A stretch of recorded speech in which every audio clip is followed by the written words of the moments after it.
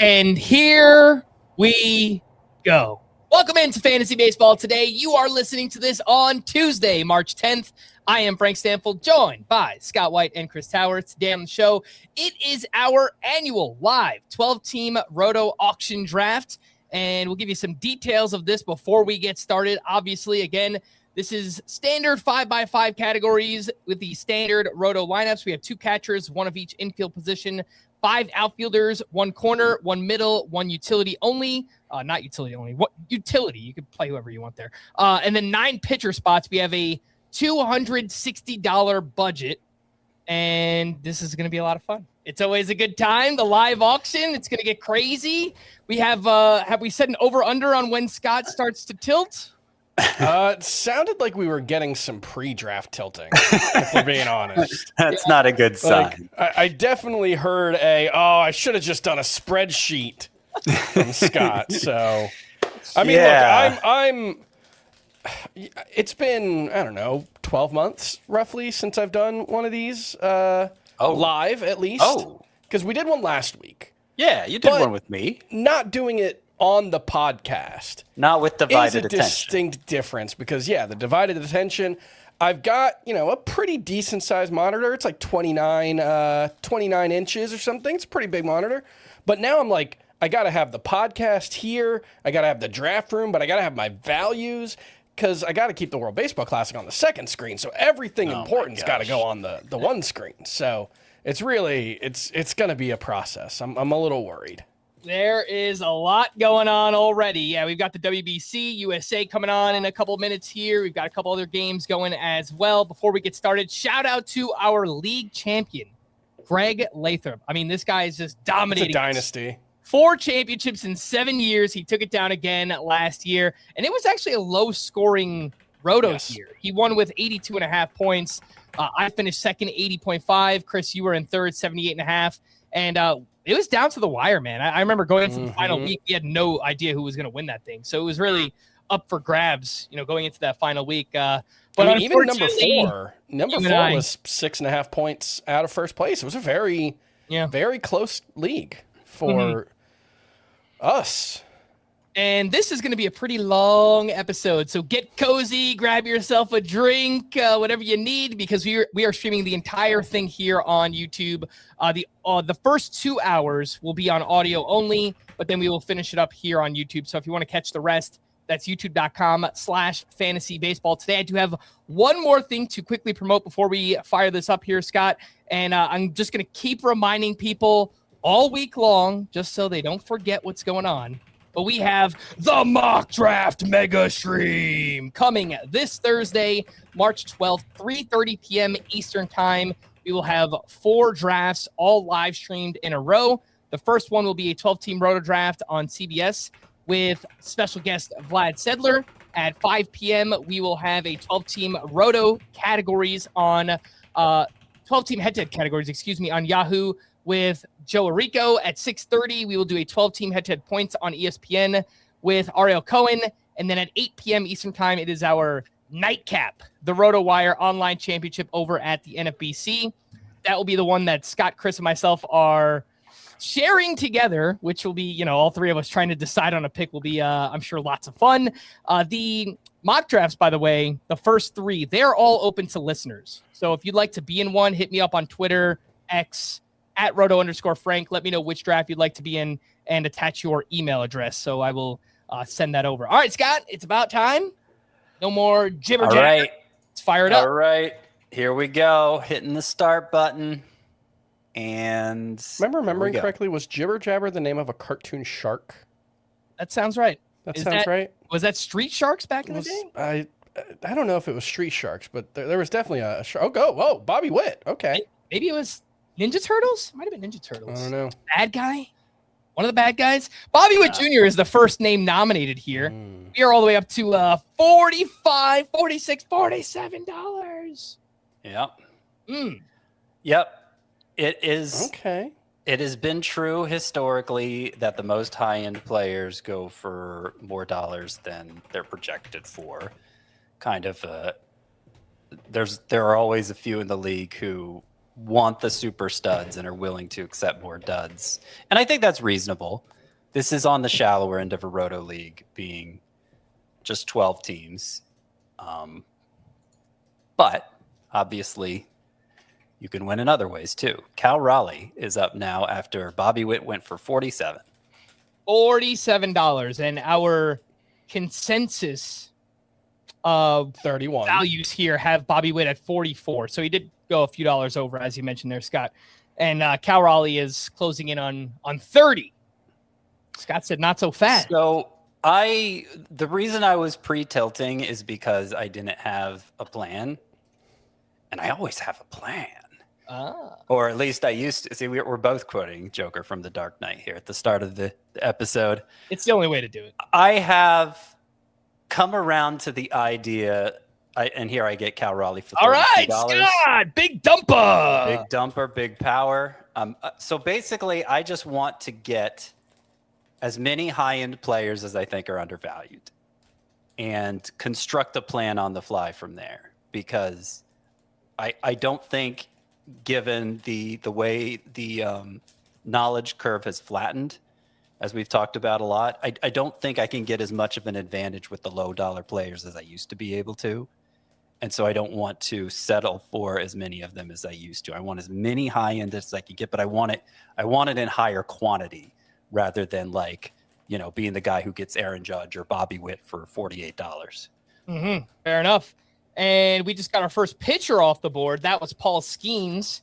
Chris, you and I were in there. We were in around 35, but he winds up going for 37, a little bit more than I was looking to spend on my SP1. So I backed out a little bit there. I was more aggressive in my valuations than you guys. So I actually do have him as a $38 player, so that's fine. I'm feeling it out right now. By the way, it was Jabberjaw was the name of the cartoon shark, not Jibber Jabber. I apologize to the audience. It sounded right. All right, Scooble's got to go for even more, right? That's what they say. That's the way that works. Let's just do it. Let's force it. Let's make it happen. All right. Tarek Scooble will go for more than Paul Skeens. All right, easy enough. Boom. The guy who won, Paul Skeens, is currently the high bid. Okay.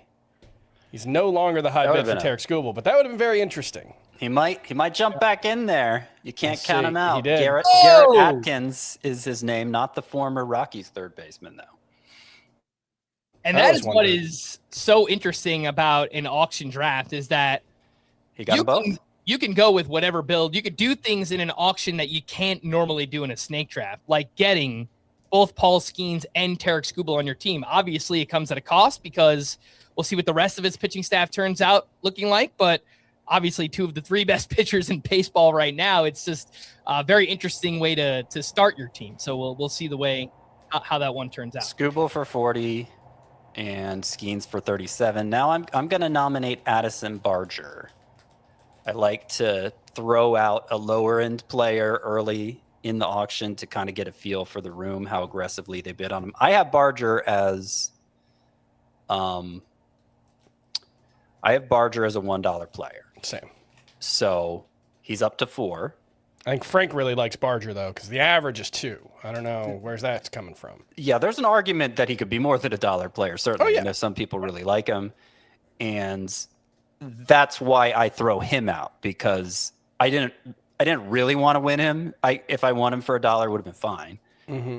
But I didn't really want to win. You don't want to go so low that you're for sure going to win the guy for $1, and it's like, oh, you used up one of your 23 spots on a bad player. Barger ends up going for $4, which I think is not crazy aggressive. Like, sometimes you throw one of those players out there, and it's he goes up to $9. Like, people are just bidding insanely on him. Yep, okay. I pulled a similar approach here. I put Shane McClanahan out there for $2. Frankly, I'm not 100% sure I would even want him for $2, but it'd be fine. I could live with that, certainly. But definitely hoping to pump the price up a couple more dollars, and he ends up going for $5. I don't know. Maybe that works out. He did pitch today, and it was kind of the same as what we saw the previous start. He maxed out around where he used to average. The Stuff Plus ratings were all fine, but nothing that suggests immediate acehood for McClanahan. So yeah, I'm happy to see him go for a couple extra dollars there. Yeah, we'll quickly mention the start. I know you were just talking about this, Chris, but 3 earned runs over 2 1/3 innings, allowed a homer, 3 strikeouts, and the velocity still down quite a bit. Fastball down 2.6 miles per hour there for Shane McClanahan compared to the last time that we saw him. Still has some time to get built up here, but yeah, it's down quite a bit from what we're used to with our boy Shane O'Mac. And lost a couple of inches of IVB on the fastball, so yeah. Yeah. Ronald Acuna was the next name up, and I think we were all pretty active on that one. I don't think Scott was, but at least Chris and I were, and winds up going for $46 to neither of us. That's what I have him for, so that's fine to me. Yeah. Yeah, I think we're just because I have Acuna for 38, so it's not like an anti-Acuna bias. I think I just had my first rounders valued lower than you did. I think that's the case. And they tend to be, the bidding tends to be especially aggressive in this league. So yours are probably going to be more in line with what actually happens, which is why I'm probably going to load up on a bunch of second rounders who will be disproportionately undervalued by my And you already have one rankings. of those. And I already have one, Cal Raleigh, who I got for $3 less than I marked him for. The big dumper. Whoa! All right, I was going to bump it up to 47. Otani goes up. He's not. It's always so silly when we do Otani for $1 Yeah. in the auction because it's like we're not going to +1 this one up to 50. Let's get that going. Let's get that going. So someone bumped it up to 49. It looks like. I usually like to throw a player out for half of what I think they're worth, so we can at least start it at a midpoint, and it can go from there. Not throwing Otani out for $1 and then slow play it. So, if I was throwing out Otani, I'd throw him out for like 25 and all right, let's speed this up a little bit. Speaking of which, Otani went for 51 and now Aaron Judge is out at $48. Still going up. At 49. Will he pass Otani? Chris is okay. Now, Frank, you guys bidding against each other here. He has now reached Otani levels at $51. Will he be the highest priced player? Frank goes in for 52 on Judge. We have a new number one. 53. We're still going. He's $2 better than Shohei Otani. Who knew? I'm out. You're out. Doug Rowe, will he win Aaron Judge at 53? He will.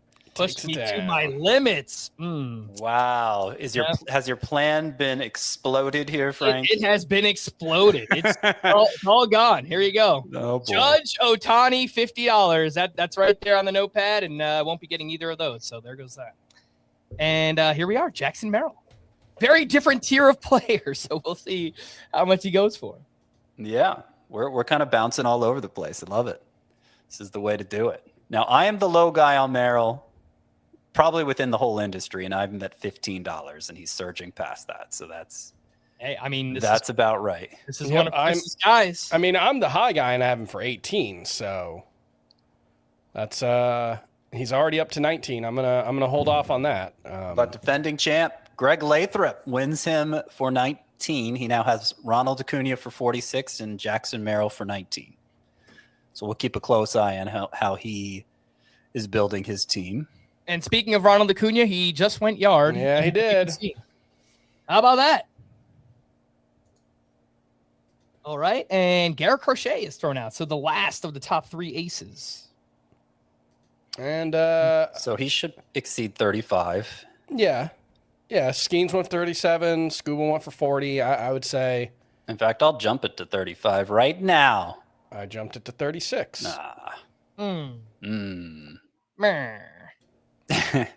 Might get him, Chris. Frank! Come on, Frank jumps in. His plan got exploded. He doesn't know what to do. He's going to deny Chris. I've got money to spend. I've got money to throw at other positions. He's going for Crochet. He got him. I got him. So I did want one of the top 3 pitchers. I wanted one of the top 2 hitters and one of the top 3 pitchers. So I was trying to go. Okay. So that was part of the plan. Not full stars and scrubs, but I just kind of wanted one stud at each spot. So, but wound up getting Garrett Crochet for 37, which I think was $1 more than Skeens, or right around the same price. So, same price as Skeens and $3 less than Scooble, which I think makes sense. And Jose Ramirez is out now. Scott is the leading winner right now, 45. And now he's at 47. Because you bid me up, Frank. One thing I do want to say, I was listening to a podcast last week, and he's here, Scott. They were reviewing. Oh, no, he's not. Miller jumps in at the last second. That's fine. This podcast was reviewing all of the NFBC auction championships from last year, and the average pitching staff was over $100 for the winning teams. So that was interesting because typically I think the consensus is you should spend less than that on your pitching staffs. Frank, I was talking about this with Frank the other day. I feel like the expert class of drafter, the kind that, shares analysis with audiences, they play in so many leagues now that they don't care about loot. Like it used to be, if you had to have a good showing in the league, especially if you were an expert. And now it's like, who cares if my early round pitcher tanks in that league, whatever, I got all these other leagues I can win instead. There's no longer shame attached to a poor finish in a league. So yes, of course, having a good pitching staff helps you win a league, but it's dangerous. And most people want a good experience when they're playing fantasy. When they're only playing with the team or two, if one of those teams goes belly up because they made too many risky early round investments, that's a bad experience. So that's where I come down on that. I mean, it just depends what you're doing. If you're a high roller, you got a gambler's mentality and you're going to play in a ton of leagues and you don't care if some of them go wrong, then fine, invest early in pitching. But I think the majority of the audience just has a couple leagues they play in and they want a good experience ultimately. Catching people up, Jose Ramirez did go for $48, by the way, and that went to Sean Millerick. So it was down between him and Scott there in the end. And then we got Mickey Moniak for $1. That one snuck on by our first $1 player of the auction. And then Scott, you're back in. Kyle That's Tucker. one that I had no interest in going $2 on Mickey Moniak, and I don't think I was alone there. But he's Kyle a fine Tucker $1 player. $39 went to you, Scotty. Yeah, Kyle Tucker. That was my pivot from Jose Ramirez, and I got him for $6 less than I was going to spend on Ramirez. So I think that's fine. We'll see what Soto goes for. I didn't mean to nominate him, but it's all good. You got to pay attention. Kind of multitasking here. Well, I almost missed out on Tucker because I was going off on that whole spiel about everybody plays in too many leagues now. There's no shame in losing anymore. Like it hurts me when I finish in the bottom half of the league. That is the league I'm sweating the most, and I just think the mentality of a lot of advice givers these days is just so different from that. And Juan Soto goes for $46. So again, we are seeing a lot of these kind of top half of the first round players go for like 45 to, I guess, 53, somewhere in there. Mid 40s to low 50s. Yeah. Which is more than we're used to. But again, like you said, Scott, it's a shallower format where it is more viable to pull off stars and scrubs if you want to go that approach. All right. I'm nominating Grayson. Grayson Rodriguez. The strategy is so interesting. Are you going to get him for $1? I might get him for $1. I'm optimistic. I'm hopeful. I don't know if I'm ready to go $2 on Grayson Rodriguez. Sean Miller did. So he denies me on Jose Ramirez and he denies me on Grayson Rodriguez. It very well could work out with Grayson. I certainly think, the upside is certainly there for $2 because the upside required to be worth $2 is pretty minimal. But there's a lot of pitchers that you can say that about. I want to test where we are at on Spencer Strider. Oh, geez. I don't know if you saw in the first main event of the year at NFBC. Yep. Scott, I don't know if you've seen. Frank, I'm sure you did. But would you like to guess where Spencer Strider was drafted in the first main event of the year at the NFBC? 15-team league. That's a $1,750 buy-in, by the way. I don't know. 100th, I don't know. 5th round. Somebody shooting big for upside in a. Not going to be me. Yeah. I mean, again, that's the gambler's mentality where like I only care about the upside case for this player or this team. Yeah. I think if you're the kind of person who's playing, $1,800 leagues, you probably have more than one, I would guess. And you are willing to take that chance because you're playing for the overall title there. I think that it is probably more justifiable to push a Spencer Strider up there just because he's such a high variance guy that if he hits, that could be hugely impactful in an overall tournament context. It's just I can't justify it in most leagues. Spencer Strider for 10 here. Went for $10, by the way. Yes, that's fine. Which I think is where we have him. Yeah, that sounds right. Consensus values, $10. So I had him for 7, Strider. So I probably had him for 10 before I moved him down when I added him to Bus 2.0. Uh-oh, Scott, you need speed. I got Kyle Tucker. I might be okay. Brent Rooker went for $23, by the way. And Brent Rooker, pretty popular player around the industry this year. And projections love him. And I think people are really buying into just the A's hitting in that Sacramento environment, just being really, really good for that entire lineup this year. So Frank said, Scott, you need speed because Pete Crow Armstrong was nominated. If you weren't in on that joke, because I keep getting Pete Crow Armstrong everywhere, even though I hate him. And guess what? I just got him again. I hope you don't have him on a bust list this year, Scott. In my not a public one. What does that mean? Internally, I think he has a lot of bust potential, but yeah. What a difference a year makes, huh? Last year we were all out on PCA. Now he's Scott's most drafted player. I love it. I mean, I have him as a $30 player and I got him for 25. So I'm trying to put personal feelings aside and just get the most efficiently drafted team I can. And I'm the one who set those auction values. So if I think he's worth a $30 player, even though I have concerns about him and I get him for $5, I mean, I can do a lot with $5. So yeah, I'm gonna take Pete Crow Armstrong again. Between him and Tucker, I have a good amount of steals. Julio Rodriguez, the next off the board at $41, which seems right in line with what the other first rounders. Chris, are they going to let us get anybody or what? There's still a couple of first round caliber players. No need to worry.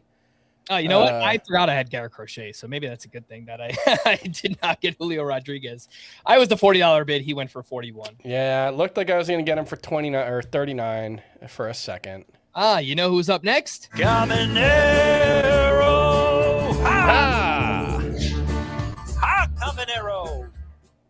Caminero up to 32, 33.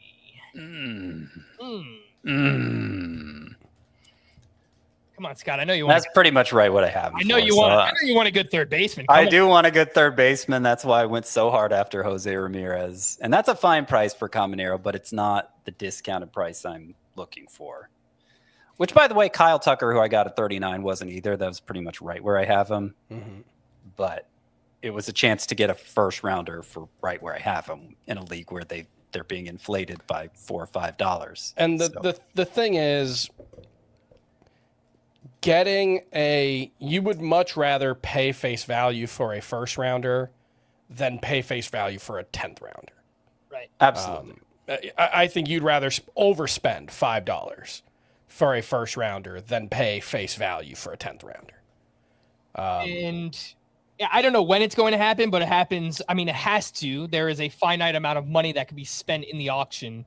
There will be a part of the draft that comes for cheaper. We don't know when that will be because obviously the first round hitters are all going for more than we expect them to. So it could be, the $5 players go for $1. It could be the $15 players go for $10. But at some point there will be a little bit of evening out here and some players going for cheaper than we expect them to. Trey Savage, by the way, did not really go for cheaper than we expected. He went for $10, same price as Spencer Strider. Lots to talk about him being slow played early on in the season. He's going to have some 3 and 4 inning starts to begin the season, But I think by the time we get to like May, June, and when you really need him down the stretch, I think he'll be fine. So I was in at like a low cost there on you, Savage, but I wasn't willing to go $11 on him. Next up is Jazz. He's getting up there too. He's getting pumped up here. So you get some steals, you get eligibility at the 2 weakest infield positions, third and second. He's up to 37. That's 5 more than Cal Raleigh. That's 4 more than Junior Caminero. I think he tends to get drafted after both those guys, right? So yeah, Chisholm, popular beyond his ADP. That's the sort of thing an auction can reveal to you. Everybody kind of colors with inside the lines on a snake draft. Then you get an auction and their true feelings come out. Which is why it's hard to buy a trendy player. It's the promise of an auction is you can get whoever you want. But these days everybody kind of wants the same guys. So I'm taking the approach of it's not strictly this because I do want guys I like, but it's sort of like I end up targeting all the players everyone else doesn't want, and just trusting in the more disciplined process of collective wisdom than getting pulled by my emotions, favorites, disfavorites, etc. That is the way to do it, Scott. But of course, I was just less fun. I was just in on Ben Rice and got sniped at the last second. So that was the sucking of the teeth there from me. Pain. $22 for Ben Rice. It's a big price. It's not cheap. Yeah, it's a big price for sure. But I was willing to spend around 20 to get him. Michael Busch now. I'm kind of spiraling because I accidentally erased a name from my spreadsheet and I cannot figure out who it was. And so I've just got a blank in there and it's throwing my spreadsheet off and I'm really struggling right now, guys. This is what happens when you rely on technology. Michael Busch out there about to go for 13. Yeah, I'm tempted. I just moved him up in my rankings and it got his value to $15. I probably had him more like 10 previously, but just decided I was undervaluing him, especially since it sounds like he's going to be a true everyday player. He ends up going for 13. I couldn't pull the trigger on 14. Mm-hmm.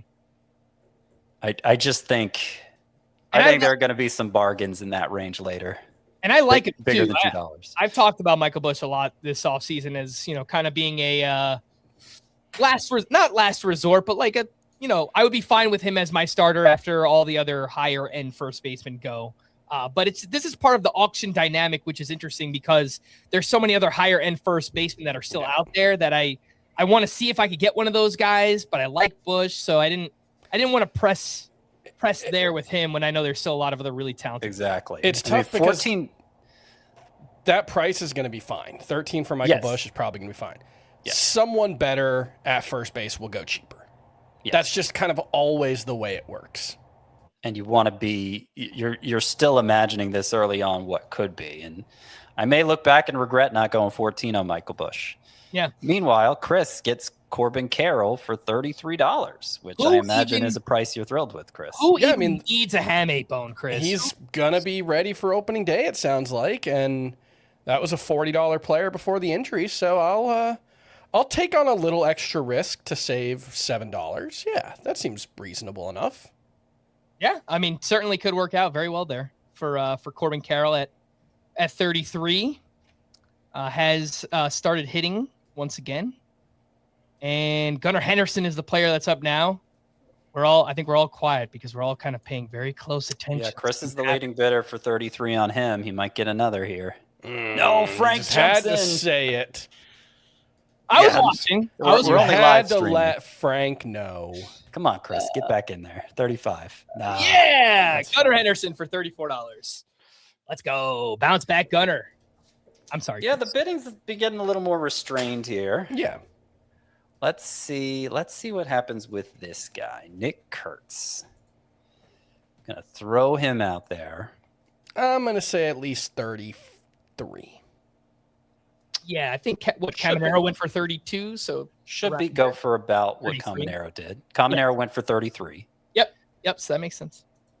Chris jumps it to 28. Now it's up to 30 on Nick Kurtz, who should be the most expensive first baseman. I guess Vladimir Guerrero's in the discussion too. He's at 31, 32. Can we get one more dollar out of Nick Kurtz? We can. There it is. Is he going to surge past Junior Caminero? Or are we getting 33 as the going rate for a second round bat? That seems to be the case because Kurtz joins with Caminero. I got Cal Raleigh, remember, for 32, so he was right in that range as well. Second rounders, much more affordable than the first rounders in this draft. Yep. I think to the point that I'd rather get 3 second rounders than 2 first rounders, you know? Yeah, and there was a little bit of strategy behind me nominating Gunnar Henderson because I look at him and Ellie De La Cruz, and they're both kind of late first, early second round shortstops, and I knew that I wanted one of them. So I nominated Gunnar Henderson, hoping that maybe I get him for a little bit cheaper than Ellie, and we'll see how much Ellie ultimately goes for here. But there was a little bit of strategy behind me nominating Gunnar Henderson when I did. And Kyle Schwarber is up, and he is going for 33. So Scott, 34. Oh, he breaks the $33 barrier. All right. Yeah, he's popular in this draft. I like it. 35 now is what Kyle Schwarber's up to, so a little bit more than Caminero. 36. Yes. That's $1 so far less than Jazz Chisholm, more than Kurtz, Carroll, Caminero, Gunnar Henderson, Cal Raleigh. Cal Raleigh price looks real nice at 32 when you see some of the guys ranked behind him who are a little more expensive. That's because our consensus has him as the 14th best player. And multiple players behind him have gone for more expensive. I want to see a bidding war between Scott and Chris. Geraldo Perdomo is up. I am going to take a quick break, and when we return, we'll talk here and catch you up on what happened with Geraldo Perdomo. We'll do that right after this. You need a hug? You need a fist? Crutch, crutch, crutch. Crutch, crutch. Crutch, you need anything? I do have one question. We didn't mean right now.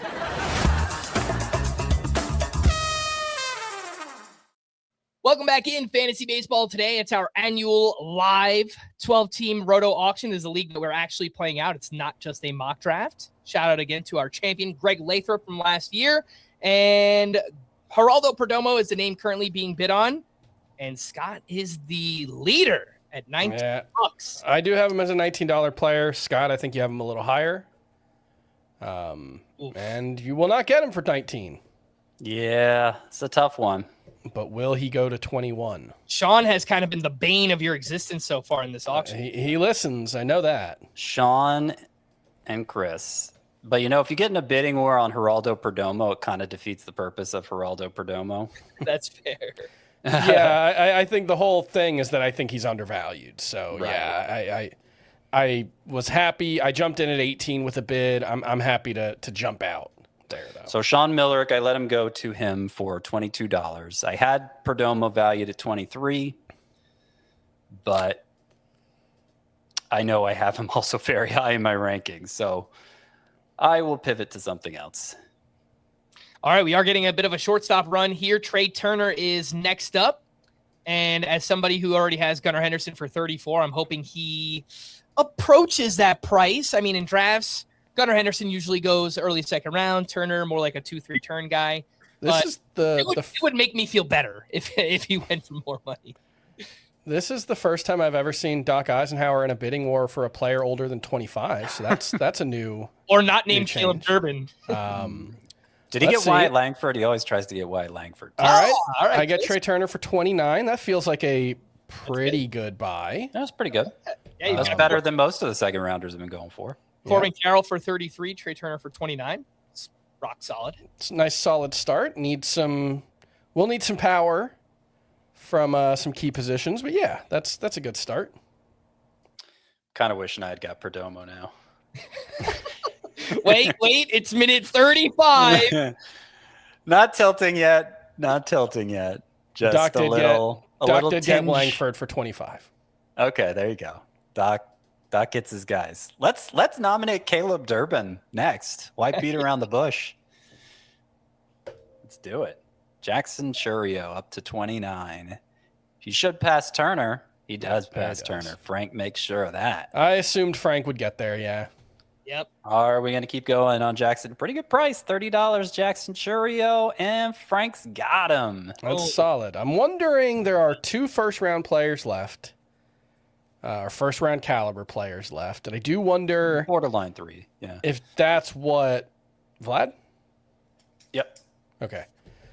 If that's what's going to push, because we've gotten some really nice discounts on a lot of those second-round players. Are people waiting for the last 2 first-rounders? I mean, talk about good discounts. Could be. And sorry, Neto was sitting at 20 as the clock wound down. I'm not a huge Zach Neto going fan, down at but $15 or $16 before I'm like, wait, someone has to jump in here. Yeah, like Zach Neto at the same price as Geraldo Perdomo. All right. Yeah, All right. He's up to 24. That feels fine. 25 wouldn't be bad for anybody who's listening. He usually goes pretty close to Trey Turner in some of these higher stakes drafts and stuff like that. Yeah, that's pretty good. So I just already have $5 less than Trey Turner. I already have a batting average problem between Cal Raleigh and Pete Crow Armstrong, which was part of the reason why I wanted to go the extra dollar on Perdomo. And if that wasn't the case, I think I would have gone 25 on Neto. I got PCA for 25. He and Neto around the same price seems about right. I figured out who the missing player was. Crisis averted. Uh-oh. Who was it? It was Mookie Betts. All right, and that's who's nominated right now. Neto went for $24, by the way. And so, yeah, Perdomo went for what, 22? 22. Yeah, that's looking a little high given some of the other prices. Mookie should probably go for close to what Perdomo did, I would imagine. Yeah. And we're up to 21, so not far off. Yeah. It's climbing. For me, Mookie's just, I think he's a guy I need a discount on. I don't know if that's just my hang up on what we saw last year, but I'm okay drafting him, but it's probably, he's got to be $20, or he's got to go a couple picks later than his ADP. I'm not out, but he's definitely not an active target for me. He goes 23, which is right in between Zach Neto and Geraldo Perdomo. It's probably fine, yeah. And exactly what I have bets for. So Nathan Judah gets him. He's a good fantasy player too. I mean, of course, everybody here is a good fantasy player. But yeah, he gets bets for 23. Perfectly fine. It's just hard to know exactly what you're getting. Are you getting a good batting average? Are you getting closer to 30 homers or 20? Yeah. How much was he affected by the the illness and the lost weight early in the season? I think a lot, just based on the way his exit velocities improved down the stretch. But I don't know. Chris's guy, Jordan Alvarez, is he going to get him? Is he going to get him? Come on. 24, Greg Lathrop. On Alvarez. Greg Lathrop knows goodbyes. And he jumped in. I wish he would say goodbye after doing that. Yeah. Oh, come on. Nathan Judah. I just stroked his ego. You got to do it. No. Come on. You have him for 27. No. I do have it. This is just a good thing to admit during the middle of an auction. I have a tendency of not bidding out of spite when people do that to me. Frank, you are muted. Keep that in mind. I'm purposely muted. I'm trying to walk my wife through putting on the USA game on TV. I don't want to get up mid-podcast. Good. I like it. No, that's priorities.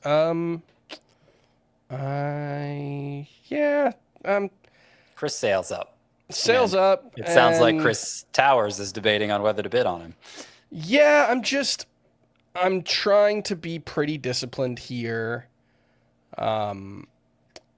And I just don't know if paying for one of the first second tier pitchers is the move right now, because I think we're going to see some cheaper ones than Sale goes for. And that's a pretty good price, $23. Yeah, 23's fine. I have him as a $19 player, so it's just a little higher than I'm willing to go with him. Our consensus rankings have him at 22. So Yeah. I have him at 25, so he went for less than I have him for. And I found that it's in the auctions I've done so far, it's harder for me to get a discount among pitchers than hitters. Like pitchers I'm pretty much always spot on with them, or maybe even a little under. So I think Sale at 23 might end up looking like a good buy. I just didn't budget that much for pitching that I could afford to go as much as I've marked him down for, especially having 3 expensive players already. If I hadn't bought anybody yet, then fine.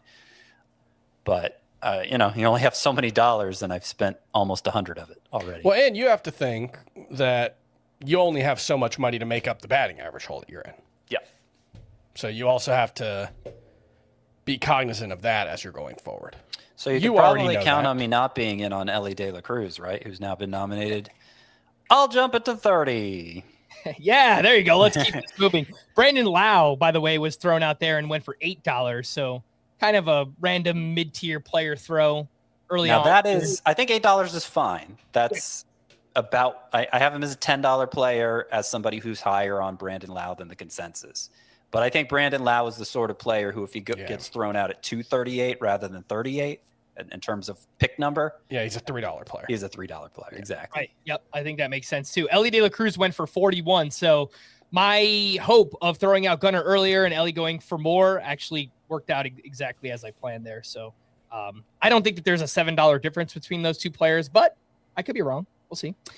I do want to throw somebody specific out here, but I think I'm running out of time, so I'm probably not going to be able to. Can I get it in? Yeah! I wanted to throw out the first closer and see how much it's going for. So Mason Miller for $1. See what that number gets up to. Oh, my goodness. Yep, that's what Mason Miller should go for, around $20. He's at 19 right now. Let's see if anybody's influenced by me saying around $20. Nope. Greg Lathrop. So the top tier closers, I looked back at last year's draft results earlier today just to see how much the room valued closers, and they went for 15 to 16.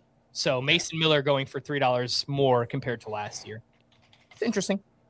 Yeah. All right, Scott throws out Caleb Durbin. Let's see if Doc is in once again.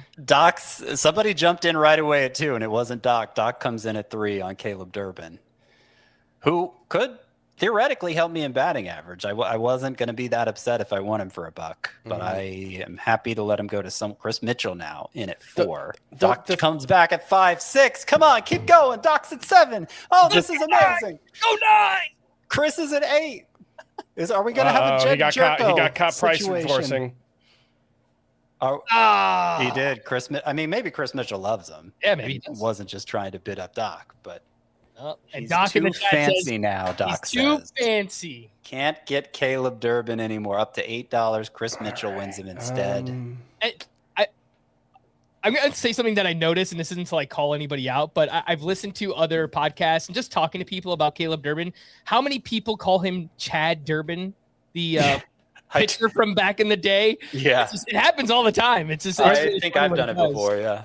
Same first initial. Yep. Yeah. And Chris. My first thought was that's not his dad, right? But I don't think the timing works out on that. Might not be too far. I'm pretty sure I've looked it up, and it's not his dad. Chris threw out Shea Bangaliers. See how much he goes for. Yeah, I like to throw an $18 player out at 10 because it can occasionally freeze the room. Like we talked about, when I got CJ Abrams in the head-to-head points league, I think that's what happened. Is our consensus value was 18, and I just threw him out at 10 to, let's get it started earlier. But occasionally that can kind of freeze the room and get that guy through for that price. So Frank that's something I'll Shea consider. Langoliers. I knew from the moment he called him Bangaliers, it was going to happen. $18.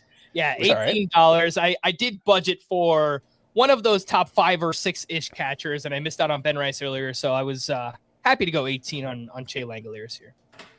And Christopher Sanchez. I don't know if everyone listening who's in this draft saw, but he got hit pretty hard in his World Baseball Classic debut. So I don't know. I didn't watch the game, but it looked from the data like it was a lot of seeing eye singles. Right? It was extremely unlucky. It was not. It was against Brazil, I think. Yeah.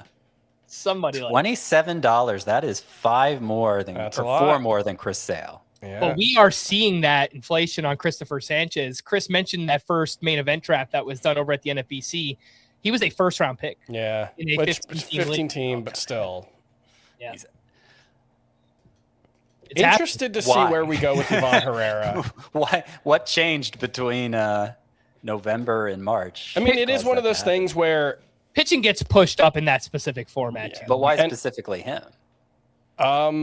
I mean, I think the likeliest explanation is he was picking at 15. He didn't like the potential for any of the pitchers to come back at, 45 or whatever. So he just picked his favorite. It was a one-off, and not Christopher Sanchez rising in general. By the way, but that will happen in the 15 spot in particular. And we talk about this a lot, where you kind of, to a certain extent, when you're picking on the end of a snake draft, especially I think in a 15-team league, you do kind of have to throw ADP out the window.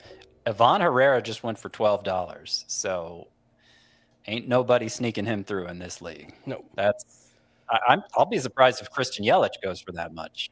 Little surprise.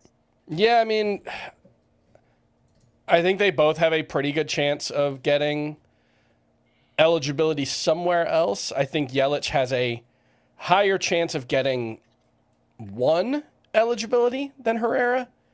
But Herrera does have paths to multi-eligibility that I think Yelich clearly doesn't.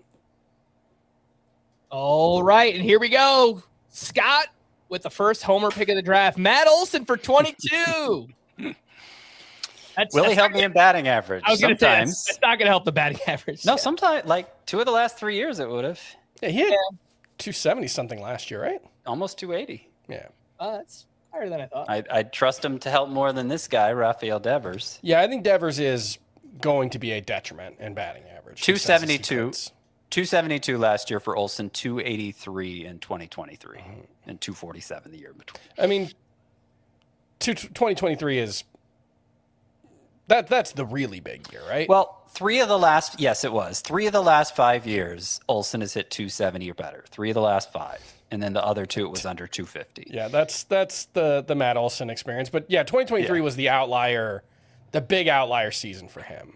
Yeah. I did say I'm going to need to get some power, and I got a very good power hitter in Rafael Devers, and I have I think I have a little bit of flexibility with batting average with Turner. Corbin Carroll actually is a pretty poor source of batting average, so I will have to be cognizant of that as I move forward. Catching people up here, Devers went for 22. Olson went for 22 as well, so that makes sense. Same price. They usually go 3rd, 4th round in the drafts that we do. I know ADP other places, those guys usually last until like the 4th, 5th, sometimes 6th rounds, which is a little bit crazy. Ivan Herrera went for $12, which again, kind of mentioned no discount there on Herrera. That's a nice price on DeGrom. Yeah, DeGrom for 19. That feels pretty good. Yeah, $3 less than Chris Sale, $8 less than Christopher Sanchez. We've said it 8,000 billion times this offseason, but I think that second tier of pitchers are all more or less the same, so I don't really... that's one where getting DeGrom is probably going to be one of the lower prices of that tier. That's probably going to be a pretty good buy. And this will be interesting. Francisco Lindor is currently out for 26, another one of those hamate bone injuries that we are... monitoring the price of the auction price, the ADP costs as well. And Scott jumps in. He says, I need batting average. Francisco Lindor probably won't do it, but it's a good price. 27. Yeah, he's a decent source of batting average. Not great, but not bad. Scott, how are we feeling? Okay. I'm going to have to get more discipline now for sure. I would rather have a max bid of 115. Max bid of 98. Max bid total of 98, money is right, 115 left. 115. Scott has the second lowest amount, it looks like, right now. Yeah, because Beat On, I think, got Ohtani and Witt, which is That's a very typical beat-on draft, having done this with him multiple times. He loves to get 2 high-end superstar caliber players. Yeah. And I'm trying to get like 6 second, third round types. Mm-hmm. So I'm trying to just scoop up whatever values I see there. I had Lindor at 31. I got him for 27. But I'm going to have to be a lot more disciplined now because, I have 5 players and a lot of holes still. But I will say 60% of my budget's gone. One of my favorite approaches in an auction is aggressive early, wait a long time until like you are the high stack again. Yeah. And then start pushing people around. That's exactly what I did in labor. Yeah. I spent a lot early on, and then I just waited a long time. That's usually what I end up doing. But it's tough, man. If I'm gonna other things, you want to be involved, and you just gotta wait. Yeah. But I think the important thing is you have to tell yourself that the true difference makers and the true differentiators are mostly gone by now. Like the difference between a $10 player in your valuations and a $5 player is not the same as the difference between a $35 and a $30 player, So I think you'd rather pay up at this point in the draft than anything else, at least for me. Yeah. Like these are the truly irreplaceable players. We did get back-to-back Martes, by the way. Cattell went for 28, and then Noelvi went for 9. So interesting throwouts there. And then Fernando Tatis got thrown out, and he was slowing down around 25, 26. And I said, all right, I'll jump in a little bit here. But the price is rising. We're getting closer to 40 now on Fernando Tatis. And Chris, you are the leader. Getting back to Chris's point, like in a league of this size where I think the low dollar players, like you can get some pretty good players for low dollar amounts, I would rather overdo it early than underdo it. Oh, Chris says not today. Oh God, that was dumb. Yeah. He's at 40. He's in my head. I'm at 40 on Tatis because he did the last second bid twice on me. On Tatis. Come on. I thought I had him at 36. I thought I had him at 38. Out of spite, Chris. I know. This is the problem. Who would have guessed Chris would be the first to tilt? Oh, no. No?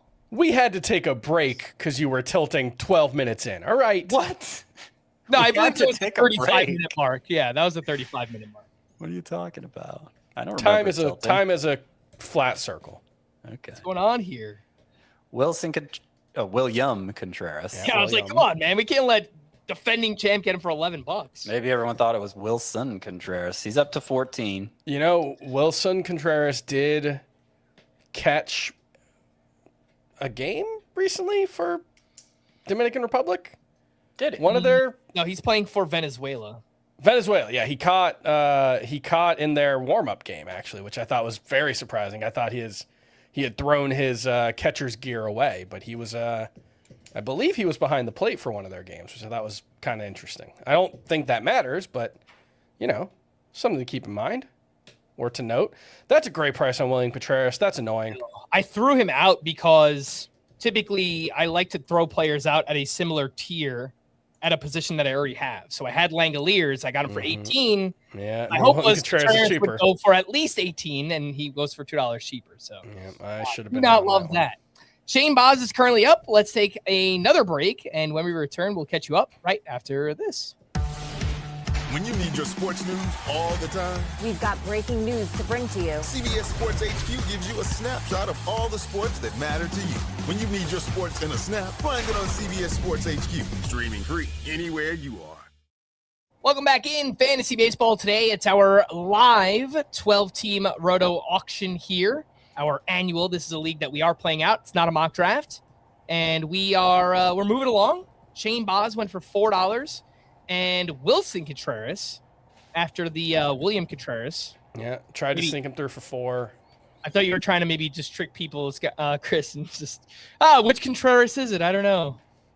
But he winds up going for $5. I mean, once the first one's gone, it kind of that trick doesn't really work. It's like the old. There used to be like a second Antonio Brown or something in the NFL. Adrian Peterson. There was a second agent. There was like a tight end for the Cardinals or something. Yeah. That'd always be a fun one to throw out in your auction. There was also the Sean Murphy, Sean Mania debacle of a couple years ago. Oh, yeah. Yes, I remember that. That might have been the closest we ever came to like a full-on Scott White meltdown. I was not happy. Kyle Bradish. A little out of my price range at 16 here. Not that. Buckaroos. Look, it's fine for him. It's just out of my price range. I've spent too much money. Yeah, DeGrom goes for 19. I think our average has him at 16, but DeGrom is a couple bucks ahead, so that's probably fine, yeah. Mm-hmm. All right. Kyle Bradish sticker price pretty much because our consensus values have him at $16. And now we have Cole Reagans. There you go. Who got roughed up in his second start. I don't care. You must want him, Frank. Stuff's still look great. No, it doesn't matter. Yeah, I mean, his velocity was still fine. And, I mean, really just get through spring healthy. That's what happened to Big Dumper? For Cole Something Reagans. happened? What happened? Something happened? Somebody said... He is playing in the WBC game right now, so maybe he struck out or something. Darn Big Dumper. I'm invested in this guy. I'll do a quick search, but I don't think... Cryptic messages in the chat room. He struck out with the bases loaded. Okay. Oh! Gosh, darn. That's fine. That does not earn a curse word from me. Cole Reagans went for $21. Oh my gosh, Yamamoto for 22. The distractions. Yeah. Not paying attention. That's not. That's the same as Sale. And I have Sale one spot ahead, but still, I mean, usually Yamamoto. Sanchez went for 27. Yamamoto probably should have went for a little bit more, I would imagine, but. Yeah. Yep. I generally think that should happen, but it's not the way we rank it. Mm-hmm. All right, Bryce Harper is up. And I was in, not anymore, $23, which is, I think, $1 more than you guys got Devers and Olsen for. So yeah. Yep. Makes me a little happier with the Devers buy. I think they're all the same, basically. Yeah. So everybody, they're all going the same. I thought I was getting a steep discount on Olsen, though. I had him at 28. I had Harper and Devers at 27. I guess third round first baseman are not popular in this particular room, or maybe everybody's holding out for Vladimir Guerrero and Pete Alonso. Pete Alonso. The top two players available are both first basemen, so maybe that's it. Well, we've seen, Scott, that in other places around the industry, those first basemen go later in some spots. So I mean, it could just be maybe in FPC they tend to slide. Yeah. This group just agrees that those first basemen should go for a little bit cheaper. Which is weird because those tend to be deeper Roto leagues, and first base gets really scary later on, even more than in the kind of leagues we're accustomed to. Almost got caught price enforcing. I was going to ask, was that a remorseful bid on? No, it was a. I think Buxton was sitting at 13. I was like, yeah, I'll hit 14. Someone hit 14 right before me. Scott will always love to remind us playing with the +1 button is risky, especially when you're just trying to price enforce. Yeah, that is a very good point. I mean, for anyone drafting or doing an auction online, just be very careful with that +1 button. You might it might just be better off to manually submit your bid amount and then make your bid that way, just so if someone else jump bids, you don't get kind of caught with that +1. So here's one that could look really good by tomorrow. That's Hunter Green, by the way. Or could be a total waste by tomorrow. We are supposed to get some details on Hunter Green's elbow on Wednesday or Tuesday. And Scott's up to 4. As somebody who drafted him in the Great Fantasy Baseball Invitational, I would say I'm tapped out on Hunter Green for now. So it won't be me. And all right. I might have just wasted $5, or I might have gotten a $25 player. Yeah. We'll see. Yeah, $5. You can waste $5 in a league of this size. I was tempted to go 6. If I hadn't spent as much money as I have yet, I got to be so tight-fisted right now. Mm-hmm. All right, let's get this Machado moving along a little bit. $1, $2, $3. I really got to think about whether Manny Machado's worth $4. Yeah, right. Well, because it's always like, yeah, sometimes weird things happen and guys do slip through for a lot less than they should. And, you know, you don't want to just bump everyone up immediately to what they're supposed to go for, because that kind of I get that defeats the purpose. But it is also like, well, we could throw them out for like 10 or 12. And yeah, like people are sitting here, having an internal debate about Manny Machado as a $3 player, and it's like he's going to go for 23. He's going to go for what he should. I think a lot of times it's people consulting their spreadsheets or whatever before. Right. So you always get this 8-second delay at the start where it's like, oh my gosh, I might actually get him. And then he gets bidded up 20 times after that. I did get Manny Machado, by the way, for $23, which I'm happy to do. I don't have to worry about third base. That is a great feeling. So there we go. Carter Jensen, Scott. Yeah, there's no way he wasn't going to be sky high priced.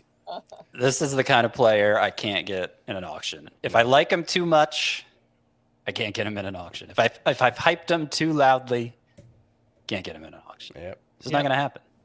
I hear that. Too much heat. Carter Jensen went for $7, by the way. And like he, if it's 120 picks later, he might go for $4. Yeah. It's just that's just the auction dynamic when is the player thrown out?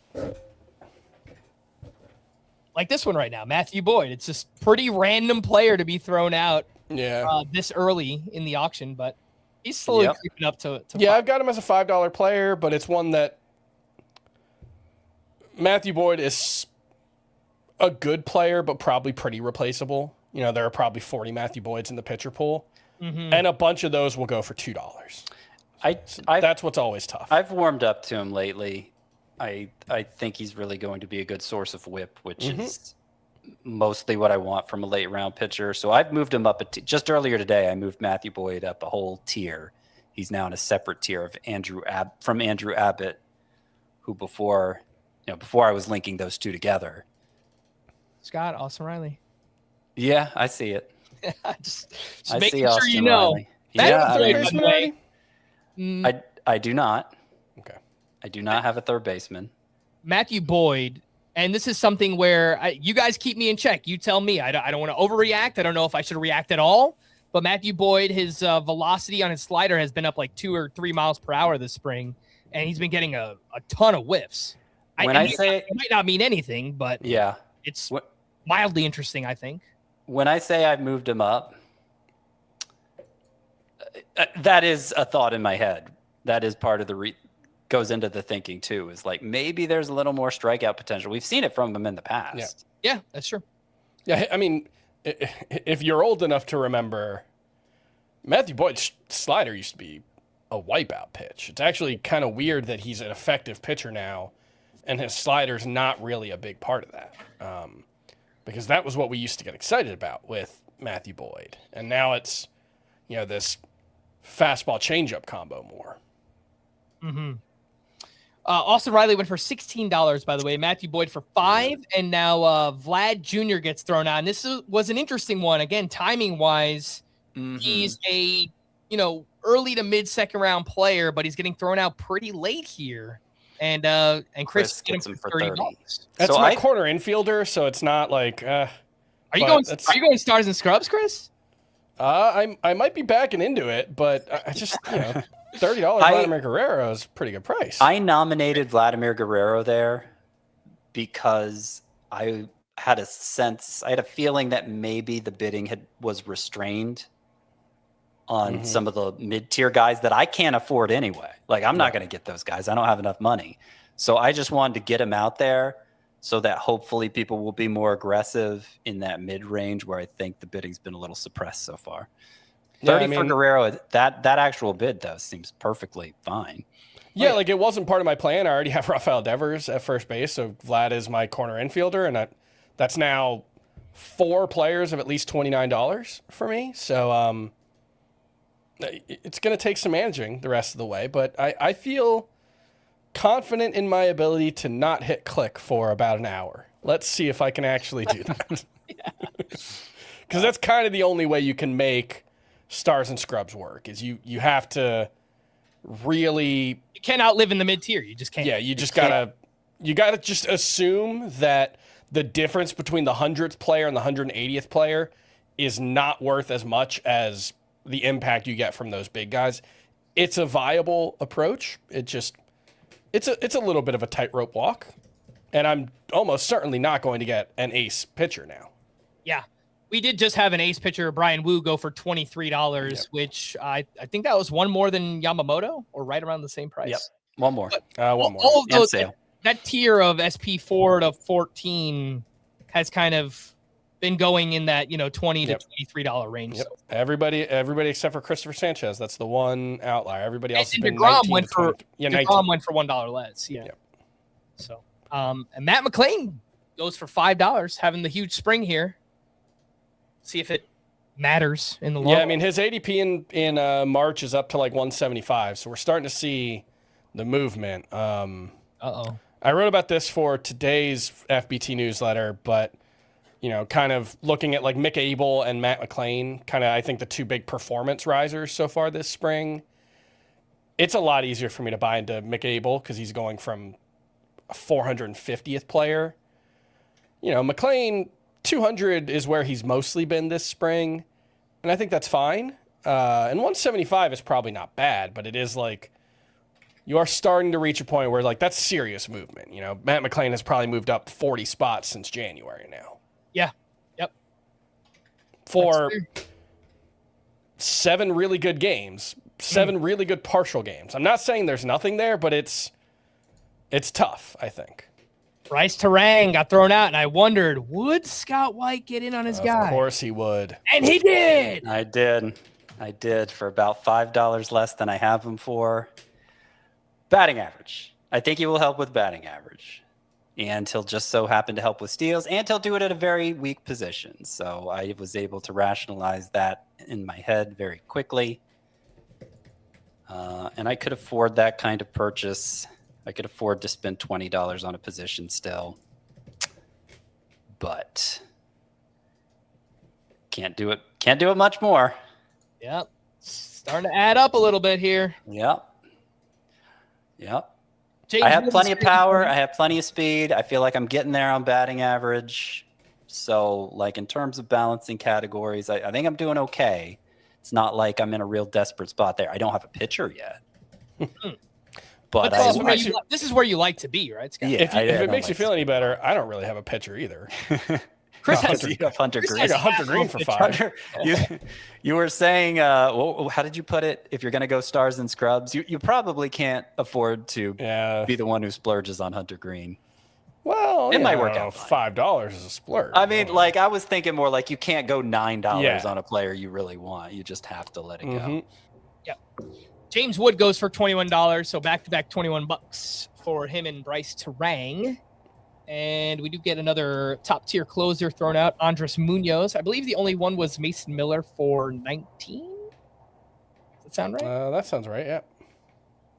Okay. Oh, big old jump bid up to 17 for Andres Munoz. Went from 12 to 17. And that'll get it. Boom. All right. That is an example of the jump bid working out quite well. From 12 to 17. And that is the final By bid. the way, while we're on the topic of auction drafts, did you guys see Justin Mason in Yeah. Was it Tout? That was the Labor 12-team mix. Labor mixed auction. Spent $9 on his pitcher, on his starting pitching staff. It's got $9 total dollars. $9 total dollars on his pitching staff. It's, $1 for each pitcher. So he didn't get a closer. Well, I think he got Taylor Rogers. So yeah, not a good one. He might have gotten Victor Vodnik. Did he feel like job well done, or was he tilting? I'm pretty sure if you do that, it's probably something you planned beforehand. Yeah, I think it was. Yeah. Probably. Yeah. That's Oh, geez, that is a great price on Hunter Goodman. okay. Gonna do it? Better call Saul. I am beating myself up for Shea Langoliers at $18. My goodness. Yeah. I mean, look, the price was fine, but yeah, I mean, this is now where we're starting to see some of those kind of top tier catchers are going for a little bit cheaper than we expected. Scott and I aren't allowed to bid anymore. No, I only have one catcher. No, I just mean in general. You and I both need to save some money. Well, Hunter Goodman went for 16. So I might have a few tricks up my sleeve. Still, 16 for Goodman is a discount, but Scott, those are very short sleeves. It is. Yeah, I'm wearing a short sleeve shirt. Goodman and William Contreras went for 16 each, and $2 less than I spent on Langolier. So take that. That is the risk being the first person. The risks with tiers are the first person to draft or the last person to draft in a tier. It's very easy to overspend in those two specific instances. The problem is only one of them you're going to have to overspend. Man, Sean Millerick is kind of the master of the 1 second bid, just getting that in right before and kind of throwing everybody off. And he winds up getting Edwin Diaz for $19. Sean Millerick, a newcomer to the Memorial Magazine League, the one newcomer this year. Everyone else is returning from a year ago. This is your last year playing because you keep bidding at the last second. There you go. A classic nomination of a guy they know everybody on the podcast hates. I mean, Alejandro Kirk. I'll take him for $2. Yeah, $2. Yeah. I'm not going to let him go for $1. I would be totally fine. I would have taken him for $2. You beat me to it. Oh, he's at 3 now. Okay. I mean, batting average. At $4, it still might not be bad. No, I mean, I've got him as a $2 player, but his consensus value is $4. Yeah, I'm going to get it for $4. I'll do it, Frank. I'll do it. You might not. Who cares what Chris thinks? Yeah. Alejandro Kirk. Come on down. Beam me up. $4. I'll take it. It's fine. It's only just fine, Bryce Terang just missed a homer. Your boy, Scott. You're a little ahead of me. All right. Well, should I not say anything? No, you can keep saying things. It's just I don't want to ruin anything for anybody else. I'm about 7 seconds behind. Well, you have to remember most people are listening to this about 12 hours later. You know what, Chris? You're absolutely right. So if you're spoiling anything in the World Baseball Classic game between USA and Mexico at 8 p.m. on Monday, that's kind of on you. You gotta watch the game at that point. Yeah, you can't listen to a podcast beforehand. We've got ourselves Roman Anthony, one of the hype guys right now, fantasy baseball. He's getting up there, $21, same price as James Wood. Same price as Bryce Terang. Very good price for James Wood, by the way. I kind of missed that one at that point. Speaking of Roman Anthony, just got thrown out at the plate. How about that? So Anthony for 21, Olsen and Devers again were 22. Terang was 21. Yeah. James Wood was 21. I should probably nominate Perdomo 22, Merrill White 19, all guys in that same range. Anthony, a hype guy. So I guess that's another example of his auction value getting pushed up. Everybody came into this draft, or at least, a handful of people came into this draft thinking they were going to be the ones to get Anthony. Mm-hmm. And only one can. All right, so that's true. A bunch of the other catchers have gone for 16. Let's see with Agustin Ramirez, who brings that rare out-of-category speed. So if you guys really wanted to be jerks, I could have won Agustin Ramirez for $1 as my utility bat because I've already filled my 2 catcher spots. But again, I'm just trying to get. Oh yeah, I feel so bad for you, Frank. If that happened for $1, right? But that's why I did. I look, Agustin Ramirez is going to go for money, and I've already got my 2 catcher spots filled, so I'll throw him out there, get some money off the table. Agustin Ramirez goes for 15, by the way. Okay. And here is Freddie Freeman. I thought Freeman already went. No, we still got a few first basemen left. Is he the end of the?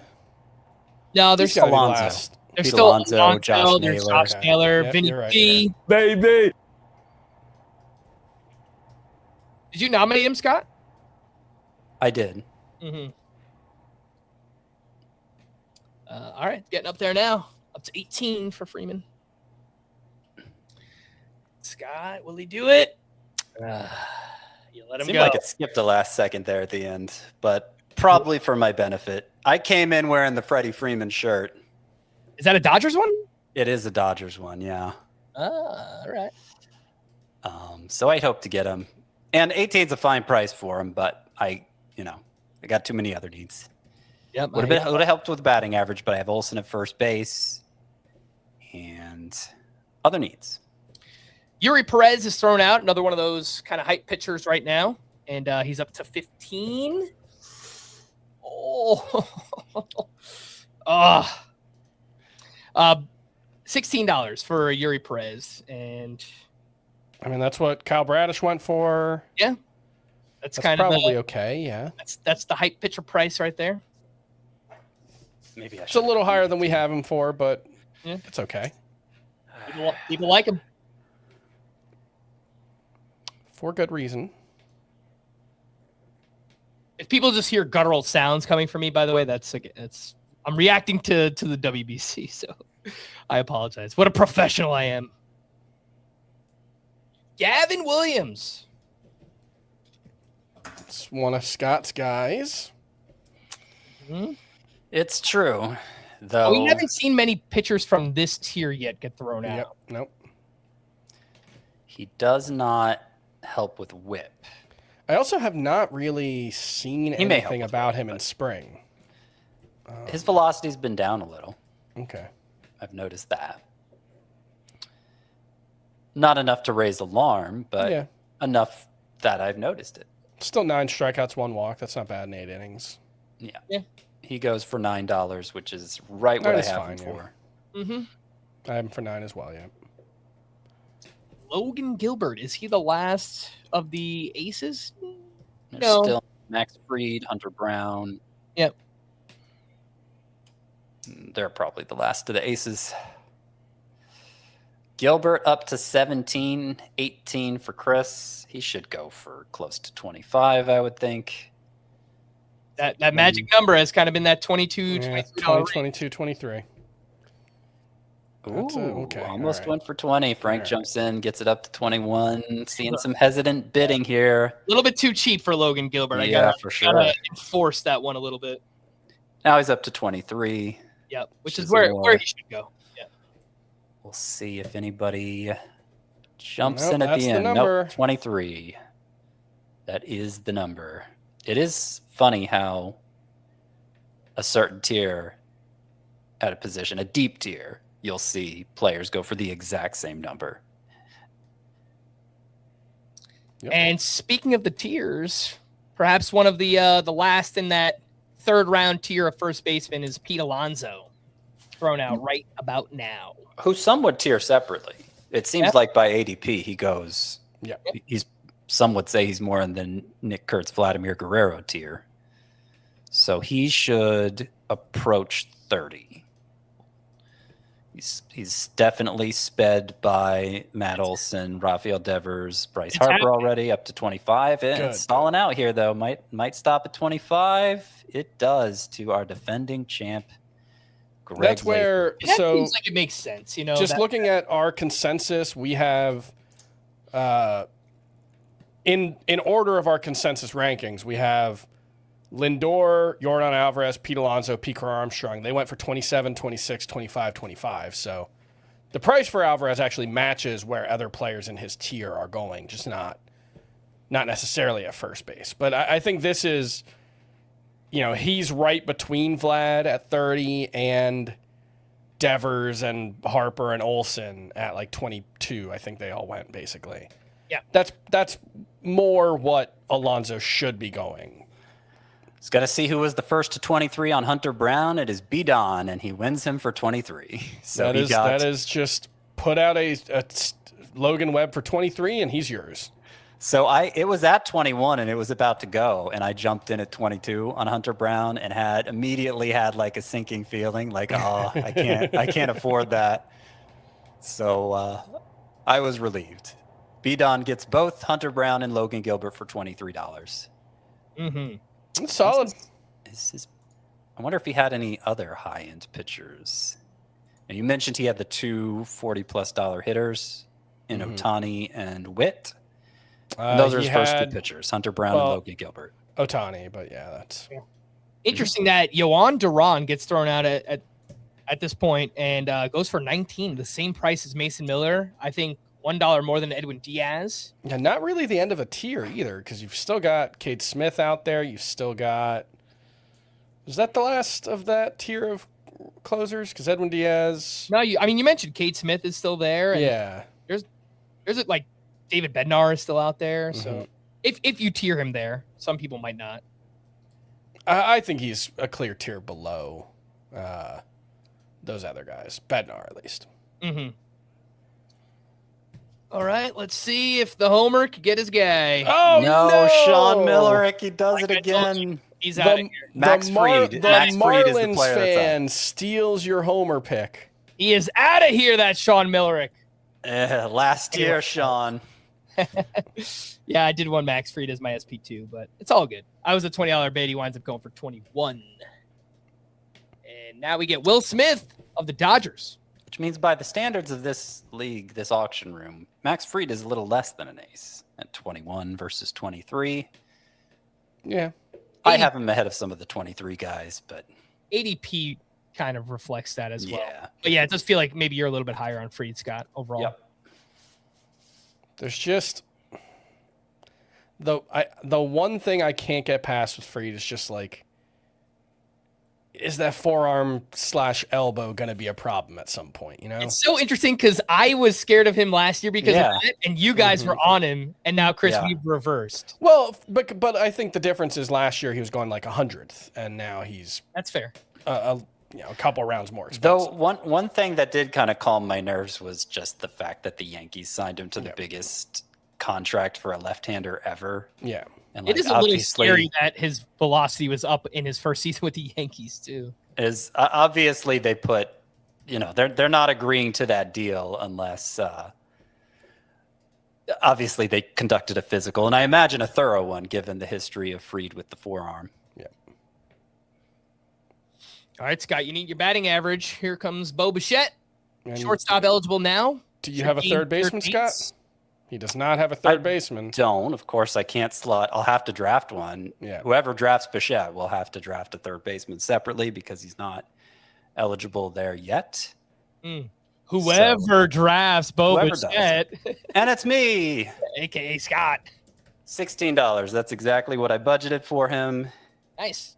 So it's $1 more than I have him for, but it fits the need, categorical and positional. So I'm fine with it. And that's probably the last hitter I'm going to spend on. All right, let's take another break. Logan Webb is currently up to $19. We'll see how much he goes for. We'll do that right after this. This is why we do this every March. Major slam! It is a basketball party. It's March! Expect the unexpected! Welcome back in Fantasy Baseball. Today it's our live 12-team Roto auction. This is a league that we're playing out. It is not a mock draft. And it appears we've had our first snafu of the day as Logan Webb went for 19, but there was an accidental +1 click. Well, I don't know if it was a +1. We'll redo it for him. He's saying he accidentally clicked. He didn't mean to bid at all. Yeah. Oh, okay. Okay. So we'll redo Logan Webb. I know Brandon. Yeah, okay. We got him up 18. Atkins is the lead bidder. Is somebody else gonna go 19 on Logan Webb here? Didn't seem like anybody else wanted to. So Yeah. I mean, it's just relative to the rankings. That's a good price for Logan Webb, $18. But he presents a complication in building a Roto team because the whip's probably going to be over 1.2, which is a bad whip. And it's, his main strength is innings. So you're getting that 120 whip weighted heavier than even for the average starting pitcher. Yeah, the food is bad and the portions are really, really big. That's the problem there, I mean, look, I don't want to poo-poo everything because, like, Logan Webb gave us a bunch of strikeouts. I mean, last it was year. 220 strikeouts, right? It's a good ERA, but again, you got to be careful with that whip because he gives you so much volume of innings that that whip is actively detrimental to your team. So just gotta, in fairness, play it the right way. Garrett Atkins does have a pitching staff that should be able to survive that. If anything, you might be going a little too heavy on pitching because this was the drafter who had Skeens and Skubal for $77 combined. Oh, wow. Also has Logan Webb for 18, Yuri Perez for 16, and Spencer Strider for 10. So that is very expensive pitching staff. Look, it could work. Yeah. There are lots of different ways to win. But that's unorthodox for sure. And if I were doing, pocket aces, essentially, Skeens, Skubal, Skeens, Crochet, whatever it is, I'm trying to go as cheap as possible with the rest of the pitching staff, but that's not the only way to win, certainly.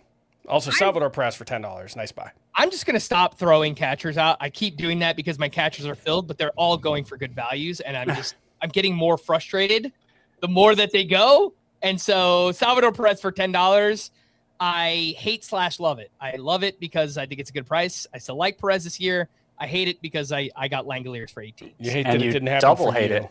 You triple hate it because Greg Lathrop, defending champ, 4 and 7 years. He's the one who got Salvi.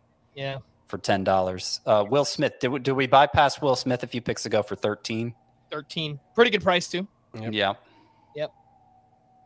All right. I thought there might be another bargain on CJ Abrams, but he's going to go for about what he should.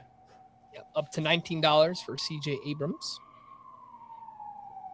It's a steal, apparently. Coming to get. Maybe they're coming to get Greg for that Salvador Perez one. It's always good timing for that. Let's see. Yeah, I don't know if I want to do that. I threw out O'Neal Cruz because I don't want him and I want other people to bid on him. But I originally had it for a $5 nomination, and I figured he wouldn't go for less than $5, but I really didn't want to end up with it. So I threw him to $10 immediately, and it might just end at 11. It looks like it is. That's pretty surprising.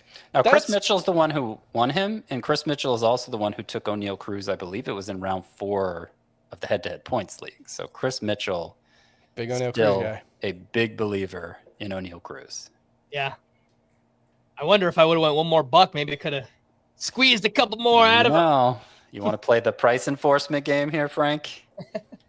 It doesn't always end well. I wouldn't have been upset with a $12 O'Neal Cruz. Yeah. I just assumed he would go for more than that.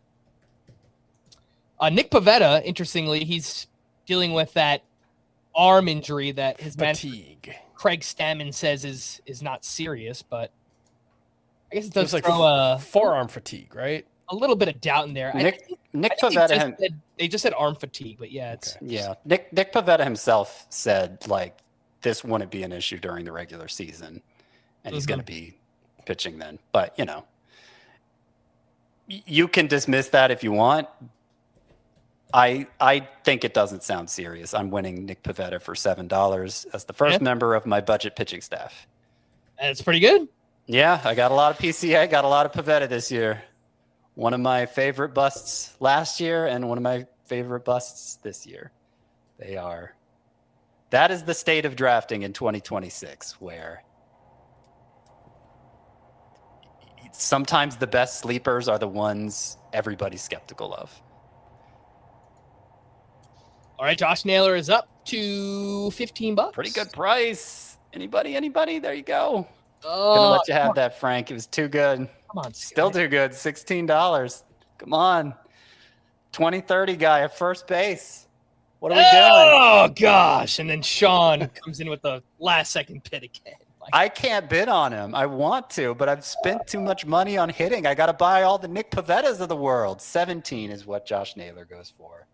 $1 less than Freeman, so from that perspective, it's probably fine. But Freeman went for too little too. Yeah. These kind of second-tier players, I think the values have been terrific. Luis Robert is now thrown out with the New York Mets. I don't believe he's appeared in a spring game yet. Did I make that up? I know they've been kind of slow playing it with Luis Robert. I don't think he has not played in spring games. I do not believe yet. There is looks like the most recent report he could make his debut on Thursday, which should give him enough time to get the necessary reps. But I am very skeptical of the Mets' plan to keep him healthy. But maybe. Yeah, and it's not really anything against the Mets. It's more so just Luis Robert. Like, can he stay healthy himself? You know, Chris Mitchell wins Luis Robert for $9. He is building like the all power speed, bad plate discipline team. the all athletic but with major hit tool questions team. Between Robert, Cruz, I mean CJ Abrams kind of in that category as well. I thought Jacob Wilson had a really good hit tool. Does he have Jacob Wilson? No, Scott said all athletic. Oh. Anytime you have to explain a joke, that's when you know the joke really landed. Yeah. Works. I mean, I'm pretty sure you just have to explain every joke to me. What happened to my game? It went off. Gosh. Chris Mitchell's got Agustin Ramirez too. Not that I think he has a bad hit tool, but even an athletic catcher. Yeah, I think Agustin Ramirez is good. Byron hit tool. Buxton, Noel V. Good Marte. hit This tool. is Chris Mitchell's team. He's got a type, man. Yeah, good hit tool, bad plate discipline. I think is the Agustin Ramirez. He swings a lot. Yeah. Riley Green for $13, which is a little good bit of a price. bargain. Another Yeah, bust that's pick pretty of- good. I know Frank and I have him as bust anyway. Yeah. I mean, it's definitely lower compared to what his ADP is. Yeah. I'm very interested to see where Nolan McClain goes. He's sitting at 12. That's right where our consensus is. I don't know if there's enough money around right now to get Nolan McClain up where he probably needs to be. I was the $12 bid, and I would have been happy with that, but now it's up to 14. I jumped in 13. It didn't even have a chance to show up because Chris Mitchell got him for 14. Yeah. That's All right. a Chris little high, Mitchell but could, that's what's going to happen. Chris Mitchell living in that mid-tier, just grabbing up a bunch of these, $10 to $15 players right now. Mm-hmm. Oof. All right. Who has the fewest players of the three of us so far? I've got 6. I have 8. 2, 4. I have 6 as well. Okay. There've got to be some people who don't have anyone then, because there's 95 picks, and you do the math. Average would be about 6, right? No. Yeah. 7. These bids are creeping on Joe Ryan. Yeah, people are taking this one real slow. Yeah. Has Joe Ryan pitched this spring? I don't think he has. I think he I was don't think dealing he with has. that back injury. What could go wrong? It's still pretty cheap, Scott. I can't let you. Yeah.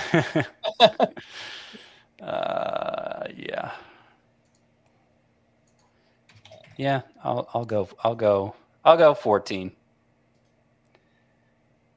Don't want to do it? I don't know. Yeah, I'll do it. Yeah, he did it. He did it. I'm not sure I'm sad about it. 15 is right where I have Joe Ryan, so I'll let you have him for 15. Yeah, I have him for 18, so I'm good with it. Let's hope that back is okay. Yeah. There you go, Frankie. Cody B. Oh, no, that's not what I was referring to. Oh, Cody Bellinger. No. Something happened in the game? Yeah. Yeah, my TV went off. I don't know. I don't know what happened. Did Scott just fall? Did he just get up and run away without saying a single thing? I hope everything's okay. Scott, you all right? He doesn't have his headphones on yet. This is the mystery. I hope everything's okay. All right, Scott, everything okay? Yeah, everything's okay. Okay. I just heard noise, and then you're gone. And I was like, did Scott fall? A kid was up, and I had to Okay, I figured it was a kid, yeah. address that. Uh-oh. Oh, man, this is a good price for Bellinger. Yeah. Frank jumps in at the last second to get him to 15, and he takes him down at 15. Yeah, I can't. I'll do it. It's a good price. I can't spend any more on hitting, though, unfortunately. I hear you. I had budgeted for Bellinger coming in. I thought he would be my top outfielder. Okay, good. Cheap catcher to throw out there. Edgar Caro. He is decent number 2 catcher, but probably not too much more decent. I will say he hit for more power in the minors than he did as a major leaguer, and I do think there's at least some mild breakout potential for Edgar Carrero, who's the kind of... Is he a backup? I don't think he's a backup for the White Sox. Him and Kyle Taylor are basically going to be in the lineup every day.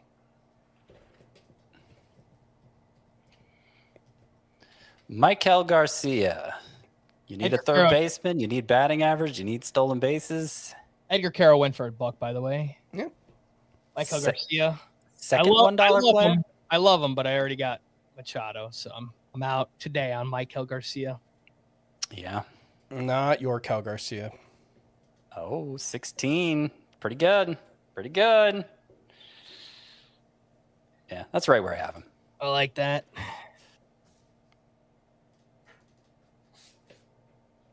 All right, Frank, you got a nomination here. I'm going to switch up from catcher and throw out a third baseman since I've already filled my third base spot with Manny Machado. I'll throw out Alex Bregman, a third baseman I don't really want, but if I win him for $1, which I won't. Here is our 100th pick. So only 2/3 of the draft left. Wow. We're approaching break time here. Yeah, when do we break, Scott? Usually around 1:25. Take a little 10-minute break. Makes sense. We won't shut down the podcast, We'll keep it rolling. But I am going to have to go pick up a Diet Coke. I'm fading a little here, guys. yeah. Yeah. We can all depart. Scott's got to get his Mountain Dew. Sure. That does sound really good right now. Bregman for $10. That's fine. Not a bad price. Yeah, that's fine. Yeah. I thought about going to 11, but it just... Our I need some pitching. consensus values have him at 11. Mm-hmm. All right, let's do this. If I get it typed in time. Yeah. Is that how you want it, Scott? Yeah. Nominating Jack Leiter for $1. Seeing if I can tempt someone to go 2, and I do. Bidon of Rasball, who has spent a lot of money already, and he's got a $2 Jack Leiter. Mm-hmm. Got to grab some cheap guys. Yep. Jack Leiter really good down the stretch of last season. And implementing a new cutter, I believe, Chris? I think that sounds correct, yes. Not a bad player to gamble on. Get this guy out there. Jacob Misiorowski, you know what they say about The Miz? I don't have it loaded up on my soundboard. Gosh, what a fail. Because I'm The Miz and I'm awesome. Right, yeah, but it would have been better if I had it ready to go. I think it's from season 7 of The Real World. Shout out to The Miz, man. I'm going to make that my personality. I'm going to be the guy that anytime The Miz comes up, I'm only going to know him from Real World. I'm going to have no clue about the fact that he's a multi-time WWE champion. Jacob Misiorowski went for $7. Because I'm the Miz! And I'm awesome! And I was on The Real World New Orleans. You know what? He can't be that awesome. He went for 7. A lot of those hype guys were going for like 15, 16. Nolan McLean went for 14. McLean, sorry. And The Miz went for 7. So that's a pretty good price. Yeah. Yeah, that's... Chris, I just got the game on at the perfect time. I don't know if I'm like way behind or if this is happening live, but Roman Anthony, I just saw it there. Yeah, just got a Roman bomb for Team USA. Okay, Vinny P, no real discount there. He's going to go for 15 or maybe 16. He goes for, well, he hasn't gone for 16, but Frank bids him up to 16. 16. So you get Vinny P and you get Cody Bellinger, right? For a combined 32. Mm-hmm. Is that how it worked out? 31. 31. Bellinger was only 15. Yep. Vinny P, baby. I like that. I like the Bellinger one especially, but Vinny P, not bad at 16. Yeah, I like what Frank's got going on right now. Thank you, man. Got the catchers filled out. Oh, man. Owen Casey for $1. Good dollar player. I just can't bring myself to go $2 on Owen Casey. Not at this point. Did you see him hit the home run into the Canadian flag during the WBC game? I did not. That's phenomenal. Yeah, he hit a home run to right field, and the person who caught it had the Canadian flag. It landed right in the middle of the flag. It was awesome. Sean Millerick, I believe he blogs or podcasts about the Marlins. Yes, he is a fellow Marlins fan. Yeah. So I think it's a podcast. I think he has a podcast, right? Marlins After Dark. Forgive me, Sean, if I'm not citing it correctly. George Springer, kind of a slow burn right now. That's a good price. Yeah, it is. 13. Come on. Greg coming in from I've been the a little top rope. aggressive lately on these like $15 players. I think maybe I gotta slow it down a little bit, or else I would probably be in here. You could have done it with the $25 players like I did. Yeah. Or the $30 players like I did. Yeah. 16. I mean, people seeing all different kinds of strategies here between us. Springer for 16, one more dollar than Bellinger.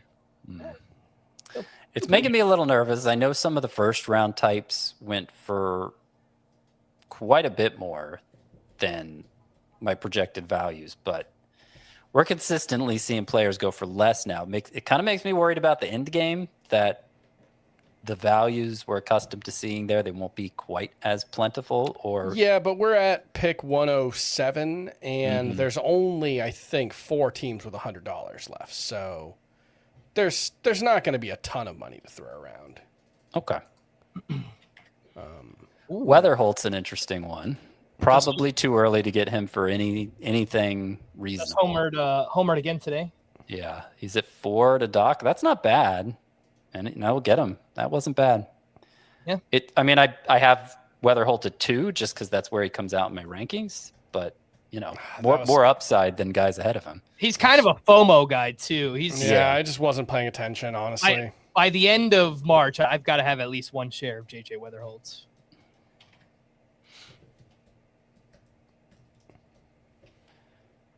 Eugenio Suarez. We saw Riley go for 16, I believe.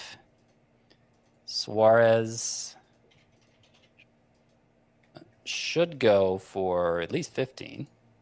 Might go for 14. He's all right, so Scott, right now. So far there have been $2,142 spent on 107 players. Our consensus values had those players worth $2,032. So we are seeing it's only about 6% inflation,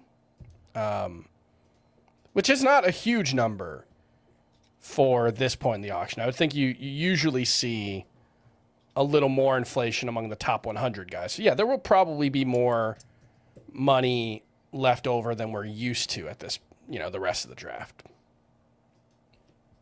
Yeah. Suarez went for $13, by the way. And now we've got George Kirby. Kirby, who is throwing a cutter this spring and has a traditional changeup that he's throwing now. Last year, he struggled with the feel for the splitter, kind of ditched it, went back to his old changeup a little bit. He's leaning on just the changeup this year. And I just look at it, and we don't have the arm angle data, but the way I look at George Kirby is, I'm not even saying he's bad, because I don't think he's bad. The one thing I would say is the George Kirby that we know before 2025, I think is a different pitcher now.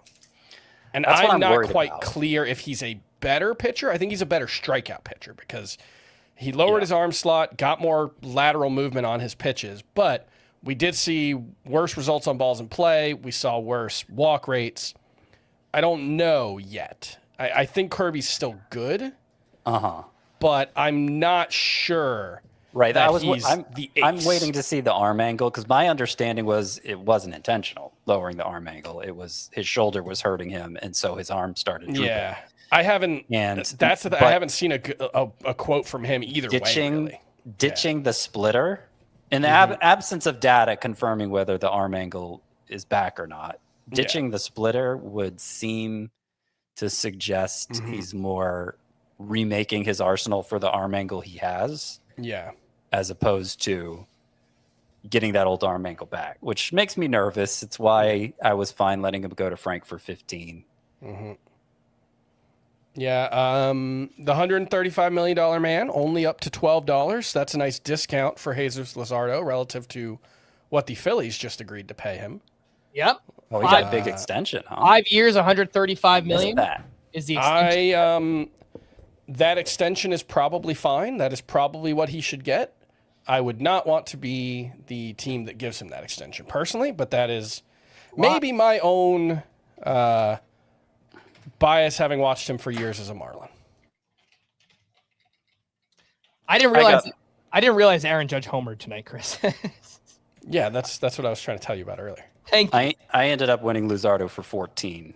By the way, $1 below Kirby. I haven't ranked ahead of Kirby, so I'm fine with that. He's going to be my most expensive pitcher.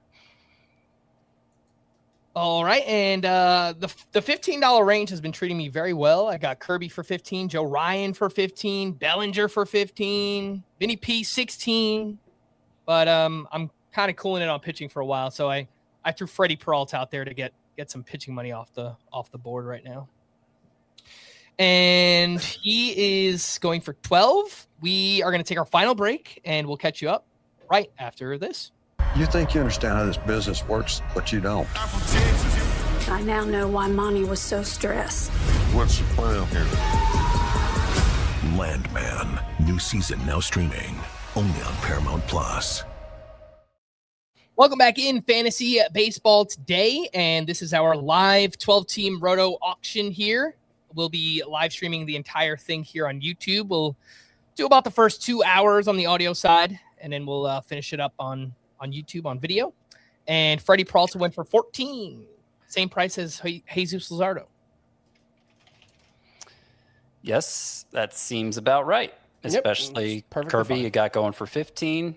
Seems like we haven't established a range for this class of starting pitchers just outside the ace tier. Which is about 27 pitchers deep. Scott, you threw Andrew Painter for $1. Mm-hmm. Is that with the hope of winning him, or for him to go for more than $1? I could live without Painter. I'd be fine with him for $1. I didn't see myself going $2 on him. Mm-hmm. Doc Eisenhower, who loves the youths, he ended up winning Andrew Painter for exactly $2. All righty. Let's do this. Chris, it's your and I have been the master this year in the auctions I've done at throwing out a player for $1 who then goes for $2. That is not always in a way I appreciate. Lawrence Butler. I've seen some really I've seen an extreme amount of caution around Butler. Yes. Yeah. Who I thought I ranked pretty conservatively. He hasn't, at least he didn't today, did he? He hasn't appeared in the spring game yet. Nope. Coming back from knee think surgery. So. I haven't seen anything that he's like definitely out for the start of the season, but it's a little concerning that we haven't seen him in the spring game yet. Yeah. No, I think he's supposed to appear. Okay, you get him for 7, Frank. I was thinking about it. I think he's supposed to appear like they've set mid-March for his spring debut. So I don't think there's a lot of concern about him not being ready for the start of the season. It's just and it may be a great time to buy on him now. Yeah. The problem is he had surgery in his right knee for a torn patellar tendon, and he had a PRP injection for tendonitis in his left knee. Mm-hmm. For a guy who, presumably relies a lot on his athleticism, is definitely concerning. He did talk about how the knee pain he was playing through last year, and it was pretty early, how it he basically stopped running because he was in a lot of pain, it sounds like. And that also puts a different perspective on the season he had, that maybe it was afflicted by injury. That's more than just variance or him regressing to the mean. It was just he was playing hurt. It's all theoretical right now, though. I think it's valid theory, but particularly given that he's not playing in spring games yet, and we don't know if just the recovery is going to impact him at the start of the year. Butler is turning out to be what we worried would be the case for Ozzie Albies. Ozzie Albies is looking fine. It looks like he's not going to feel any lingering effects from his surgery on his hand. He's playing, he's homering, he looks great. And so, it even furthers the theory that Ozzie Albies was a disappointment last year because he was afflicted by the wrist injury from the previous year, the way he's looking this spring. But Butler, it's a similar situation, just without the same assurances. All right, catching people up here. Jaron Duran went for 14. Chase Burns just went for 12. I got Lawrence Butler for 7. Andrew Painter went for 2. So those are the last 4. Chase Burns at 12. How do you guys feel about that? Fine. I would like to get him at 11. I probably would have gone at 12, but I couldn't do 13. Aaron Nola thrown out for $1. Yeah, I thought about going to 13 for Chase Burns, but with no other starting pitchers on my team except for Hunter Green, I can't really. You probably shouldn't just have a staff of Reds pitchers who have had arm injuries in the past 12 months. Yeah. I love Chase Burns. Like he's a breakout pick for me. I think he is going to be one of the best strikeout pitchers in baseball, certainly on a per inning basis. But I find I'm reluctant. Yeah. When push comes to shove to actually take him. And I think I'm going to regret it. I think I'm going to look back when the season's over and say, oh man, look how affordable he was. Why didn't I do that? It's just, I even have a slight concern he doesn't make the team just because of the tone the Red staff is taking every start he makes this spring, where it hasn't gone well. Mm-hmm. And they say, well, he's learning. Their perspective seems to be he's got a lot to learn still, and we can't expect him to be a finished product. And so I don't know exactly what that means for his. They have other contenders for the rotation. Obviously, if the Hunter Green injury ends up serious, it's a bit fewer, the number of contenders, but they have a number of them. Rhett Lauder especially looking good this spring. Bobby Witt just made a real nice play at shortstop. That was real cool. Oh yeah, very nice. Dansby Swanson went for 6. Christian Yelich for 10. Aaron Nola for 2. So we're getting some. I like both of those prices. Yelich for 10 and Swanson for 6. I struggled. I was not blabbing. Yeah. I thought about it. Yeah. So I couldn't process it. I was in on both, but it's hard to talk and think at the same time about something other than what you're talking about. I hear that. Speaking of Ozzie Albies, he's up. And we all like him. Let's not speak about Ozzie Albies. It's up to 10. You get to 11, Chris? I probably shouldn't. No. Do it. Yeah, I can't. I'm not going to do it either. I mean, I would have been our happy. Consensus is 10. I would have been happy with Albies for 10. I got Terang for 21.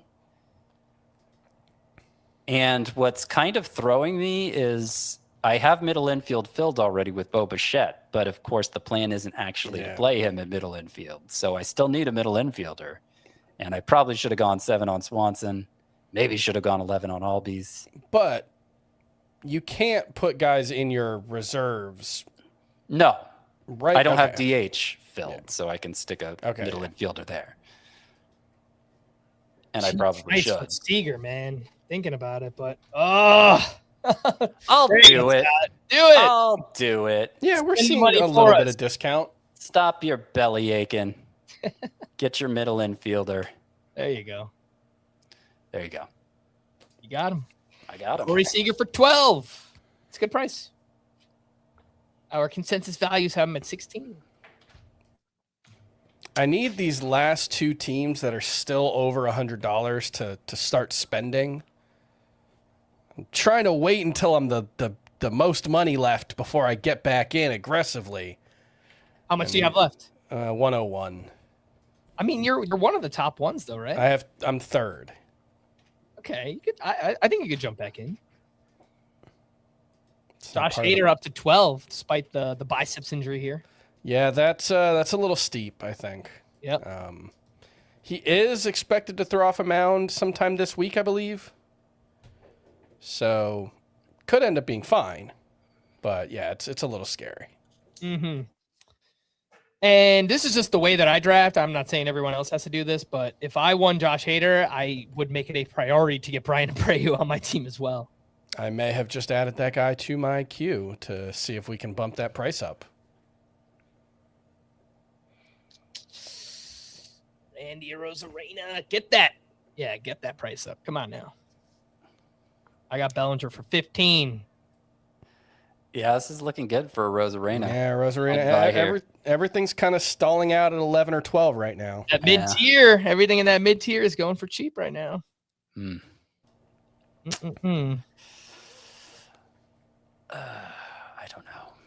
don't know if I should have gone 12 on Seager. I mean, it's a great price, Scott. We'll see how the rest of the team It is, out. but I am spread thin. Are you dollar days yet? Not quite. I have $45 left in 13 spots. Yeah. So a little more than $3 a spot. David Bednar up right now. He's at 12. I'll go 13. Would you like to get... I'm clearly not buying a quote unquote safe closer. That is not in the cards for me. Yeah. Which I don't mind. I mean, I feel like, that's pretty typical of your strategy. Yeah. I did get David Bednar for 13, which I'm happy with. It makes a huge difference whether it's 12-team Roto like this one or 15-team Roto, how casually you can treat closer. Mm-hmm. Scott, are we planning on taking a break right now? Let's get this last bid. Yeah, 125. Yeah. Oh, jeez. Garrett Cole is who I nominated, and immediately people jumped on that. It's up to 3.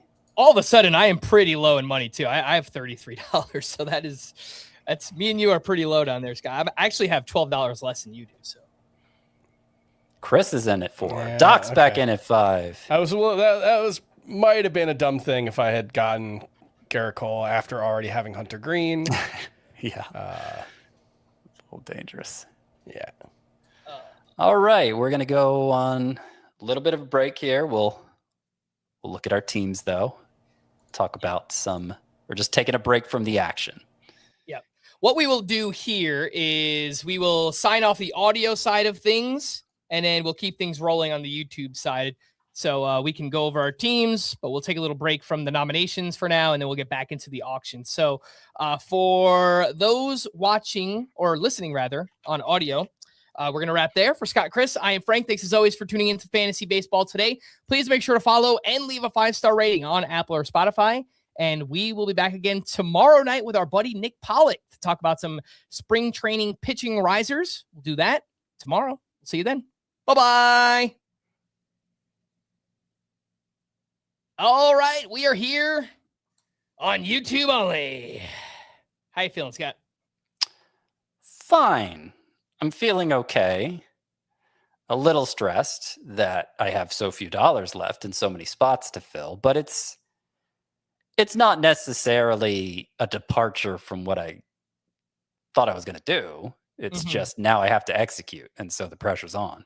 Yeah, it's a pretty good team that you got here. We'll remind people you got Cal Raleigh, Matt Olson, Bryce Terang, Francisco Lindor, Bo Bichette, Kyle Tucker, Pete Crow Armstrong, and Corey Seager. I mean, that seems pretty dang balanced on the offensive side of things. Yeah, I got some bats there, good balance. There were some early batting average issues, but I think I addressed that with Bo Bichette and Bryce Terang especially. Got plenty of speed, plenty of power. I think my hitting's fine. I should not spend on another hitter. I mean, obviously I have 1, 2, 3, 4, 5, 6, 7, 6 to draft. I have 6 still to draft, but they don't have to be, they don't have to fill any need for me. I just have to get the best I can for the least I can. Yep.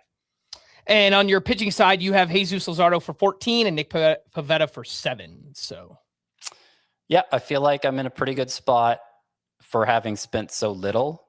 I think I avoided somebody who's going to mess up my whip, presuming they actually perform up to expectations. So there's always a chance they could just bust. But I think they'll be fine for whip. I think Luzardo especially, well, really between the two of them, I should have about 400 strikeouts if they stay healthy. So I think it's a fine budget 1 and 2. And obviously my pitching staff needs more work than my hitting roster. And I'll have to be really disciplined with how I distribute those dollars going forward, which might lead to some stressful moments. Could be fun. Could be fun to watch. I hope it's not fun because that means things are going well, but it could be. So that is the breakdown of my team so far.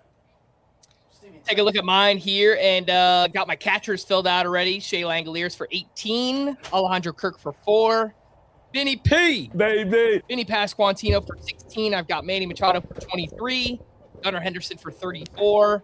I got Jackson Trio in the outfield for 30, Cody Bellinger for 15, Lawrence Butler for 7. Kind of regretting the Butler one for now. We'll see. I mean, $7 is whatever. Yeah, so that's one of those ones where the price is obviously fine. It's just, was it the right move for your team? It's harder to say. On the pitching side, I have 3 starters and 1 closer so far. Garrett Crochet for 37, Joe Ryan for 15, George Kirby for 15, and David Bednar for 13. But I am down to $33. As I mentioned, my max bid is 23, and I think I have the 3rd fewest right now, 3rd lowest amount of money in the draft. So I've got a, bargain a little bit here to fill it out, but I feel good about the balance overall. You've got the core of your team set, and so you only have to fill in the gaps, whereas I've got, I guess you could say I have the core of my team set. It's a much smaller core. Well, let's take a look. Let's see. On the hitting side, you have Rafael Devers for 22 at first. You've got Trey Turner, Vlad Jr., Fernando Tatis, Corbin Carroll. And then on the pitching side, Hunter Green. Yeah. I mean, look. There are a lot of good players left, though. So I have 4 of the top 25 or so players. I have Rafael Devers as a top 36 player, I believe. So I have 5 of my top 36, which is great. That's a great foundation. Now it's just, I've got a lot of work to do to fill out the rest because I only have 6 lineup spots filled, and I have to fill out 17 more. With $101, there is 1 team with 118 and 1 team with 125. The team with 125, Doc Eisenhower, only has a few spots to fill, though. 1, 2, 3, 4. Yeah, he's got 3 pitcher spots. And he's got 6 spots to fill overall. So he can get pretty much anyone he wants. He has already put people in his reserves. Yeah, I think there's an issue. We need to start enforcing legal lineups before the reserve rounds, I think. Yeah, I'm not sure if we're allowed to do that. But question for Scott when he's back. Yeah, I think. Oh, Chris, you mentioned a Diet Coke. I'm not a Diet Coke fan myself, but soda sounds pretty good right now. You hear that? You hear that crisp? I don't even keep soda in the house. I don't even have it available if I want it. I grab an ice cold seltzer. That's all I've tried. That's smart. That's smart. But yeah, I do think we have to. I have really good high end players, and now it's a question of, can I pair my 5 second round type players with enough like 10th to 12th round players? I think that's the way I need to look at it. Yeah.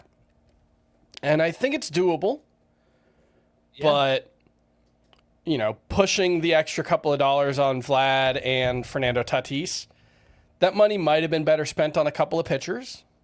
But like we said earlier, the high end players are the hardest to replace. And so if you've got to skimp somewhere, skimping on players in the 100 to 150 range is probably a better approach than skimping on players in the high end range. So we'll see if I can make it work out. It's going to be one of those teams when, as we go through it, there are going to be some holes. There are going to be some weaknesses for sure. But the high end stuff should be able to overcome it. At least that's the hope.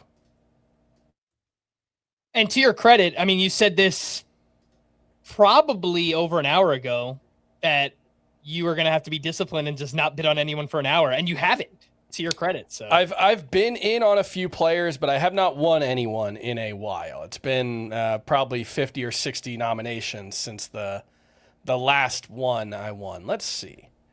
I think Tatis or Vlad was my last, and yeah, Vlad was the number 65 player. We're at 125, so I've gone 60 picks since my last buy, and there is the psychological thing where, at least I find, when you take a break, it does tend to break up bidding patterns. I don't know if that's going to happen here because there is still a decent amount of money left and obviously plenty of high upside players. You know, we've got, I would say about 20 of our top 100 remaining if I'm doing some quick eyeballing correct. So yeah, that's you know, it's not.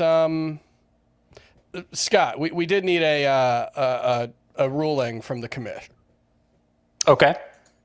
There are people who have players in their reserve spots right now. Oh, they're not supposed to. Okay, so put them back in your lineups, folks. Yeah, we'll have to. That is underhanded. I guess I didn't make it clear because it's never come up before. But yeah, that is. So we'll, yeah, I mean, for the results to be correct when we publish them, you have to just auction your starters. So I will go through before we start and make sure I'm going through right now. Don't worry about it. Okay.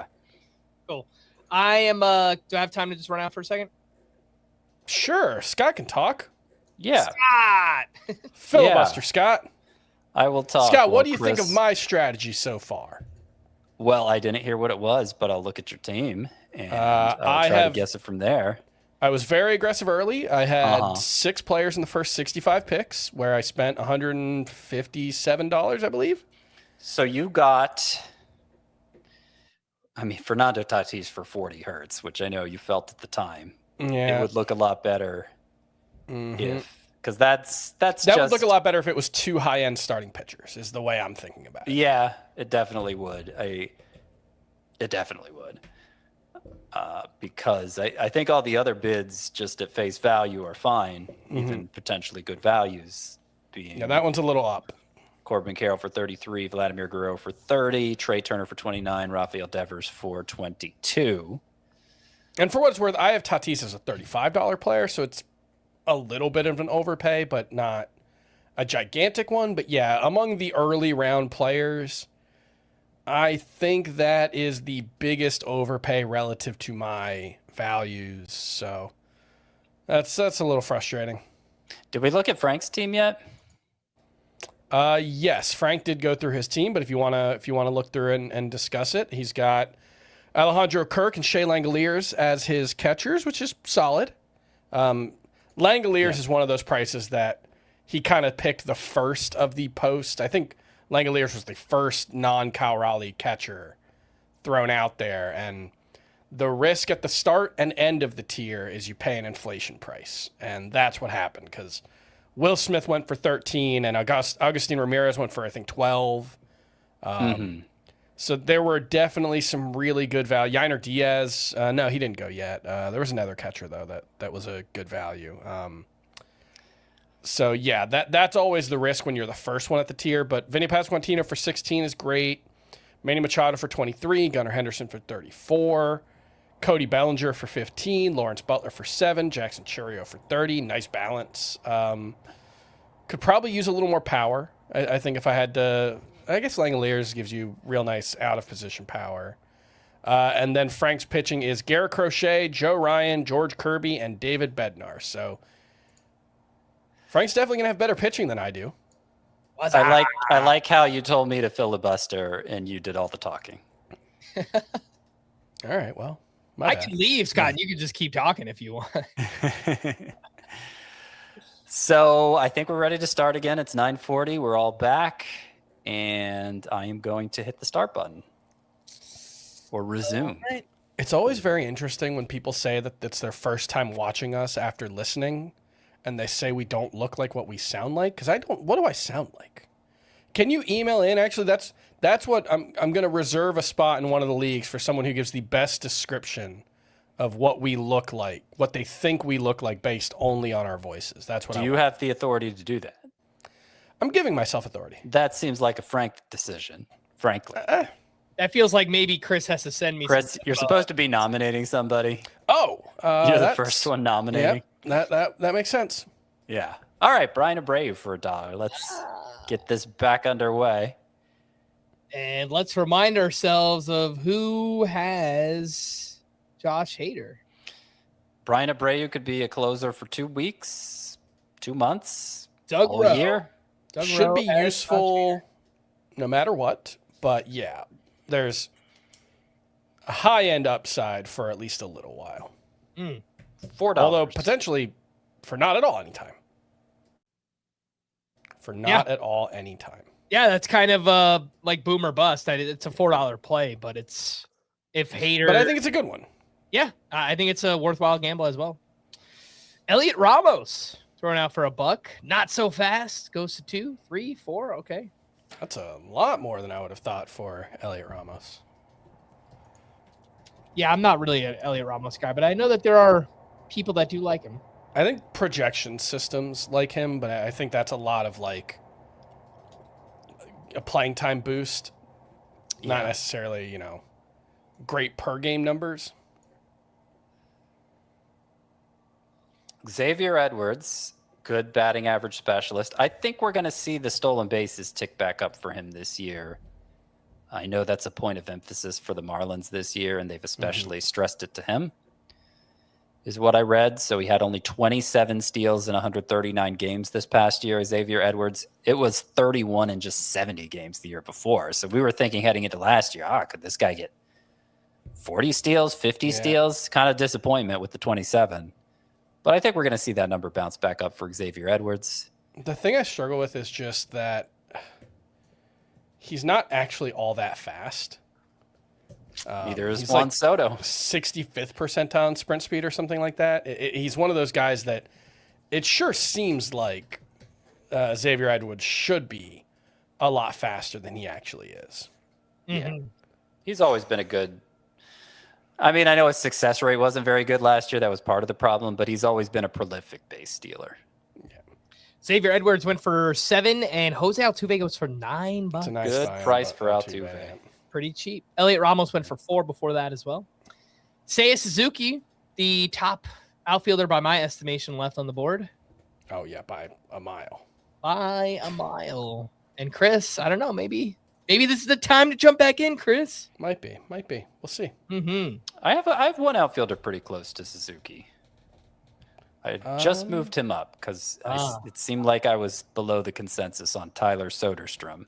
I was going to say, are you going to reveal the name? Yeah, I do have a little gap between the two of them, though. All right. Maybe targeted more as a corner infield option, Soderstrom. That's kind of one of the big appeals of him, is that he's eligible at those two positions in these Roto leagues. You don't know which one you're going to be boxed out of as the draft winding down. Nathan Judo winding up with some good values here. Seiya Suzuki for 13, Jose Altuve for 9 back-to-back. Yep. Feels really good. He was one of the other big stacks coming out of the break. Him and Doc Eisenhower, who, again, has a ton of money and very few spots to fill. So it's going to be interesting to see what approach he goes with. But he's going to get basically anyone he wants. That is what we like to call the hammer. Yep. Can throw his weight around for sure. Jacob Wilson, noted huge Jacob Wilson fan, Chris Towers. I mean, $4 for a starting middle infielder. I'll take that. Price. It's a good price. Yeah. Did you need batting average help? Because they'll definitely help with that. I don't think I needed it, but like Carroll and Devers are probably not great sources of batting average, so I'll take it. Yeah. Trevor Rogers. Frank is aboard the Trevor Rogers bandwagon. I was reading a little more about this. I'm not sure we've talked about it on the podcast before, but he was a driveline guy last year. Yep. And what they discovered with him, I'm debating whether I'm going to bid on him. He's up to 10, so I don't think so. What they discovered with Trevor Rogers when they did their analysis of his delivery is that he should have been throwing only 84 miles per hour. That's what their equipment said his delivery should yield. And so he was getting to 91, but he was having to put so much into it that it was compromising his command. So they did a strength training program with Trevor Rogers. They reworked the delivery. They got him throwing an easier 93. So they got the velocity up 1 and with much less effort, which greatly improved the control. And we saw just, velocity up, control up. Command was way improved, yeah. But now hearing the backstory behind it all, it feels a little more solid to me. So I'm even stronger. I was already thinking, everybody's being too dismissive of Trevor Rogers, but now I feel even firmer in that. Connor Griffin, the next one off the board, $6 bid. How are you guys feeling about Connor Griffin's chances of making the team right now? $6 is exactly where I have him, by the way, but obviously he could blow that away. I would put it at 49.51. He doesn't make the team right now. Right? It's starting to feel... But I think the consensus has jumped around a lot. Yes. And so I think there's a lot of people who believe there's no chance. Yeah. And that I don't think is the case. I think, one of the things that's kind of dumb about the whole thing is the Pirates think he's ready.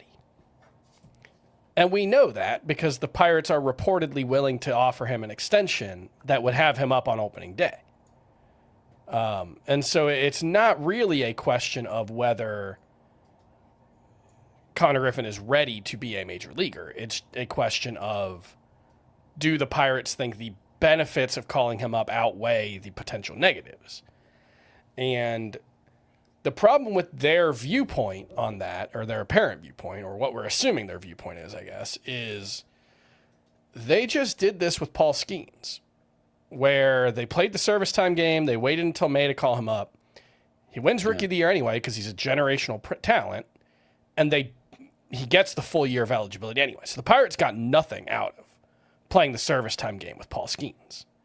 And so I would hope they're cognizant of the risks and rewards. Yeah, I mean, look, it would be going out on a limb. He'd be the first 19-year-old on an opening day roster since Ken Griffey Jr. Since Ken Griffey Jr. So it's hardly calling him up is hardly like a slam it would be aggressive. Must move. But yeah, I get maybe it's just because he hasn't done anything in a while this spring. He came out of the gate hot, so everybody's like, oh, he's definitely going to make it. Yeah. Framber Valdez for 12. That was good, Chris. Welcome back, Chris. So by the way, since Connor Griffin, we had Aroldis Chapman go for 8, much less than the closers we had been seeing. I got to figure out who to nominate, and I'm not going to do it quick enough. Tyler Soderstrom went for 12, and then Framber Valdez went for 12 to Chris. I'm just going to throw Michael Harris out there. The one thing I will say about Connor Griffin is he has only 4 hits in 8 games. 3 of them are homers. Do some quick math. It's a 77 BABIP, I believe. That's 0.77. That's really low. So I do think Connor Griffin he hasn't walked yet. He's not striking out very much either. So it's not like he looks completely overwhelmed, but he's not dominating either. But I don't think he has looked like he doesn't belong, at the very least, I guess is the way I would put it. Yeah. 6 strikeouts to 0 walks for Griffin. It's a 25% strikeout rate so far. It's not egregious, but... Is it 25? I thought it was like 18%. Maybe I was looking at something wrong.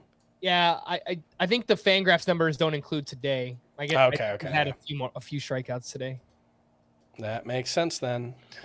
Michael Harris goes for $10, also to Chris. So Chris is jumping back in the pool. He's won 3 of the last 7 players.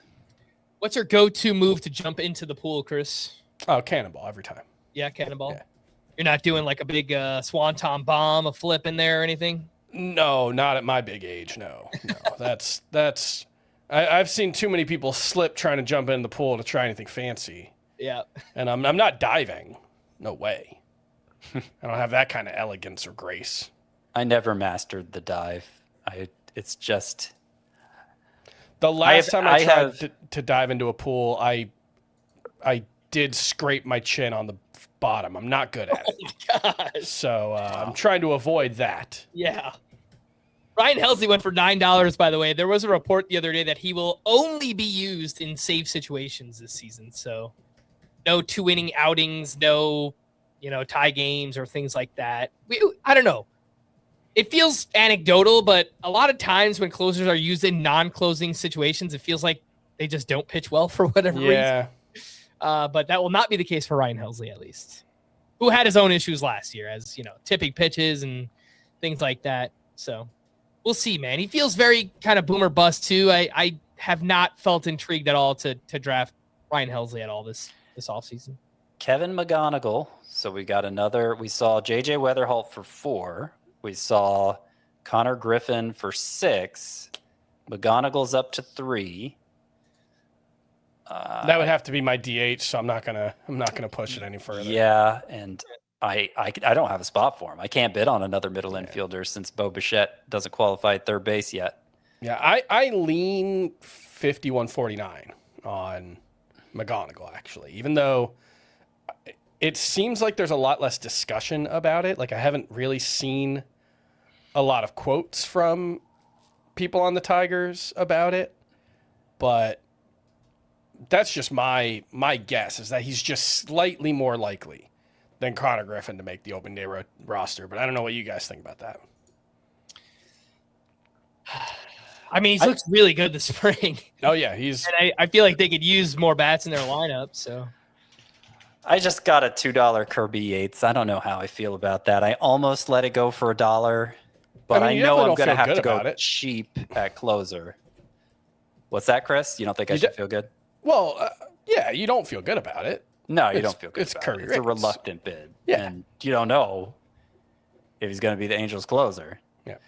It's just hard to anticipate how things are going to play out with the rest of the closer pool. If I'll have a shot at another, any guy who's in line for saves for $2, even theoretically in line like Kirby Yates is. So I went ahead and took the plunge. We'll see if I regret that. I thought about hitting 2, and it just didn't feel worth it, but it could work out. There are like the drop in how much closers have cost has been stark here, because we had, the high end ones go all exceeding $17, right? Approaching 20.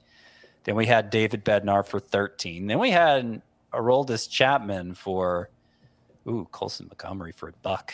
I can't bid on him. He goes for $1. That's probably the best dollar bid so far. Dollar win so far. Aroldis Chapman for $8. That was great. I just can't afford to spend that on a closer. Then Ryan Helsley for $9. It's probably about right. Maybe a little low. Yeah. Jeff Hoffman's at 7 right now. We are officially in that second tier of closers, or I guess third, depending on who you ask. But yep. Yeah. Okay. So he's in the double digits now. So he has surpassed. He went for more than Helsley and for more than Chapman. Yeah, we're pretty close to the end of a tier on Hoffman. Chapman's going to look like. I know you guys are skeptical. Chapman's going to look like a bargain at the end of this. Oh, yeah, no. I mean, he's already $4 less than Jeff Hoffman, who was.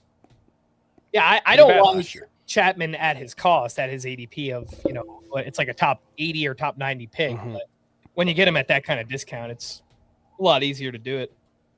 Jeff Hoffman goes for 12. We had a couple other players go. Dylan Cease for 12. Kirby Yates for 2. Kevin McGonigal went for 3. Kyle Stowers for 8. We didn't talk about that one. Stowers still. I was in on it, but working through that hamstring injury. Yeah, I was in on Stowers, but it just wasn't quite worth it for a guy who there's a chance he opens on the IL, I think. Yeah. I was going to ask where you at on Stowers. I'm mostly a believer in the player. It's just, it was a 1 to 2 week timetable for him. And If it's the 2 weeks, he's almost certainly not ready for opening day. If it's the 1, then he might be. But it's always scary when you're talking about a player dealing with an injury in spring training because there are many ways things can go wrong from there, I think. Mm-hmm. And Devin Williams went for $12, so same price as Jeff Hoffman. Interesting, man. You see kind of wacky prices in the second half of the auction coming out of that break. And Isaac Paredes goes for $6. Who could open the season at third base if Jeremy Pena is not ready to go on opening day? Dealing with I think it's more likely than not at this point that Paredes is the starting third baseman on opening day. It's just, and we have gotten Pena back 8 days later. We have gotten confirmation that is how they would arrange their infield from the manager. Correa would play short, Paredes would play third, which is how it should be, which is how we expected it to be. Mm-hmm. I had the thought, maybe this is, I had the thought, well, if Paredes is their second best hitter, which on paper that looks like the case for me, why wouldn't they just play him over Correa? I'm sure their defense. Correa's got way too much money remaining. And the money, for the that. money, just the money and the politics. It's like $150 million left, I think. Of the politics of benching a franchise icon like Carlos Correa. But it does seem a little bit silly that it's even a question. Yep. Nico Horner goes for $10. And he was the top second baseman in my rankings left. Sorry, he's got $96 million left. That's Correa? Yeah. Oh, geez. Yeah. So there's just... It's going to be very, very hard for them to put that guy on the bench, I think. And look, Correa's still a good player. He's not the superstar he once was, but he's still a starting caliber player for sure. I think Carlos Correa is like a sneaky decent pick. He was hitting over 300 after the trade to Houston. He had a 910 OPS 2 years ago, albeit in about 90 games, I think. But I don't think he's just finished being an impactful player. Man, all right, we just got Kevin Gausman went for $10. Yeah, I was hoping he'd go a little cheaper. I have my top 3 starters set, so I threw Kevin Gausman out there to get some pitching money off the board. Just knew I wouldn't be in on that. Oh, okay, that's... Now Cam Schlittler. This is one of those guys that the spreadsheet has a very low value on, and I realize it's because the spreadsheet I downloaded it from has him as Cam Schlittler. He is Cameron on CBS Sports. And he goes for $9. Cam Schlittler made his spring debut the other day, and cutter velocity was up 3 miles per hour. And that was his coming back from that mid-back tightness. So nice to see him on the mound. We'll see how his body responds, but it seems like everything is kind of trending up for Cam Schlittler. So. And now we get Carlos Estevez. I may have wished I went 10 on Schlittler. Looking at what's left. What do we got, Scott? Anything left? We got some interesting. There's some pitchers left. We got plenty of interesting pitchers left. It's just safe in terms of, well, how safe is Cam Schlittler, but relatively safe for ratios. I don't have many doubts about Schlittler performance-wise. Obviously, he's unproven.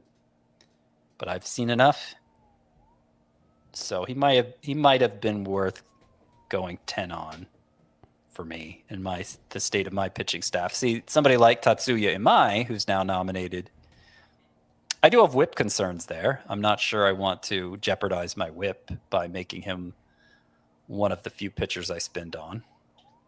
Though I'd go 4. Yeah, I was gonna say keep talking him down. Keep saying the things you don't like about Tatsuya Imai. He smells bad, maybe. He's at 7. You want him, Chris, for 8? You want him? No? Okay. Carlos Estevez went for $6, by the way. Yeah. And of course, while we were talking here, one of my bust, Jaron Duran, who I'm worried about him playing against lefties this year, just homered off of lefty Matthew Boyd. So There you go. there you go. There goes that. Tatsuya He's fine. Imai went Clearly, for he's fine against lefties. yeah. Can't mess this one up. Yeah. Amai went for 7. Nick Lodolo's at 7 right now. I don't think I can afford to do it. I've only got $33. Yeah, you've got 11 spots left with $33. That's a tough spot to be in. Yeah, Lawrence Butler, why did I draft you? I needed a share of Lodolo. I like him almost as much as you, Frank. This is my first one for $8, and that makes me feel better about not going 10 on Schlittler. Yeah, I should have just gone. I should have gone the extra dollar on Gosman, locked in some projectability. it's kind of like those what I think it's Cold Stone, the milkshake sizes, Scott. Mm-hmm. Or like it, love it. Gotta have it. Yeah. I can't have it because I don't have any money left, so I Is can that only Cold buy. Stone? I can only buy the Love It size milkshake, but you gotta have it with Nicola Jones. That is Cold Stone, yes. You And just to be clear, Dairy Queen's better than Cold Stone. Just throwing that out there. There is nothing like a blizzard. Oh my God. You know, it's such a bummer that there's no Dairy Queens in New York City. Since I've moved to Jersey, I have one that's right near me, Chris, and I haven't gone. Oh, Pena just went for $4. that You guys were talking about ice cream. Yeah, that's our own fault. I couldn't bid on him. There's nothing I could do. Doc Eisenhower's going to have way too much money left. He's got Bryce Iglesias went for 11, and then Jeremy Pena for 4. Oh, wait. We had an issue with the draft room. That. Yeah. So someone tried to bid 5 on Jeremy Pena. That's the issue here, and then we'll back out Marcy, and then we'll go back to Jeremy Pena. All right, we're gonna redo Pena, and we'll redo we'll redo Jacob Marcy, who was nominated right afterward. All things considered, we've had like no issues tonight. So yeah, it's been good night for the CBS draft room. Yep. It's mid-season form. Well, mid-preseason form. All right, now we're to 6 on Pena. You guys want to get in? You were lamenting. I mean, like we said, I've got $33 for 11 spots. Chris said. All right. Also, Doc Eisenhower has $51 left for 2 spots. He was going to get Jeremy Pena if he wanted. might as. Man. Might as well have let him. Doc, you should have got pushed him to the limit, though. Why not? You should have got Caleb Durbin earlier, man. You had the money for it. All right, now the bidding on Marcy is more appropriate too. Everybody was a little confused what was going on. He is up to $7. Jacob Marcy, which prices me out. Not that I think it's a bad price for him. Yeah, that's fine. I can't spend $7 on any more hitters. Who would you guys rather have for $7? Jacob Marcy or Lawrence Butler with no knees? Yeah, Marcy. Actually, I might rank Butler ahead. higher. Yeah, I rank Butler ahead. All right. And I have Marcy as a bust. So I think I think I would take Butler. It's a range of the outfield rankings I don't like to work in because I think there's rewards, but the risks are about as high. And Marcy went for 7, by the way. And I think I mentioned that. Alec Burleson went for 4. I bid 2. Yeah, I was interested at 2 or 3, but like 4 Burleson. or 5 is, Trevor Story, feels like clear top hitter available at this point. Yeah. Yeah, I just don't know if I want to use my utility spot on Trevor Story. But Is this going to happen again with Story? I mean, who are you saving your utility spot for at this point, Chris? I have my middle infield available. You do realize Jordan Alvarez is gone. I have realized that, yeah. Chris, you were in earlier, right? On Story, yeah. No, on Alvarez. I was, yeah. Oh, come on. $7. It's too cheap. I don't even like Story, but I'll take him. I might be down to dollar days, but yeah, I mean, it's a good price. I'll take it. $7 to Frank. That's too cheap. He's projected for 15. This has now happened 3 auctions in a row with him, which is interesting because his ADP is higher than I would I could justify. But then when push comes to shove in the auction room, I don't know if it's just because they're drafting with us and we're vocally down on Story as a group, the bidding gets restrained. Yep. So I got Story for 7. I have $26 left. My max bid is 17. And so I need a second baseman, a corner, 2 more outfielders, utility, and 5 more pitcher spots. So we'll see. Cedar Rafael up to 6. And he goes for 6. Second base and outfield eligible. We seem to be a little bit more down on him compared to the rest of the industry. Rafael, yeah, for sure. I mean, you guys for sure. I see it a little bit with him. He definitely is going to be a streaky player, but he kind of just reminds me of like a 75% PCA type player. Yeah, the problem is he was only good for about 33% of last season. He was pretty unusable for 4 out of the 6 months. That's fair. Like, I think multiple months with an OPS below 600. Yeah. Luke Keisho up to 9. Chris, do you have second base already? I do not have second base. Me neither. That's about right for Keishel, right? We had Nico Horner go for 11, and that was quite some time ago when there was more money kicking around. Yeah, Horner actually went for 10. So. Mm-hmm. Oh, okay. I thought it was 11. Let's see. Which may have been an underbid. Yep. Drake. Love the Drake. Drake Baldwin. I got my catchers, so hoping people spend up a little bit here. Yeah. Up to 7.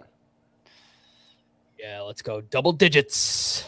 I think Doc is telling surrender peasants, he says in the chat room. He has 1 spot to fill and $47. So that is something I'm going to have to write about later. Oh, man.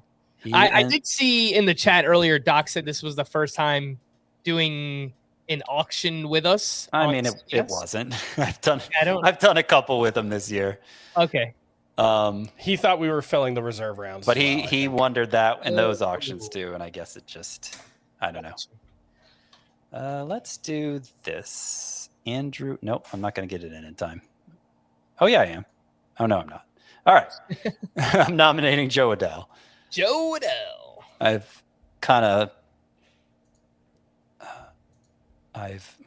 trying to take myself off autopilot. There we go.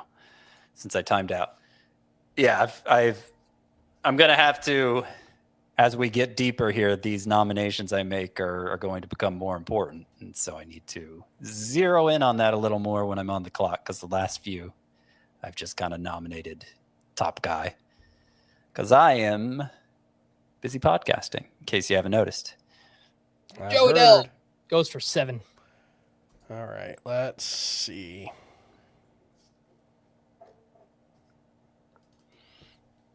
Who you got, Chris? Zach Wheeler for 6. Chris likes to start at a number that he's hoping will shock the rest of the league into silence. Or press people into spending some money, perhaps. Maybe. We got Wheeler at 8 now to Greg Lathrop, defending champ 4 times in 7 years. Maybe Wheeler will make it 5 and 8. $8 is the winning bid. That is risky, but fine. Yeah. Where he is in my rankings, he's a $5 player, but obviously he'll be a bargain at 8 if he comes back in mid-April and looks like Zach Wheeler. It would just be nice if we had any evidence right now that there was any chance of that. Yainer Diaz is the next up. Another catcher. We just had Drake Baldwin go for 9, so we're not seeing many discounts there yet. Yainer Diaz, you're at 5, Chris, and okay, we're up to 6. That's going to take me out. I don't think I can go 7 on any hitter. But Chris is going to continue to bid on Yainer Diaz, hoping to get a borderline top 12 catcher, but obviously he's drafted much higher. I have him exactly 12. Where do you have Yainer Diaz? I think it's 11, I want to say, but Okay, that's borderline. Right. No way of knowing. Yainer Diaz has been playing in spring games, by the way. I know he was like dealing with that foot sprain earlier on in spring training, but he has been back in the lineup. Yeah, that was how he.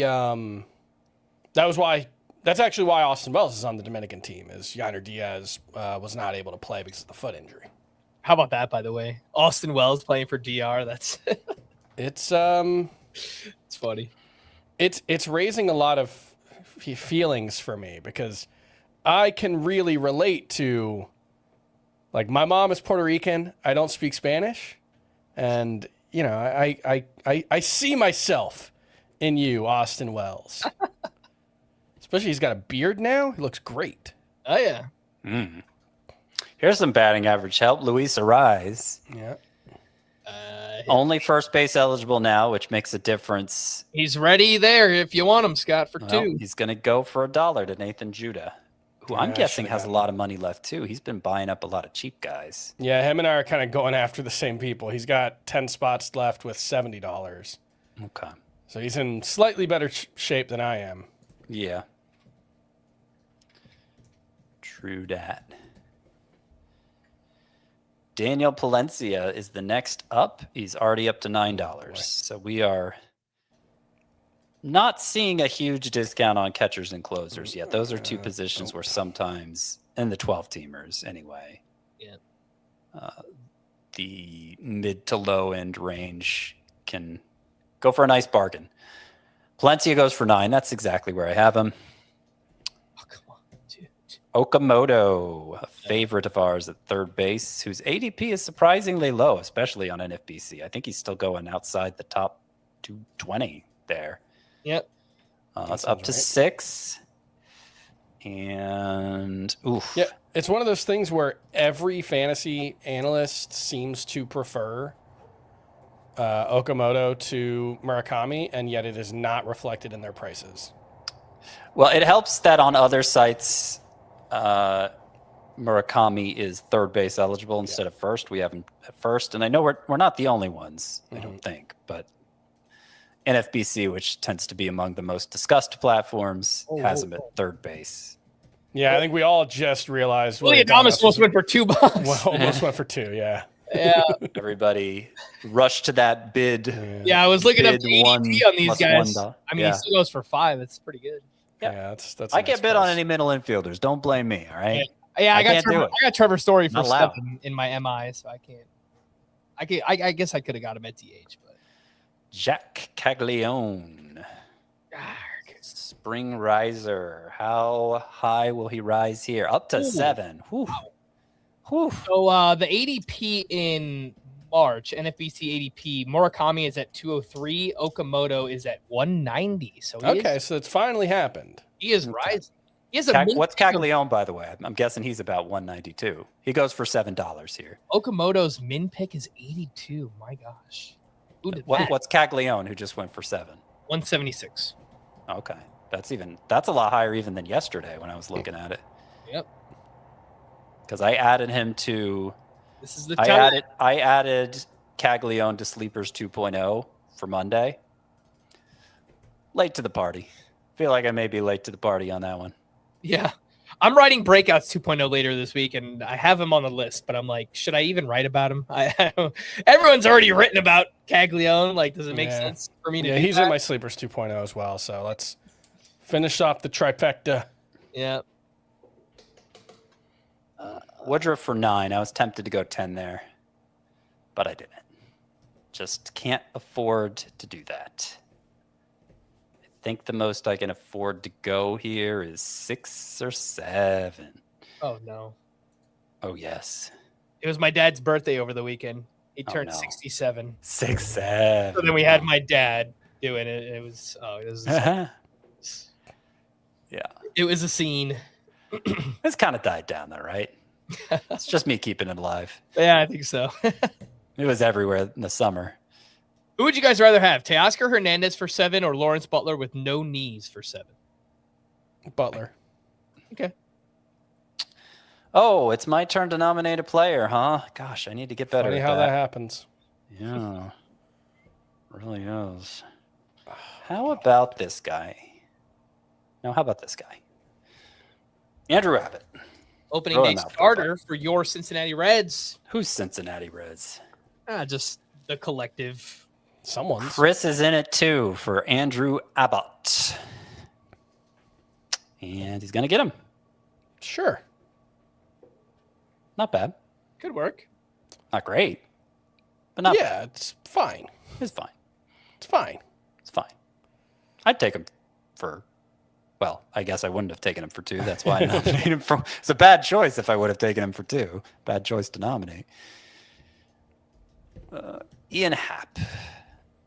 Chris goes straight to 3 with that nomination. I'll jump in at 4. Chris goes to 5.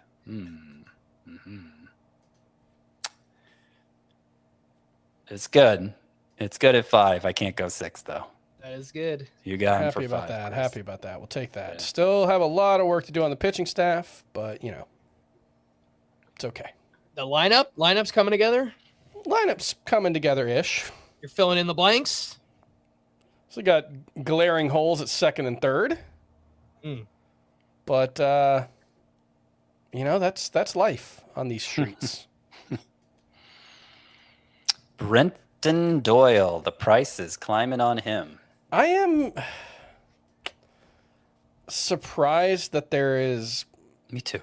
There seems to be a lot of optimism around Brenton Doyle, and I'm not quite sure. I think this is another one where I think the projections probably like him more than his price, but I'm $7 is fine. what he goes for. Yeah. Same as Teoscar Hernandez, same as Jack Caglione. Yeah. It's fine.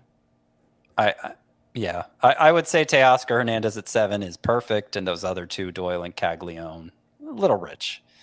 Yeah. I like the chances of a Doyle bounce back. We know he's going to play every day. He's a great defender. Last year, had a bunch of stuff that happened off the field early in the season. Yeah. And then actually had a strong second half if you look at the splits, the breakdown there. Ooh, that was interesting. Garrett Atkins jumped it from 3 to 5 on Bubba Chandler. I was at 3. He said, I don't want to go 4 and miss out. But then he ended up coming in at 7 as the bidding continued. Chris is in on 8. Chandler. Oh. Well, you get him. I'm not totally sanguine about the control issues he's had this spring, given that obviously it was an issue for him. It's been an issue for him off and on throughout his minor league career. Seemed to whip it in 2024, then it came back strong last year. He is up to 10 walks in 6 innings this spring is Bubba Chandler. Goes for $9 to Garrett Atkins. Dylan Dingler. Yeah, that's for $1. You can have Dylan Dingler. Just got him as my catcher 2 in the Great Fantasy Baseball Invitational. I mean, I will say about Dylan Dingler, last year, Dylan Dingler's probably pretty close to a top 12 catcher based on the season he had. And now he's barely top 20, I don't think. So I think he's a perfectly fine pick. Yeah, he is. I was looking into him earlier today. He had good minor league numbers, and his expected stats were awesome last year. Dylan Dingler. Should be He's a good defender too. From a 5x5 perspective, which is what standard Roto is. It really is probably about as valuable as Alejandro Kirk. Both should excel in batting average above anything else with a little bit of pop. Yeah, more now, pop. Now in a points league, the separation is pretty great because Dingler's a horrible plate discipline guy. At least talking about walks. Brandon Nimmo just went for 9. That surprised me that got up there quite a bit. Yeah. Yeah, I thought about going 10 on him. That is surprising. That Ian Happ would go for 5 and crickets, and then Brandon Nimmo got up to 9. I think they're pretty similar. Aronda 7. I don't mind the price, but I don't have the wallet for that. Yeah. Same.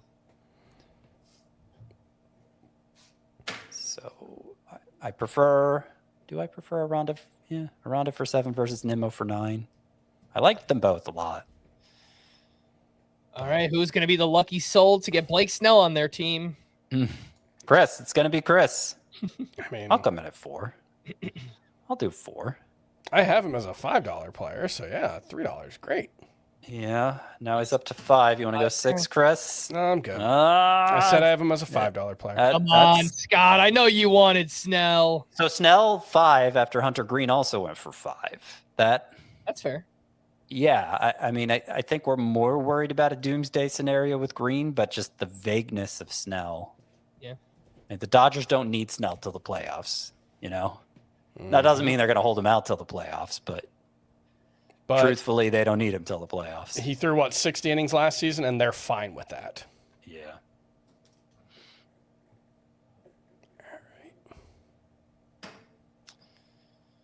All right. I may have saved too much money for not enough pitching. No, there's still some decent ones left. Sheehan's getting up there, $12. I like him, though. Yeah, I've got him as a $13 player. Obviously, at this point in the draft, that's an overpay, but it's... Was everybody waiting on Sheehan? $12? He was my highest ranked. When's the last time we had a pitcher go that high? It was not Cam Schlittler. It was not Brandon Woodruff. They both went for less. Trevor McGill. Might have been Framber. Yeah, Framber went for exactly 12. Right. Also to you, Chris. Yep. Chris is filling things out here. Yeah, we'll see. There's still a lot of work left to do. I still got there 10 is spots, but do you have some of the most money right now? Because you're not. These aren't. Yeah, I have the second most money. These aren't like $2, $3 guys. Okay, it's okay. Oh, it's my turn. Nominate a player. Yeah, I should do that. Throw this guy out there. Adley. Trevor McGill just went for 5 buckaroos, by the way. Still not entirely sure who's going to be the Brewers closer this season. No idea. Yeah, no idea there. I did hear somewhere, I think it was the RotoWire podcast, it brought up a good point that with Abner Uribe, like maybe they don't use him to get saves to keep the arbitration down, which I guess is always possible. But well, and the other thing I would look at with that one is just, and this is entirely guess, but McGill never lost his job, you know? Like there was no point at which they were like, okay, we have to go with Abner Uribe instead of Trevor McGill because it gives us a better chance. So that is what the Brewers beat. That's what everyone on the Brewers beat is saying, though, that they're acknowledging they haven't heard anything. Mm-hmm. But it seemed like he kind of did in the playoffs. He came back for the playoffs, made 5 appearances, none as a closer. Yeah. And one as an opener. That's just, did they trust him to, like, was he fully ready? Could be the reason. You know, did they, like, I think the opener thing especially is like, that is just, we don't want him getting up and down. Like if he's going to warm up, we want him in the game. Is that was my read on that at least. So yeah, it's yeah. I got a $1 Ryan Nelson, who I am liking. I'm liking as a whip guy, a late whip guy. Mm-hmm. And good he had a 107 whip last year, 3.39 ERA, was basically the same in the second half of 2024. So I think he's an underrated option. I'm happy to get him for $1. Nathan for you, Nathan Eovaldi. And then Chris did the same thing with Casey Mize, one pick later. Yes. Yeah, I was actually not really looking for Casey Mize, but I need arms, I guess. Do you need Nathan Eovaldi? Might. He's up to $7. Yeah. Greg Lathrop. You got to beat Greg. There's still some pitching out there. There's still some pitching out there. Oh, no. You're not going to beat Greg. You're not going to beat Greg at this rate. None of us are going to beat Greg.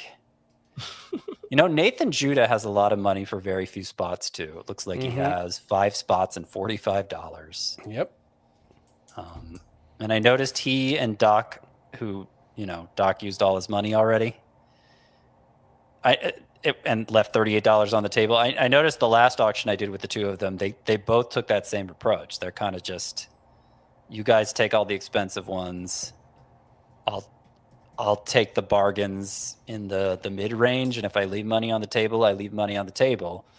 Now, I think Nathan, in that previous one I'm thinking of, worked it out so that he only left a couple bucks on the table. It wasn't looking great for him for a while. And so we'll see. Maybe he'll buy $5, $9 players. It's still possible at this rate. There's enough left that you could do that. Yeah. Here's one. Mike Trout. So Greg gets Drew Rasmussen for 4.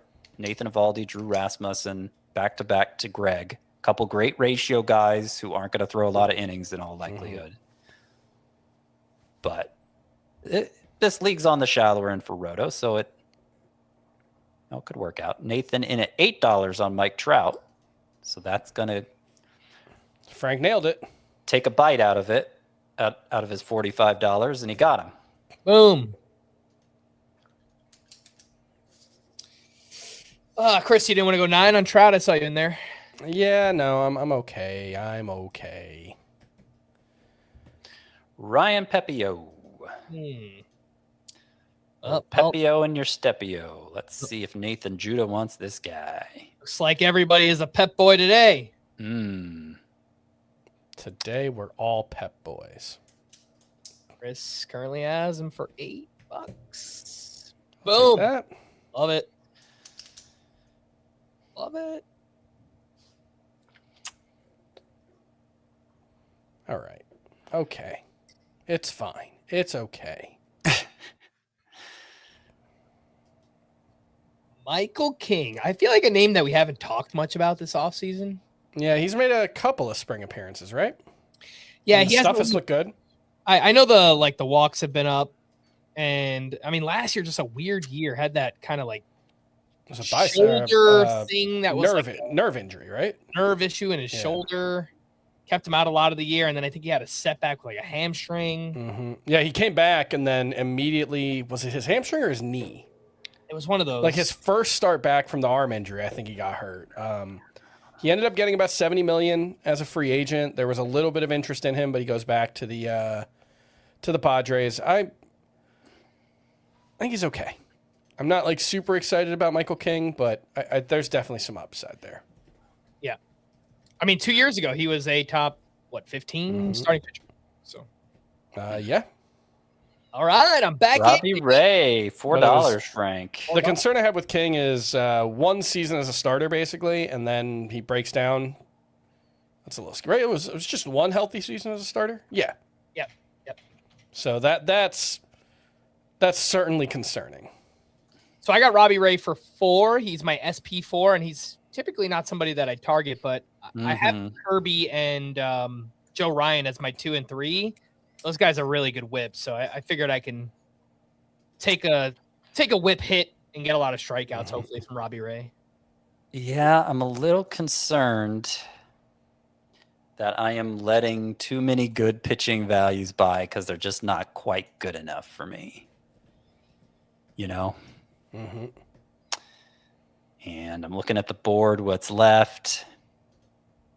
Closers, man. You cannot sneak a closer. Looks like everybody has identified that there are not a lot of good closers left. Yep.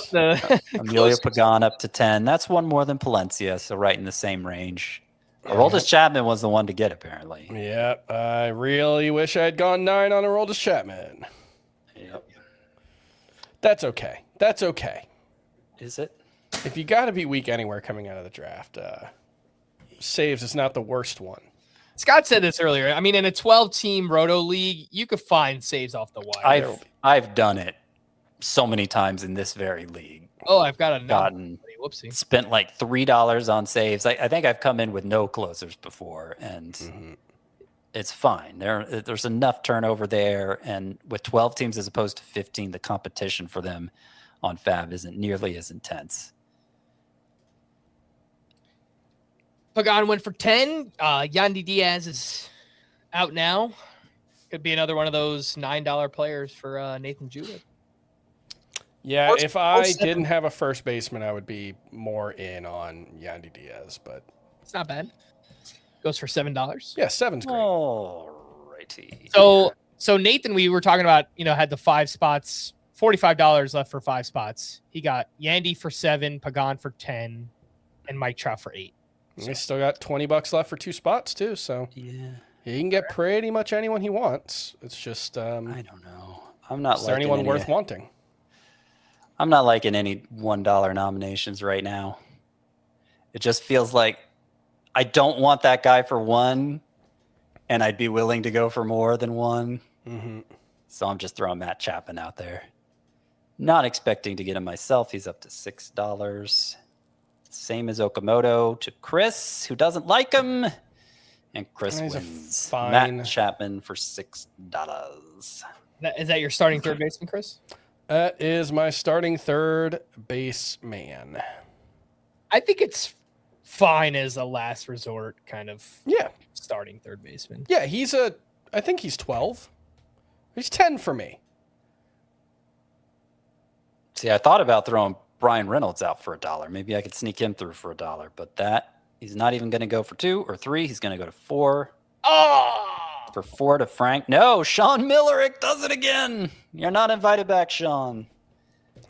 Really this late with the 1 second? $5 Brian Reynolds to Sean. You know what? I probably couldn't go $5 to be honest, but I mean, even 4 on him, but. Bryson Stott. Who needs a middle infielder? Not I, said the rat. I could use a second baseman, but there are still guys I like more than Bryson Stott left. There are, frankly, several guys I like more than Bryson Stott left, so don't see much reason to pay up for him, although $4, great. Yeah, I will take that. Yep, it went through. I think I needed some more steals too, so was happy to get the 25-ish steals there from Bryson Stott. For 4. Brian Reynolds went for 5 right before him, and now we have Justin Crawford for $1. Yeah. I thought about putting Crawford up for $1. Turns out that would not have worked. Chris jumps in at 2. I just don't know that I want to sacrifice power with a lineup spot in this particular build I have going. And you got to assume you're doing that with Crawford. He may be great for batting average, should be great for steals, but the home runs, it's going to hurt. Yeah, for me, it was just, I think speed's a little more of a need for me right now than got a need for power. speed. So I hear that. Ron Hare. Ron Hare Suarez, yeah. Ron Hare Suarez. That's the name. $7. About in line with the Michael Kings, and Ryan Pepio went for 8. Nathan Cal Raleigh just misses a home run there. Yeah. Come on, big dumper. Gonna send you back. Return to sender. The pitcher we all love, Chris Bubich. Yeah, there's just a couple of pitchers I like more. God finally gets him. I do. I think this is my first Bubich. I had to throw him back in a keeper league, which hurt. Just don't do it. Him, mainly because I was throwing him. Here's a spring velocity riser. Shota Imanaga. It's showtime. Up to 7. Whip standout. Yeah, I could use that, but I'm gonna pass. I have wound up with quite a few Imanaga shares so far. Just always looking for that. Bring that whip down in the middle rounds.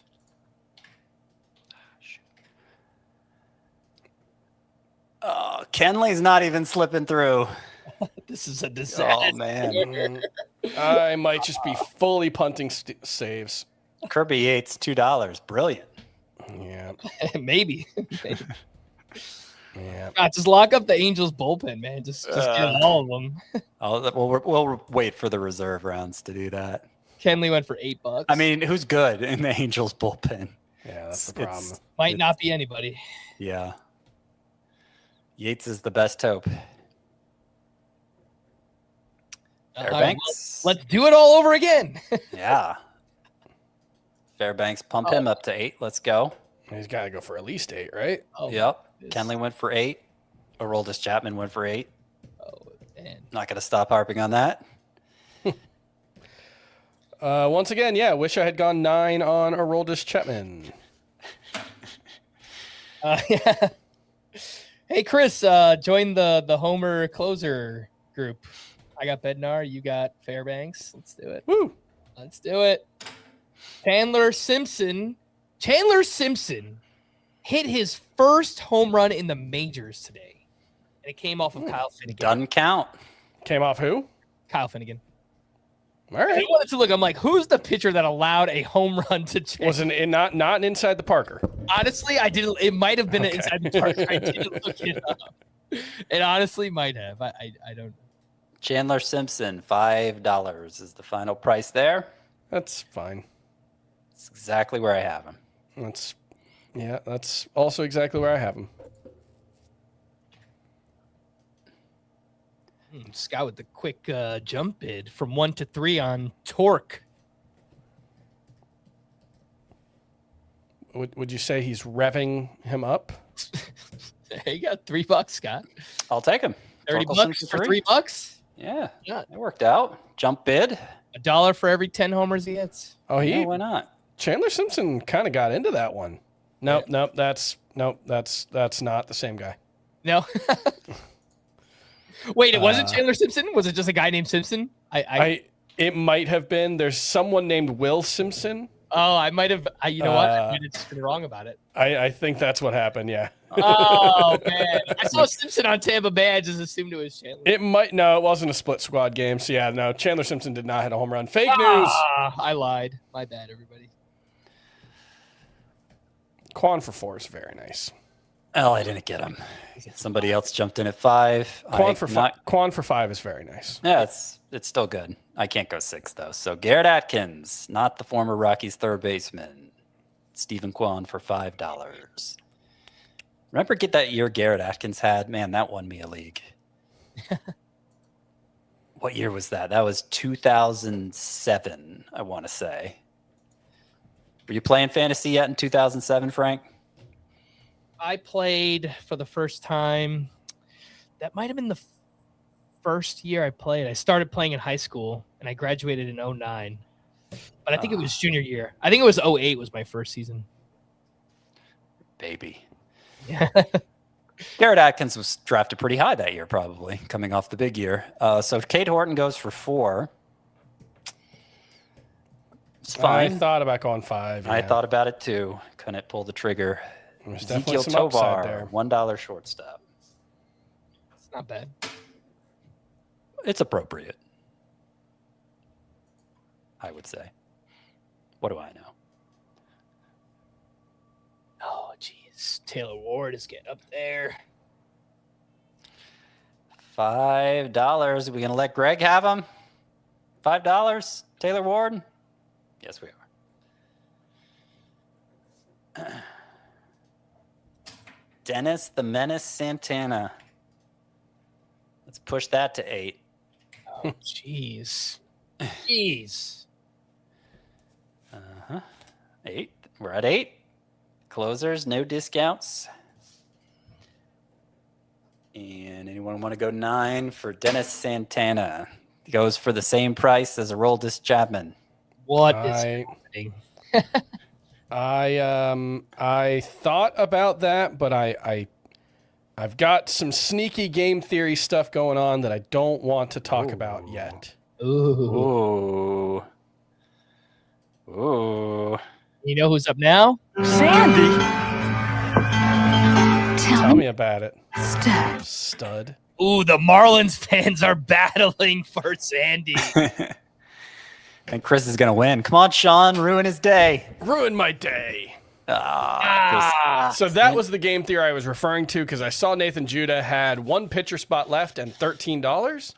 And I was worried he was trying to push all of that in on Sandy, who I think is clearly the best starting pitcher left.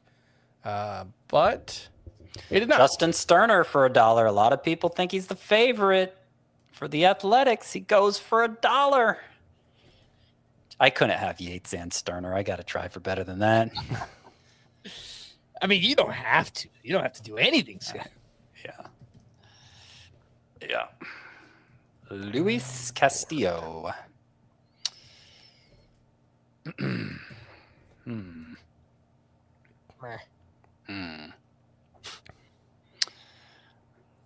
Nobody wants him. We've just reached the sound part of the stream. It's how do you feel about it? Luis Castillo for 5, Chris?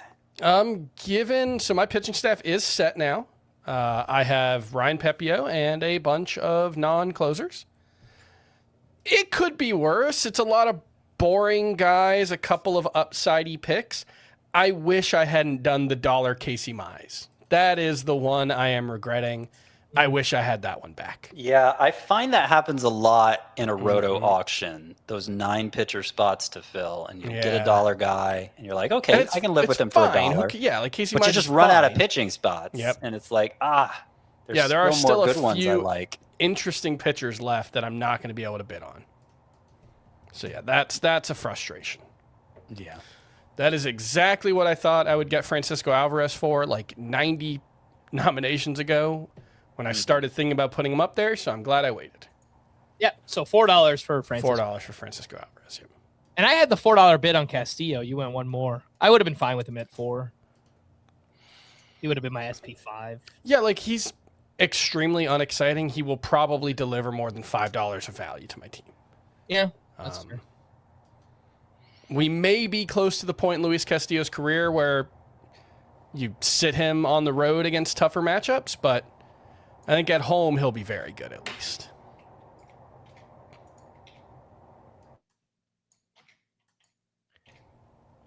Yep, that's Carlos Rodon, one of the guys I wish I could bid on instead of Casey Mize in my roster.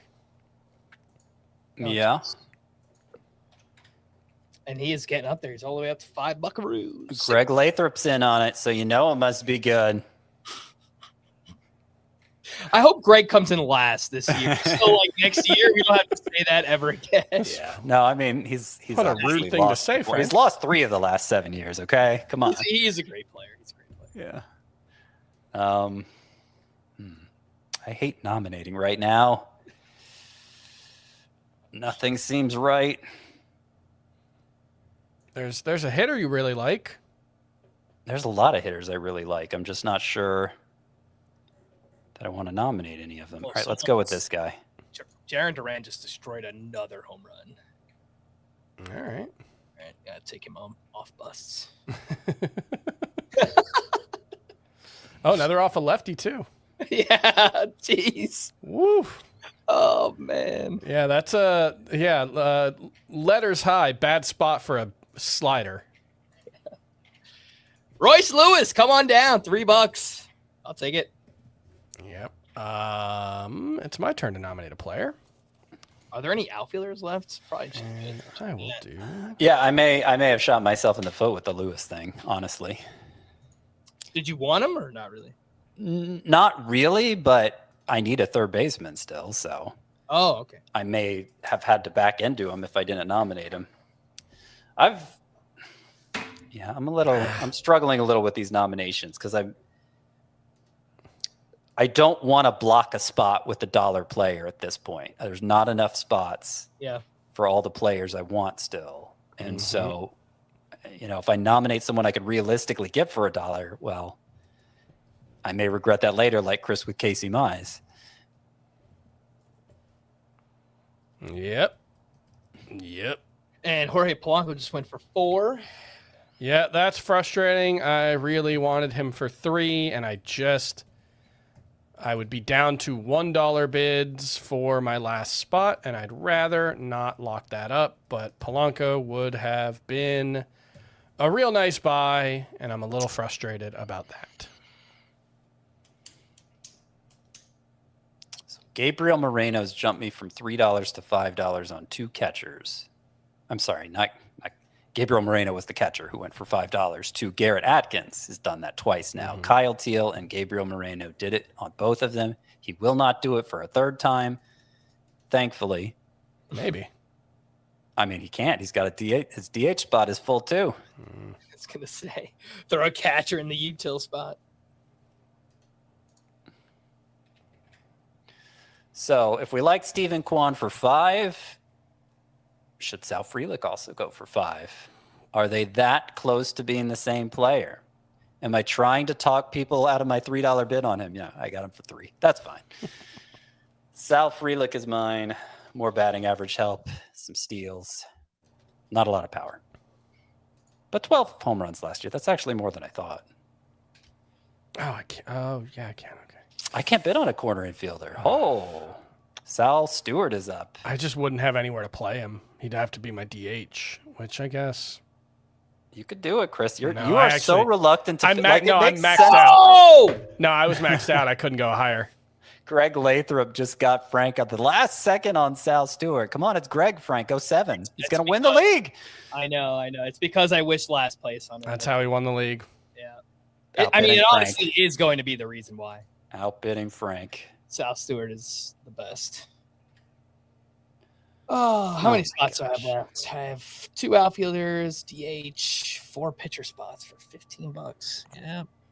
Yep. It's not great. It's not what you want. 2, 4, Doggone it. 5, 6. Samuel Basayo goes to 6. It wasn't just Garrett Atkins lurking. It was also J.R. Fenton winning Basayo for 6. I went 5 on that one. I'm like, all right. I'm tired of losing guys at 5. I'll go 5. Someone else goes 6. Greg Lathrop. That was Greg Lathrop is texting me on the side. He's talking smack. Oh! Thank you, Greg. You bailed me out. Yeah. I mean, look, Marcus Semien for $3 would have been fine. It's just not necessarily the ideal way I wanted to fill my second base spot. Although I like Semien quite a bit.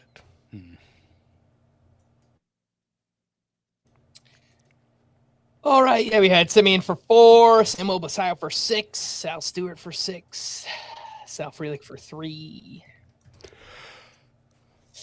Oh. All right. Harry Ford. Do you guys have any inkling as to how the Nationals catcher playing time will shake out? No. My guess is it's going to be a split, and then we'll take it from there. What probably hasn't helped is Harry Ford leaving for the World Baseball Classic. Yeah. Hasn't helped his cause, at least to start the year, because he's got to learn the pitching staff. Yeah. But I think in the long run, it'll be at worst a 60-40 split for him. I like Harry Ford as a cheap number 2 catcher, but in a 12-teamer, that means $1, and I couldn't go 2 on him. Yeah, he's a sleeper that I like a lot, but not quite. Well, I already had my catcher spots full. But I maybe should have been in on Gore. Yeah, Mackenzie Gore for 5. I like Gore, but I don't think I could have him and Robbie Ray on the same pitching staff. You like Gore. That feels you a lot of whip risk for sure. A little scary on the whip there. Yeah. I'll take wow, Sonny good. Gray for 3 instead. That's fine. That's taking the hate too far, guys. Yep. Okay. Now I got a dominant. It's my turn. I maybe should have been. No, it's my turn. If I went 4 there, Scott, do you go 5 on Sonny Gray? No. I should have done it. I thought I could sneak Real Muto for $1. I'll go 3. He's the best left. You want to go 4? I dare you. A double dog dare you. Yeah. I went 4. It's fine. I will take a cheapo dollar catcher. This pair with Cal Raleigh. USA Mexico game is it's getting a little tight. Getting a little close here. We'll do that. Jackson. Oh, the jump bid to 5. Okay. Oh, all right. Well, that was a Sopranos. Oh, yeah. All right. You can have Jackson Holiday. That's a good buy. I was hoping I could sink him through for 3 at most, but nope. I took Sonny Gray. Got to keep up with my budget here. Sonny Gray for 3. Still 2 pitcher slots left. All right. Can I tell you guys something that's driving me absolutely crazy? No. I don't want to be driven crazy. I have my spreadsheet with every player, with my projected values. I've got the Fangraphs player rater in there. I've got our consensus. That's how I'm oh, damn. Did you not want to go 5 there then? Yeah, I mean, that's fine. And I've been keeping track of everybody who's drafted. And I've got 226 names that have been drafted on my spreadsheet. But there have been 228 players drafted. It's driving me crazy. I don't know who the two missing players are. Oh, gosh. And now it's at the point I only have 2 pitcher spots. I don't know that I want to fill one with Michael Burrows, even though I like him. So you get him for 2, Frank. Yeah, and I don't know. I should have just went $4 on Sonny Gray if I was going to go $2 on Burrows. Yeah. I was like, oh, man, I love Burrows, and I don't have a share yet, so I wanted Edward Cabrera.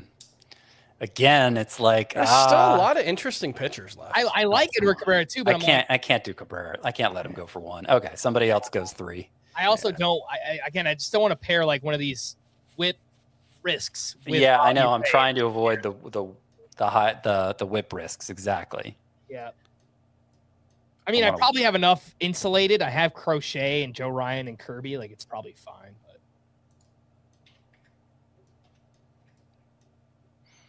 But quick to the draw, huh, Scotty? Yeah, not quick enough. On Dalton Varsho, he's at 6. I was looking for a power bat in the outfield. I probably should have gone 7. Yeah, your max bid is 14.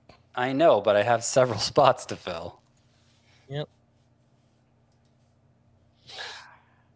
So Varsho went for 6. Edward Cabrera went for 3. I got Mike Burrows for 2. So what do you guys have? Outfield's looking kind of yucky now. So Scott's got $19 for 6 spots. Frank's got 13 for 6, if I'm doing the math correctly. Yep, that's correct. And look at me. I've only got 1 spot left for $1. And it's got to be a second base man. I'm going to guess you're going to wait a while for that, but maybe not. It's only 1. You only got to sneak 1 through. Yeah. Oh, what happened to Laureano? General fatigue. Saw the red cross there. I was like, what's going on? General fatigue is what's going on. Yeah, I'm the only person who needs a second baseman, but there are a couple people who need middle infielders. So that's probably going to get pretty hairy. Would be an epic time for an Alejandro Kirk home run here. Oh, come on, man. I may be forced to go 7. So Joe Musgrove is the latest one. He goes for exactly 6, like Dalton Varsho did. Yeah. I wanted him. I was waiting. If I end up with dollars on the table, I'm gonna look back at those and be like, I just wasn't willing to go 7. The player was right, but it was just a couple dollars off. Griffin Jacks, Frank trying to get him for 4. Could be a very nice buy there. It could be. It could be as expensive as saves have been. Yep. I may regret not going 5 there. I'll try it. Elliot Ramos was picked, right? Yes. Yeah, long time. He went very early on, yeah. Mm-hmm. Okay. Let's try. Let's try this.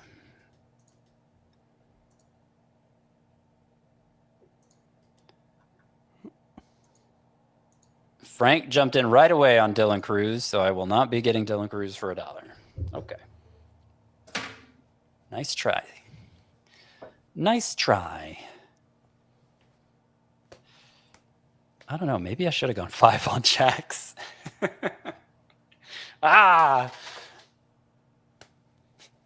Tear down my shelves behind me. Yeah. Okay. Now my max bid is $2, but I think I have 4 roster spots left. I'm gonna get some ugly ones.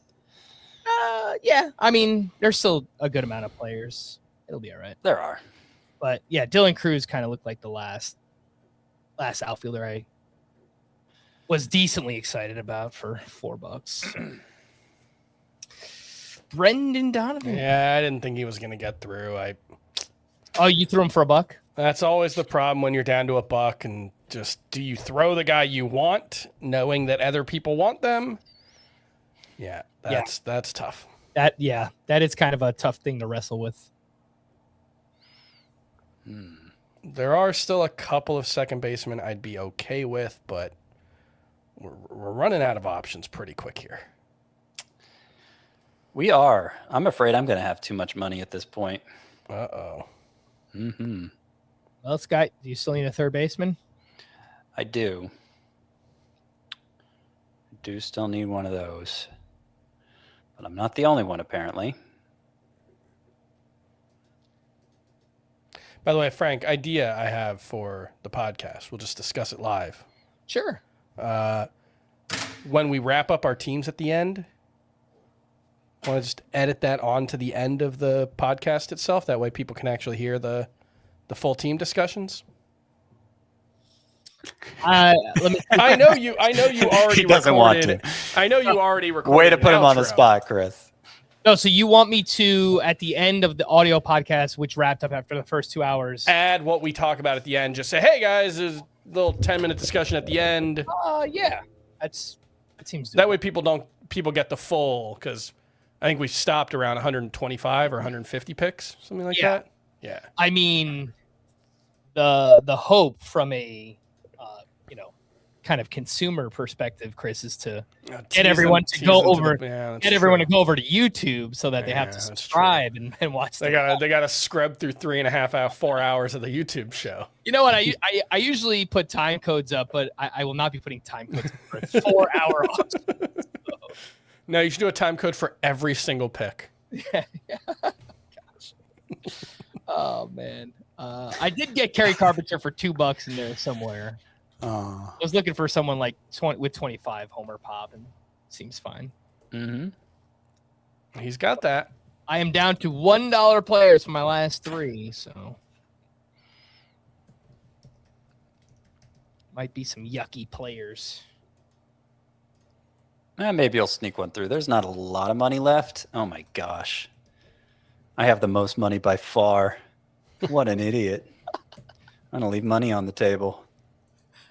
Well, you don't have to leave money on the table. Just make sure Swing your the last hammer. player is make your last player super expensive. All right, so somebody can go 4. Greg's max bid is 4, so you can go $5. What spot does he have to fill still? He has to fill DH. Okay.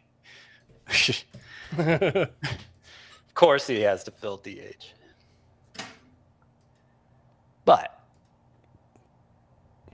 how many spots do I have? 1, 2, 3, 4, 5, 6. Yeah. Ooh, it's my nom. I probably should not get autoed. That would be bad.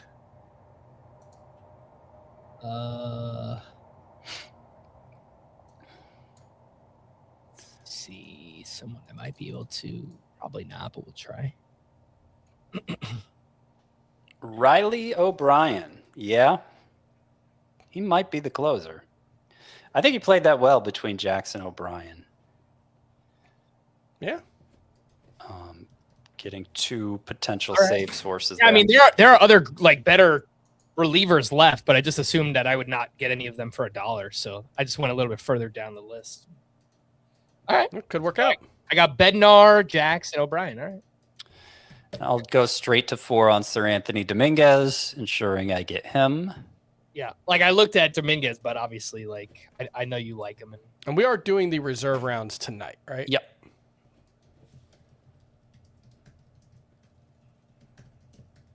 Wait, there is someone who has $13 left and $1 max bid. Doug Rowe. $13. He's gonna be getting every dollar player he wants at some point. Yeah, we're gonna be waiting 8 rounds for him to finish. Yeah.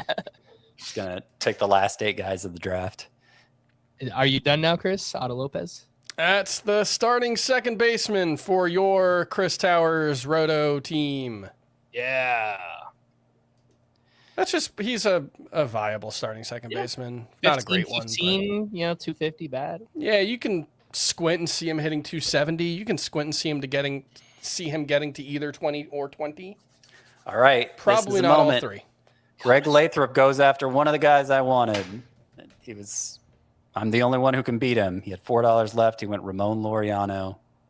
I need Laureano, so I got him for $5. Bobby Witt is so fast. My gosh. It's just not fair.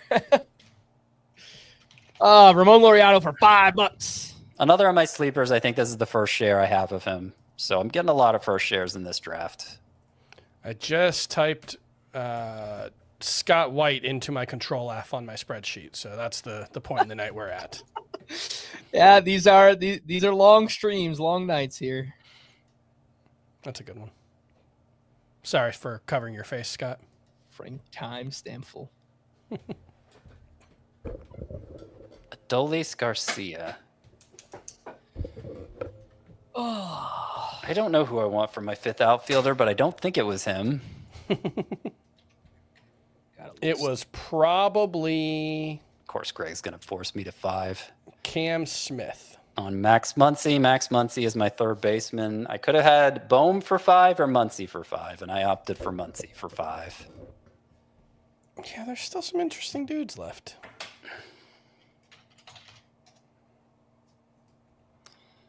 Let's see. Now I don't have the hammer anymore. All right. I mean, you got rid of it. That's a key storyline in Thor Ragnarok as well. So I will not leave money on the table, and I'm going to go 3 on Ryan Walker. Yeah. Between him and Abner Uribe. Yeah, he was another one that I saw there, and I figured he would go for more than $1. So that fills out my pitching staff with 3 possible save sources. That is 2 more save sources than I have.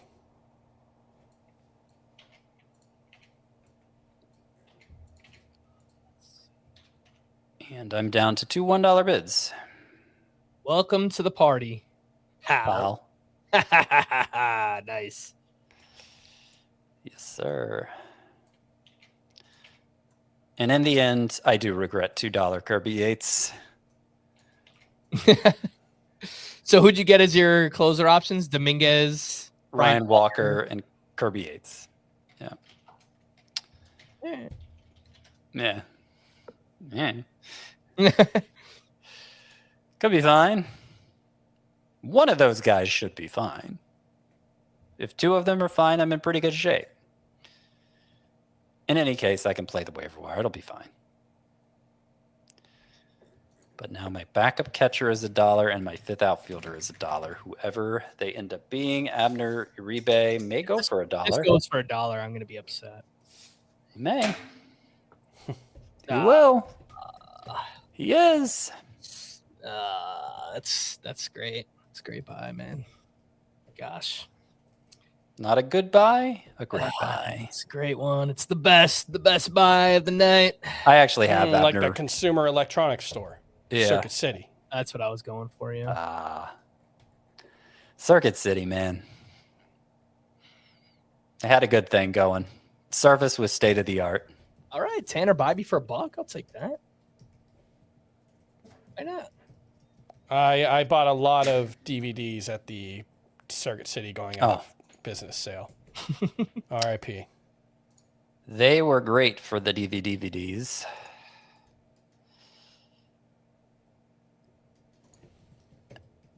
What other spot do you have open at this point, Scott?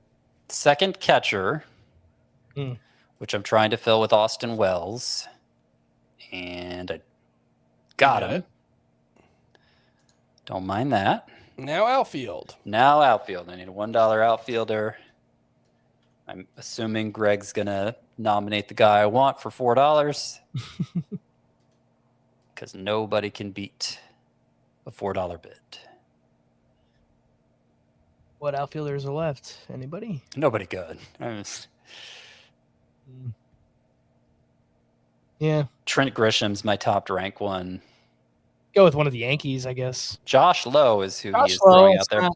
I still think there's upside, but he's got this oblique injury again. Only for $1. He does not mind the indignity of leaving money on the table. And when you've won 4 championships in 7 years. Next year, I'm going to keep a counter for how many times Scott says it in the draft. And give the guy his credit. All right? I think we have. Give credit where credit is due.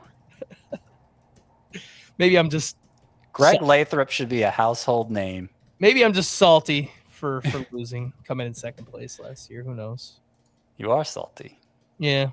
For that and many other reasons. Oh, geez. What are the other reasons? Sweat. It was really hot today, Chris. Did you get outside? I 70 degrees. Jeez. I left my office, which is the second bedroom in my apartment, and my wife was working from home today.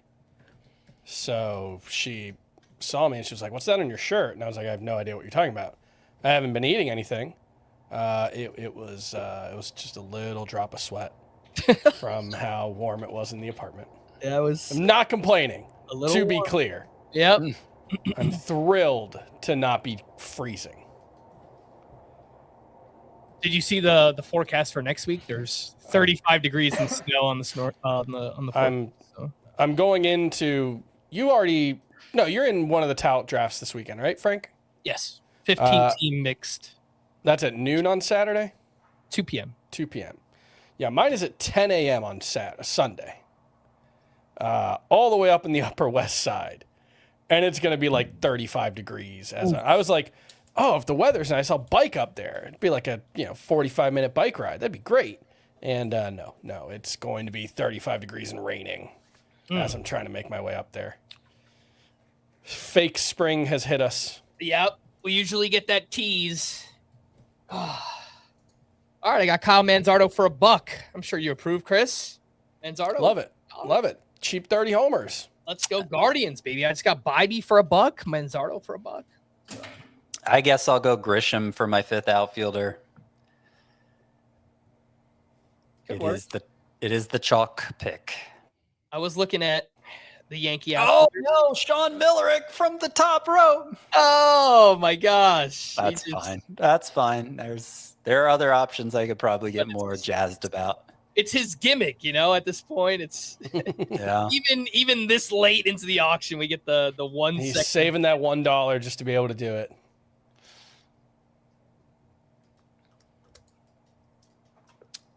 So I will pick someone more exciting than that. Robbie Snelling is not who I'm picking, but somebody else, taking him for $1. That's all he's worth right now. If that.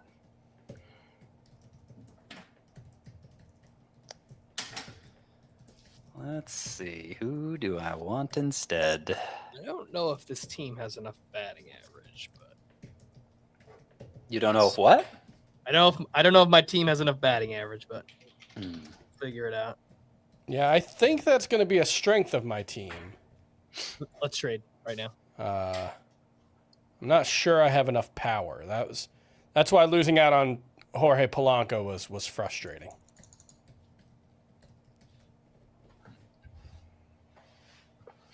All right, I'm going to do something a little more exciting. Oh. Now that I was denied Grisham. Don't think I can be outbid anymore. Everybody's down to dollars. It's just 3 of us, but one of us has 11 picks to make still. I underestimated when I said Doug Rowe would just be waiting for him to make 8 picks. He still has 11 to go. I want to check in on Doug's team now and see. I am going. What was I going to do? What was the exciting pick I was going to do? So Carson Binge. Come on down. You're my 5th outfielder. Doug Rowe has a $22 Ben Rice, $28 Ketel Marte, $16 Austin Riley, $41 Ellie De La Cruz, $53 Aaron Judge, $46 Aaron Judge. No, I mean, that is Juan Soto. That was stars and scrubs forever. Yeah, and then the pitching staff. Oh, geez. Josh Hader, Edward Cabrera, Andres Munoz, and Daniel Palencia. But see, there are still some pretty good players left, like tons of players that I'd be happy to have for $1. Zach Gallen's going for $1 right now. Right now, yeah, Doug's taking Zach Gallen. That's, if you told me at the start of the draft you could have Zach Gallen for $1, I'd probably say, okay, yeah, I'll do that. And plus, it's your pick of whoever. Yeah. Whoever. So we're going to spend. So there's 11 total picks left to be made. 10 of them are Doug Rowe's. And we're all gonna get annoyed at him now as we're setting up our cues for the reserve draft because he's gonna start taking all the guys we're getting excited to take. I am not excited to take Jordan Beck. How about Garrett Whitlock closing it out for USA? Well, not yet, but he's on in the ninth as the closer. Don't count your chickens before they hatch, young sir. But the WBC has weird rules where if you pitch in relief, you can't be used for a couple of days or something like that. So maybe they just used everybody else on Saturday. There we go. Just as soon as I cue up Spencer Steer, Doug Rose snatches him out. He gone. What a meanie. Zach Gallen. There are a lot of pitchers here I like, especially. Gallen's velocity up this spring. And he said he's got a lot to prove this year, pitching on the 1-year deal. So we'll see. Gallen's throwing gas. Jason Dominguez for $1. Probably going to start the season in the minors. That's 33 cents for every A. Because he's going to start at AAA. Ah, got it. Oh, yes. We have made it to the... We're at the dad jokes portion of the live stream. Let's be fair. I'm always at the dad jokes portion. That is fair. All right. Now we just get to see who Doug wants every pick. He's got Steer, Dominguez, Roki Sasaki for $1, Andrew Vaughn. That's a great pickup. Like that. Roki Sasaki.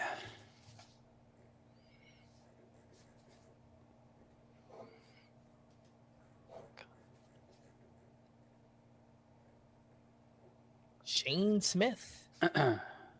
Sleeper for some. Yeah, that's who I was queuing up for my very first pick. Too bad. He gone. I actually think I have a He Gone compilation somewhere on my computer. I do remember you playing that one more than once. Let's see.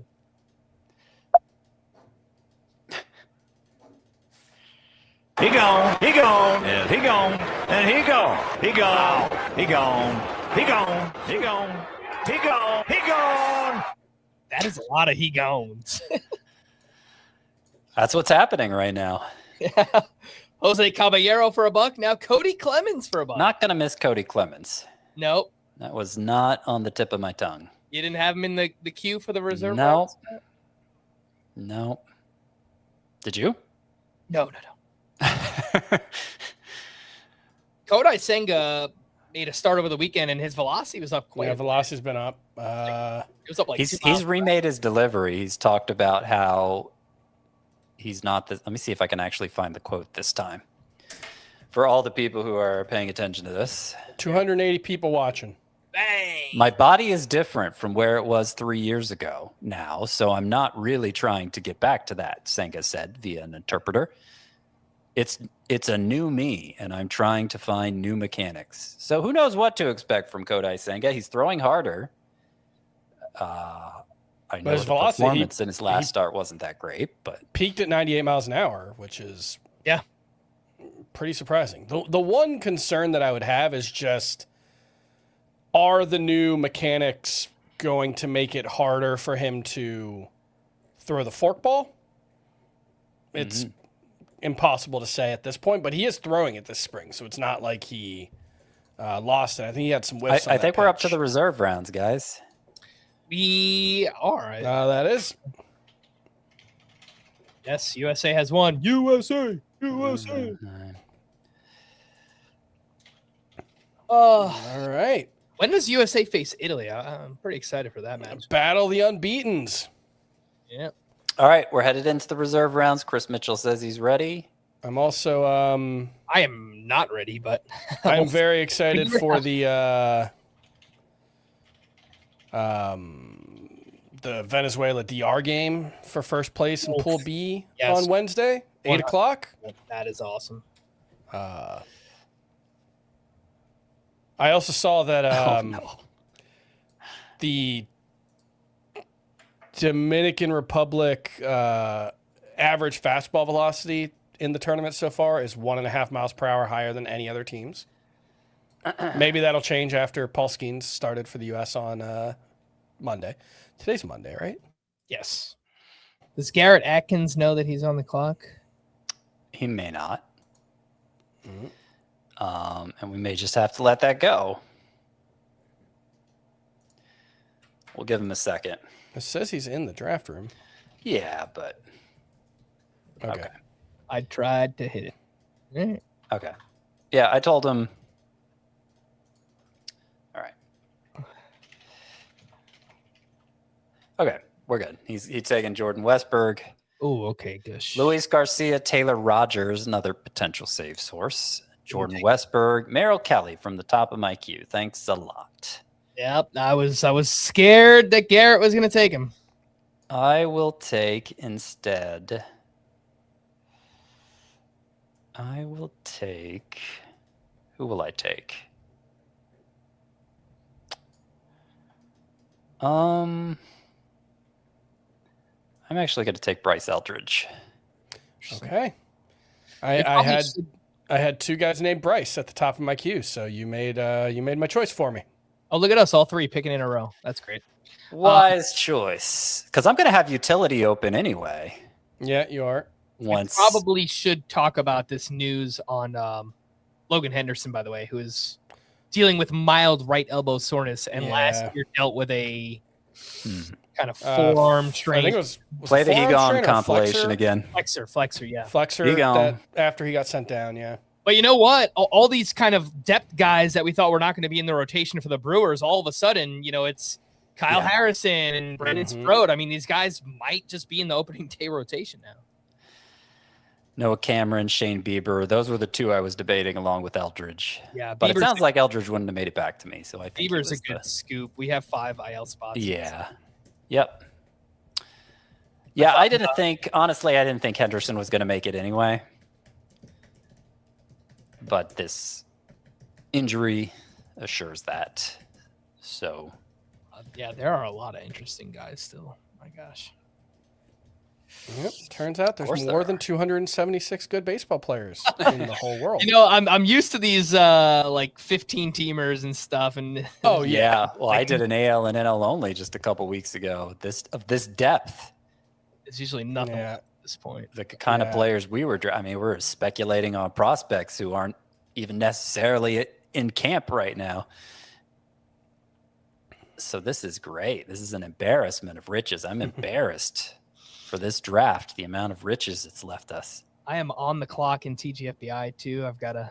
Yeah, I had to make a TGFBI pick while I was managing this. I have an hour and 44 left, so I've got time. Oh, they're all mad at you, Frank.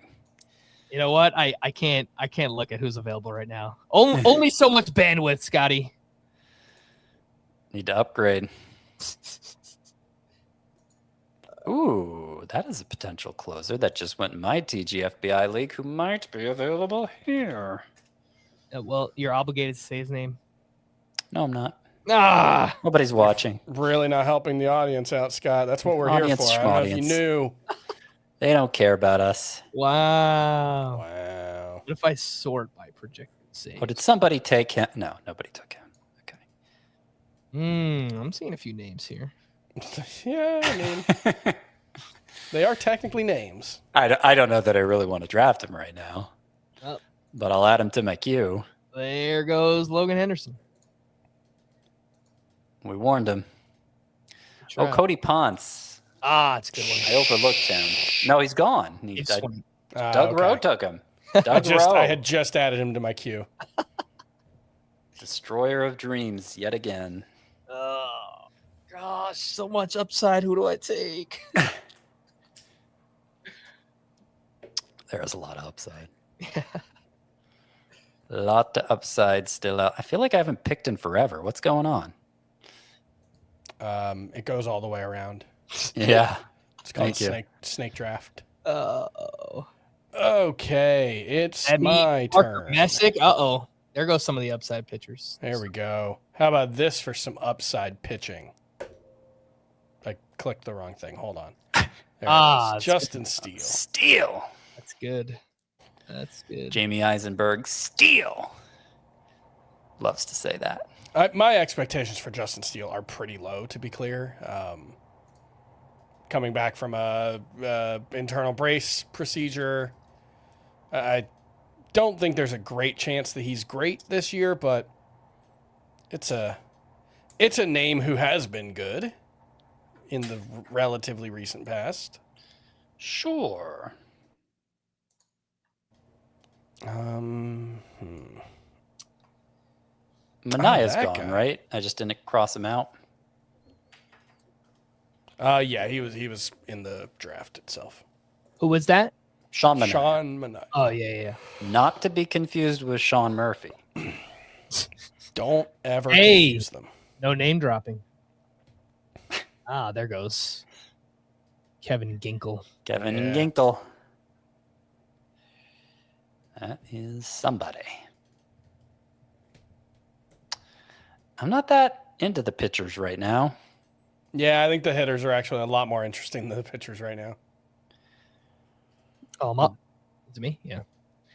All right, we'll take another closer stab here. That was the one, Clayton Beater. Yeah. The old Beater. Former Yankee great. Chase DeLauder. That was Lambs my to last pick. slaughter. That's my most recent pick in TGFBI. He's hitting the ball really hard this spring.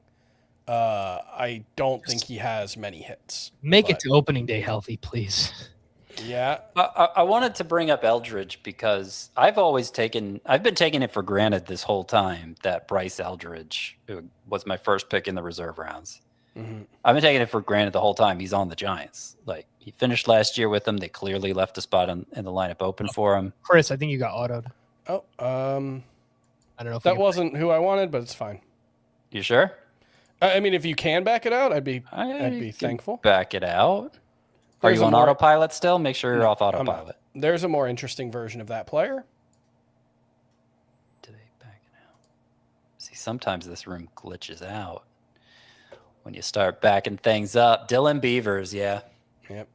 That was the one that I just kind of keep forgetting about. So I've been taking for granted that Bryce Eldridge is going to make the Giants. I guess I haven't seen any speculation. But somebody questioned, because I made him the cover boy for Sleepers 2.0, and somebody was like, he's going to start the year in the minors, like, just bluntly, like, he knows. But it led me to investigate, and it does seem like it's unclear. And I'm just not sure. I look at who are they going to play at DH if not Bryce Eldridge? But that might explain why he's going pick 330 as a consensus top 20 prospect with 70 grade power, who I'm pretty confident is going to be on the team. Yeah, I mean, there may be more skepticism there than. I'm looking up an article from earlier today. Let me see if I can grab it.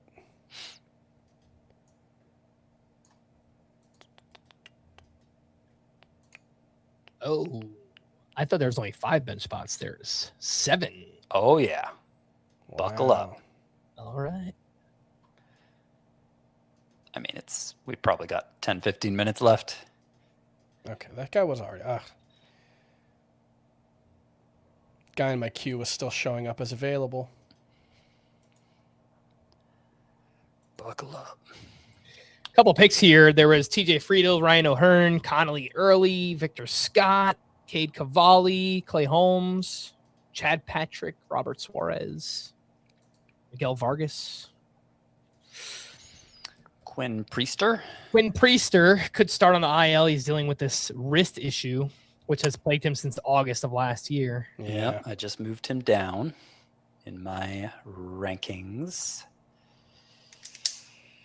By the way, shouts to Justin in the chat for pointing out Ronald Acuna did have a sock and a shoe today. I continue to believe he's going to run a bunch this year. They're letting him run in spring. They're letting him run in the World Baseball Classic. They were letting him run in the Venezuelan Winter League. I have no reason to think they're not going to let him run. When the I don't think it was a let him run situation even last year. I think that was Acuna's choice. But I think Greg. I think the consensus is there in March on NFBC. Acuna has been going ahead of Jose Ramirez, 5th overall. Yep, I think that's reasonable.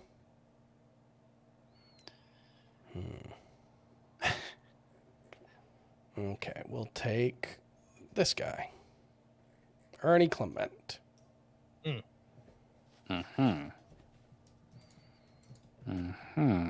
don't know who I want to take. I'm not sure, which is why I'm probably going to end up taking somebody stupid like Spencer Schwellenbach. 5 IL spots. Let's hold on, baby. They'll fill up soon enough. Yeah. I mentioned I think I need some batting average, so I'm going to grab Jung-Hoo Lee for the outfield.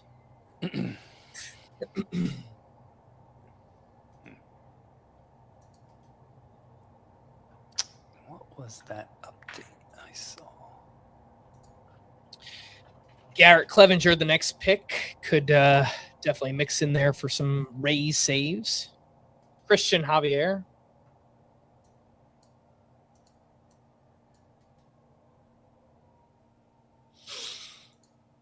Victor Vodnik could be the Rockies' closer. Sure, why not? But does it matter? So sure.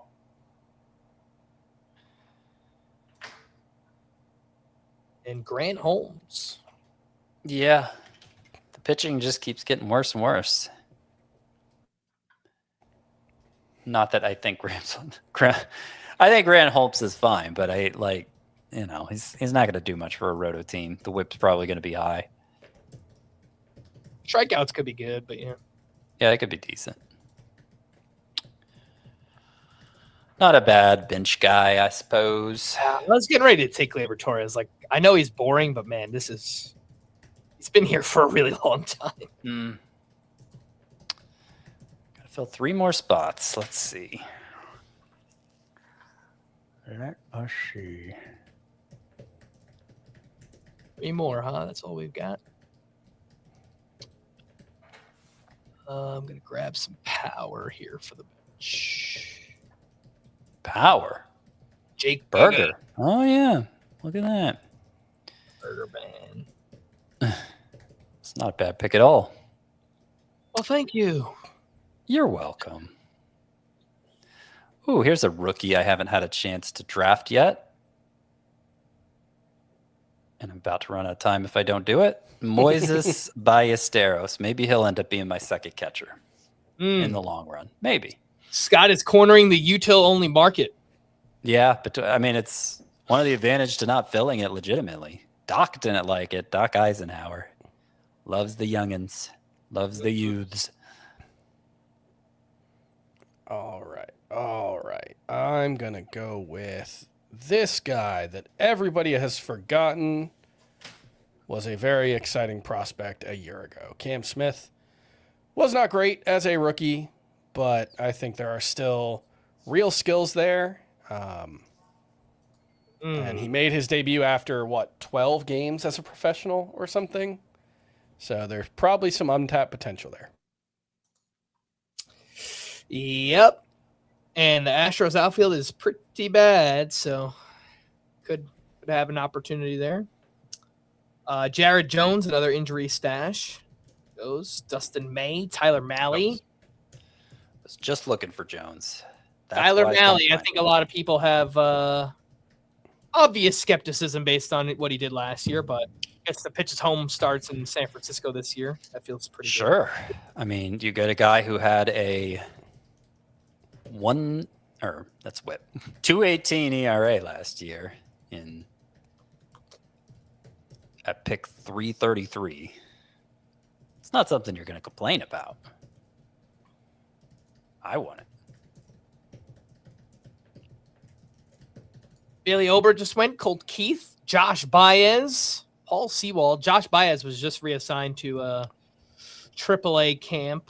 Doc got me back for the Ballesteros pick because I was about to take Paul Sewald. Yeah, I was trying to figure out if I should take Sewald or Cam Smith. Report just came out.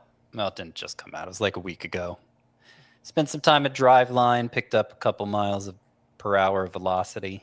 And I don't think Kevin Ginkel's that good. Like, everybody's just... He's the de facto favorite to close, I guess, just because was there last year. But it is far from a given. Yeah, that's fair. We got Bailey Ober.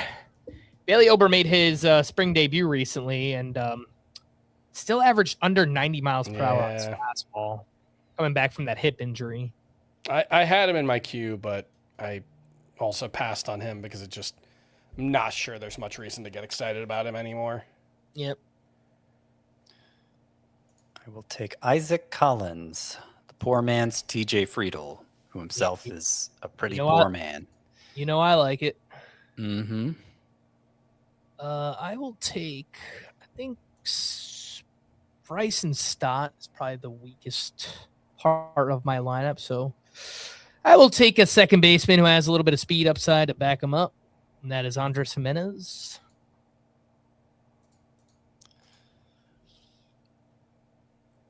I don't have a backup there, do I? And Jacob Latz, who is competing for a spot in the Rangers rotation.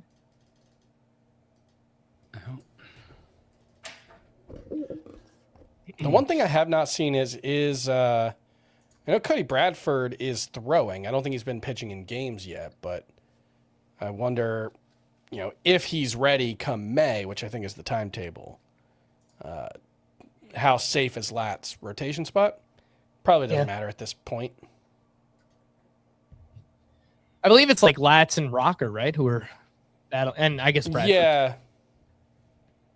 Yeah, and Rocker, interesting talent, but not sure he's all that close to actually figuring anything out, unfortunately. And here's my last pick, my IL stash, Corbin Burns. Ah, you jerk. And then I was just seeing, Colton Cowser's still there. I don't like him that much, but this seems okay. He went. He just went. So I guess I'll take Cedric Mullins.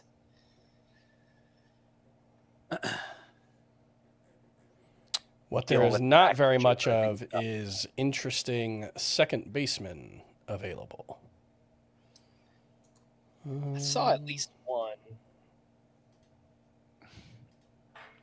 I can never reveal his name. Yeah, sure you could.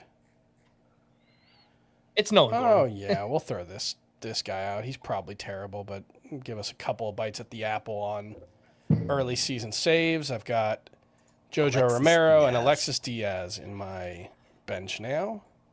And who did you draft? Who do you actually have for saves in your lineup?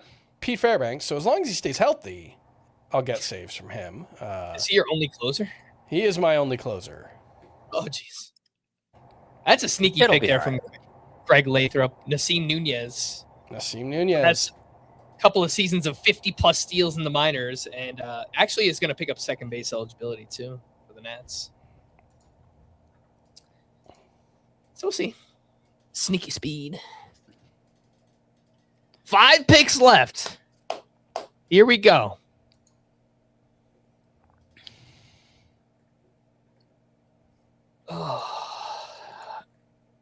Heriberto Hernandez. I just took J.P. Crawford and score sheet, Frank. How do you feel about that? Good OBP for a sim league, 24-teamer. Good defense, which counts in a sim league.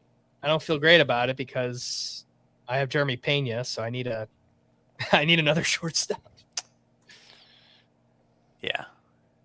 I love collected shortstops in sim leagues because I feel like I could play him anywhere without taking too big of a defensive hit. Right. That's fair. Yeah, there's not much out there at shortstop. All right. I'm talking about a completely different league, so people are probably like, what are you talking about? Anyway, we're done here. Let's see the last couple picks. Sam Antonacci playing for Team Italy. He's having himself a big spring. Jake Mangum, Brian Bayo, Spencer Arrighetti.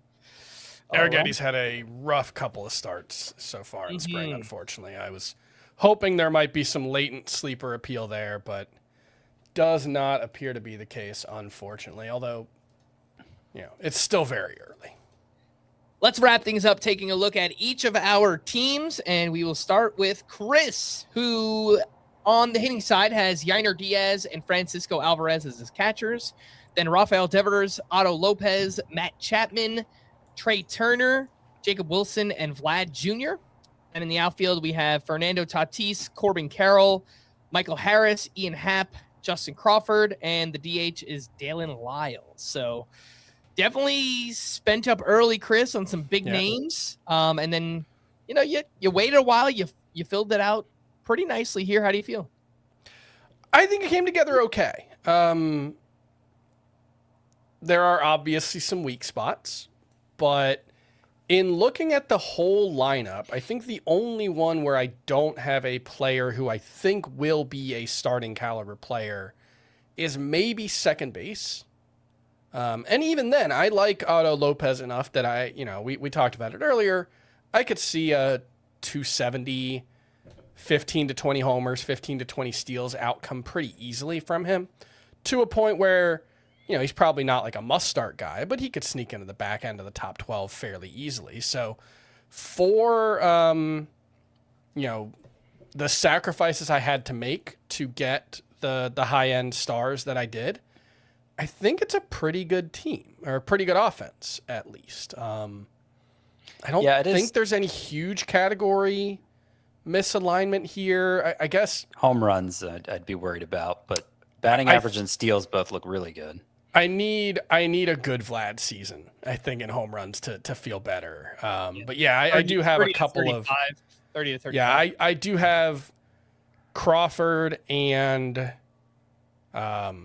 Wilson as guys who, might max out at 10 homers. And then Dalen Lyle, I don't quite know. I think there's 15 homer potential there, but it's not a great bet. So yeah, power could be a little tougher to come by, but I do think Francisco Alvarez figured out a lot last year.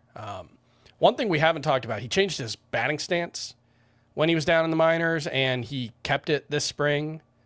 He lost a little bit of weight, and he had a 940 OPS after coming back from AAA last year. So yeah, if Francisco Alvarez lives up to my expectations, if Rafael Devers is the 35 homer guy, I think I'm pretty happy with this. All right. On the pitching side, you don't have a pitcher more than $12 on your team, but you pretty much lived in the mid-tier here. You have Framber Valdez for 12, Emmett Sheehan for 12. You have Sandy Alcantara for 9, Ryan Pepio for 8, Luis Castillo for 5, Hunter Green for 5, Andrew Abbott for 2, Casey Mize for 1, and then Pete Fairbanks is your lone closer for $8. Yeah, was this the plan, Chris, coming in? Oh, no, of course not. I've got 3 pitchers who I need to move to the IL to open the season, so I'm going to be shopping in those early waiver wires for primarily potential pop-up closers early in the season. There will be someone who emerges as a closer in the first week of the season that we don't expect or see coming. Look, it's missing the high-end talent at pitcher for sure, but if Alcantara and Framber stay healthy, they're really good volume anchors who I do expect to pitch pretty well. I know Alcantara, I'm kind of on an island a little bit there, but I think he figured it out in the second half. I think he's going to be a low to mid 3s ERA guy with a pretty good whip over, potentially 200 plus innings. So then you have, kind of upsidey guys like Emmett Sheehan, maybe Andrew Abbott, maybe Ryan Pepio getting back into Tropicana. Yeah, so I think it's okay.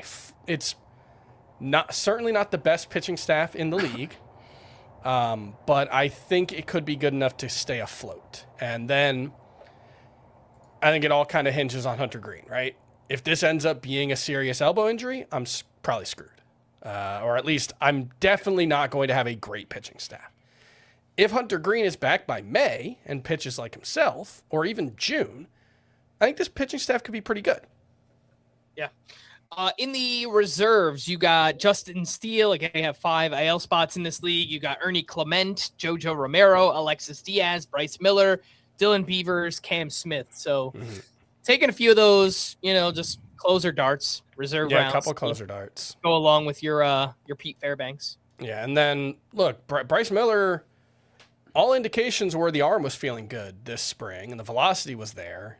He had the side injury, but he's already back pitching, so hopefully Bryce Miller's back after a week or two. And Justin Steele, that's a total wild card. Both him and Hunter Green, I have no idea what to expect, but they're, a $5 flyer and a reserve round guy. So I think it's okay. It's not the ideal way to build a team, I think, but the star power that I have can go a long way in covering up some of those flaws, hopefully. All right, let's slide over to Scott's team, and we'll take a look, see what we've got. At catcher, Cal Raleigh and Austin Wells.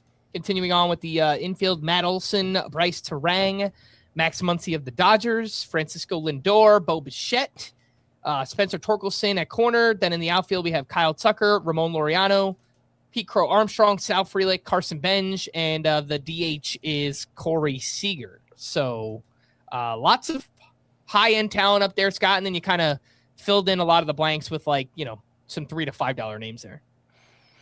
Yeah, I really like it, though. I think the categories are balanced very well. And like Carson Benj for $1, I don't know if he'll make the team. So that might be a spot that I have to fill. But otherwise, I would just expect to continue to start these players.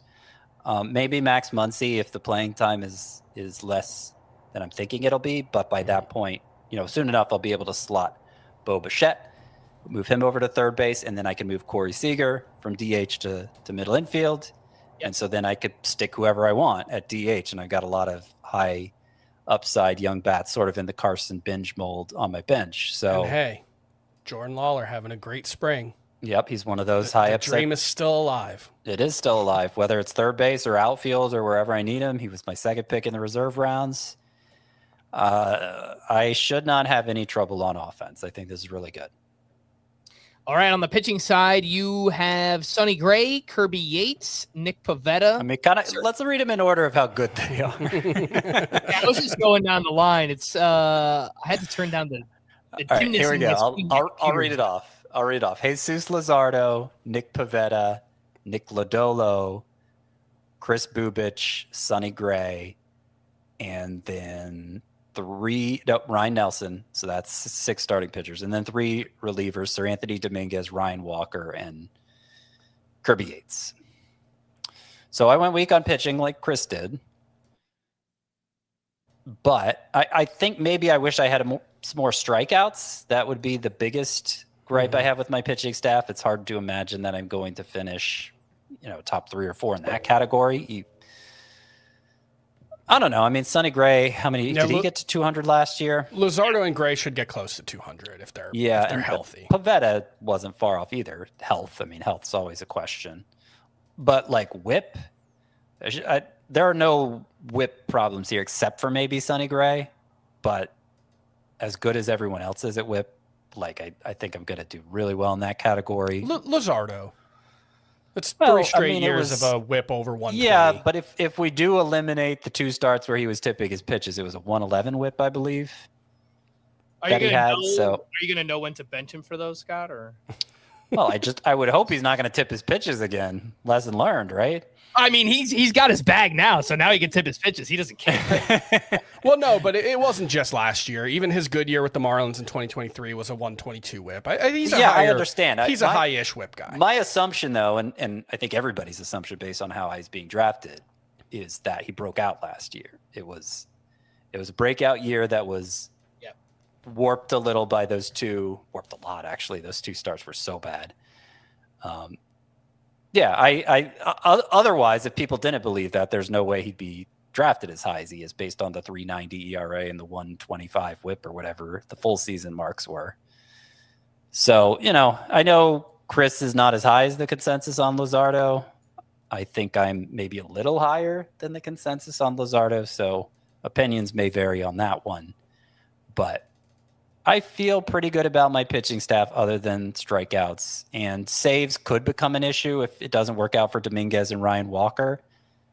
But I think it's a good starting point if you're going to go cheap if you're not going to pay for saves, you're going to go cheap there. And you're willing to play the waiver wire, which I think is totally viable in a 12-teamer. Hopefully I have enough here. Yates a wild card, not really expecting much from there. But, hey, if he's getting saves for the Angels, even better. And then your reserves, you have Cedric Mullins, Isaac Collins, Jordan Lawler, Spencer Schwellenbach, Moises Ballesteros, Chase DeLauder, and Bryce Eldridge. So shooting for some upside names there on the bench, upside bats. Yeah. Only one pitcher, and it's Schwellenbach. Mm-hmm.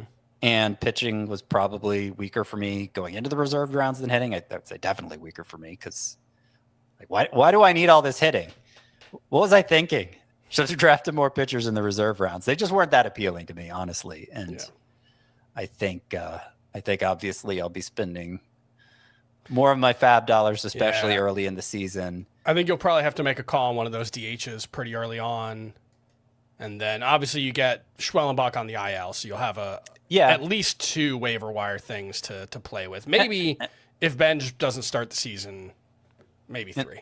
Yeah, maybe I'll drop him or any of them. If any of these rookies, if they don't start the season, that could free up a spot. Isaac Collins, I don't think he's so high end that I couldn't drop him. Same as Cedric Mullins. So I'll be playing the waiver wire for starting pitcher a lot. And there are always starting pitchers emerging early in the season that we don't see coming. So that is my plan moving forward, but I definitely think I can make this team work. All right, let's wrap up. Take a look at my squad here. And a catcher, I've got Shea Langoliers and Alejandro Kirk, followed by Vinny Pasquantino, Bryson Stott, Manny Machado, Gunnar Henderson, Trevor Story, Royce Lewis. And then in the outfield, I've got Jackson Chourio, Cody Bellinger, Lawrence Butler, Dylan Cruz, Kerry Carpenter, and my DH is Kyle Manzardo. So I did not grab as many high-end names as you guys did. Mm-hmm. And I'm just scrolling up and down. I think it seems pretty balanced. I mean, what I said towards the end was maybe the batting average is not so good.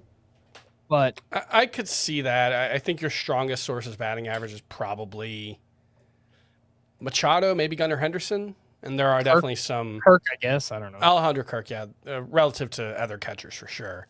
And Jackson Chourio. I mean, the thing that you have to keep in mind with any team with Jackson Chourio is, if all he is what he's been the last couple of years, he's pretty good. He is, 22, 23? And very clearly has room to grow. 21.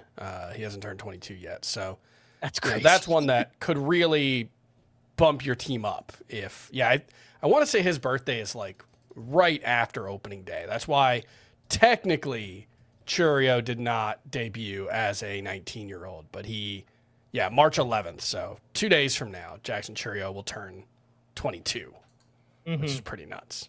Yeah.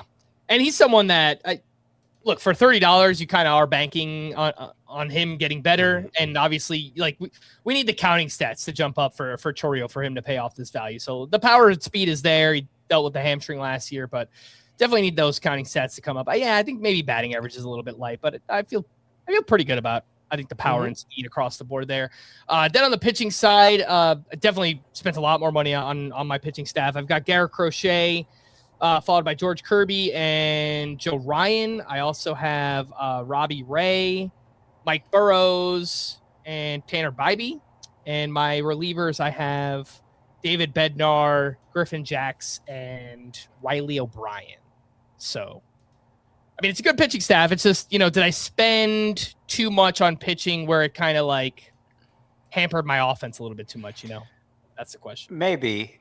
You're asking more to go right on your offense is what stands out most to me. Yes, if I paint a best case scenario for your hitters, then the categories are balanced well, maybe with the exception of batting average, and it could be fine. But it's fewer sure things. It's a lot fewer okay, I'm just barring injury, this guy is set in this spot, and I never have to touch it again. But that's what happens when you invest less money in it. He has 3 pitchers who are probably better than anyone on either of our teams, right? Kirby, Crochet, and maybe Joe Ryan?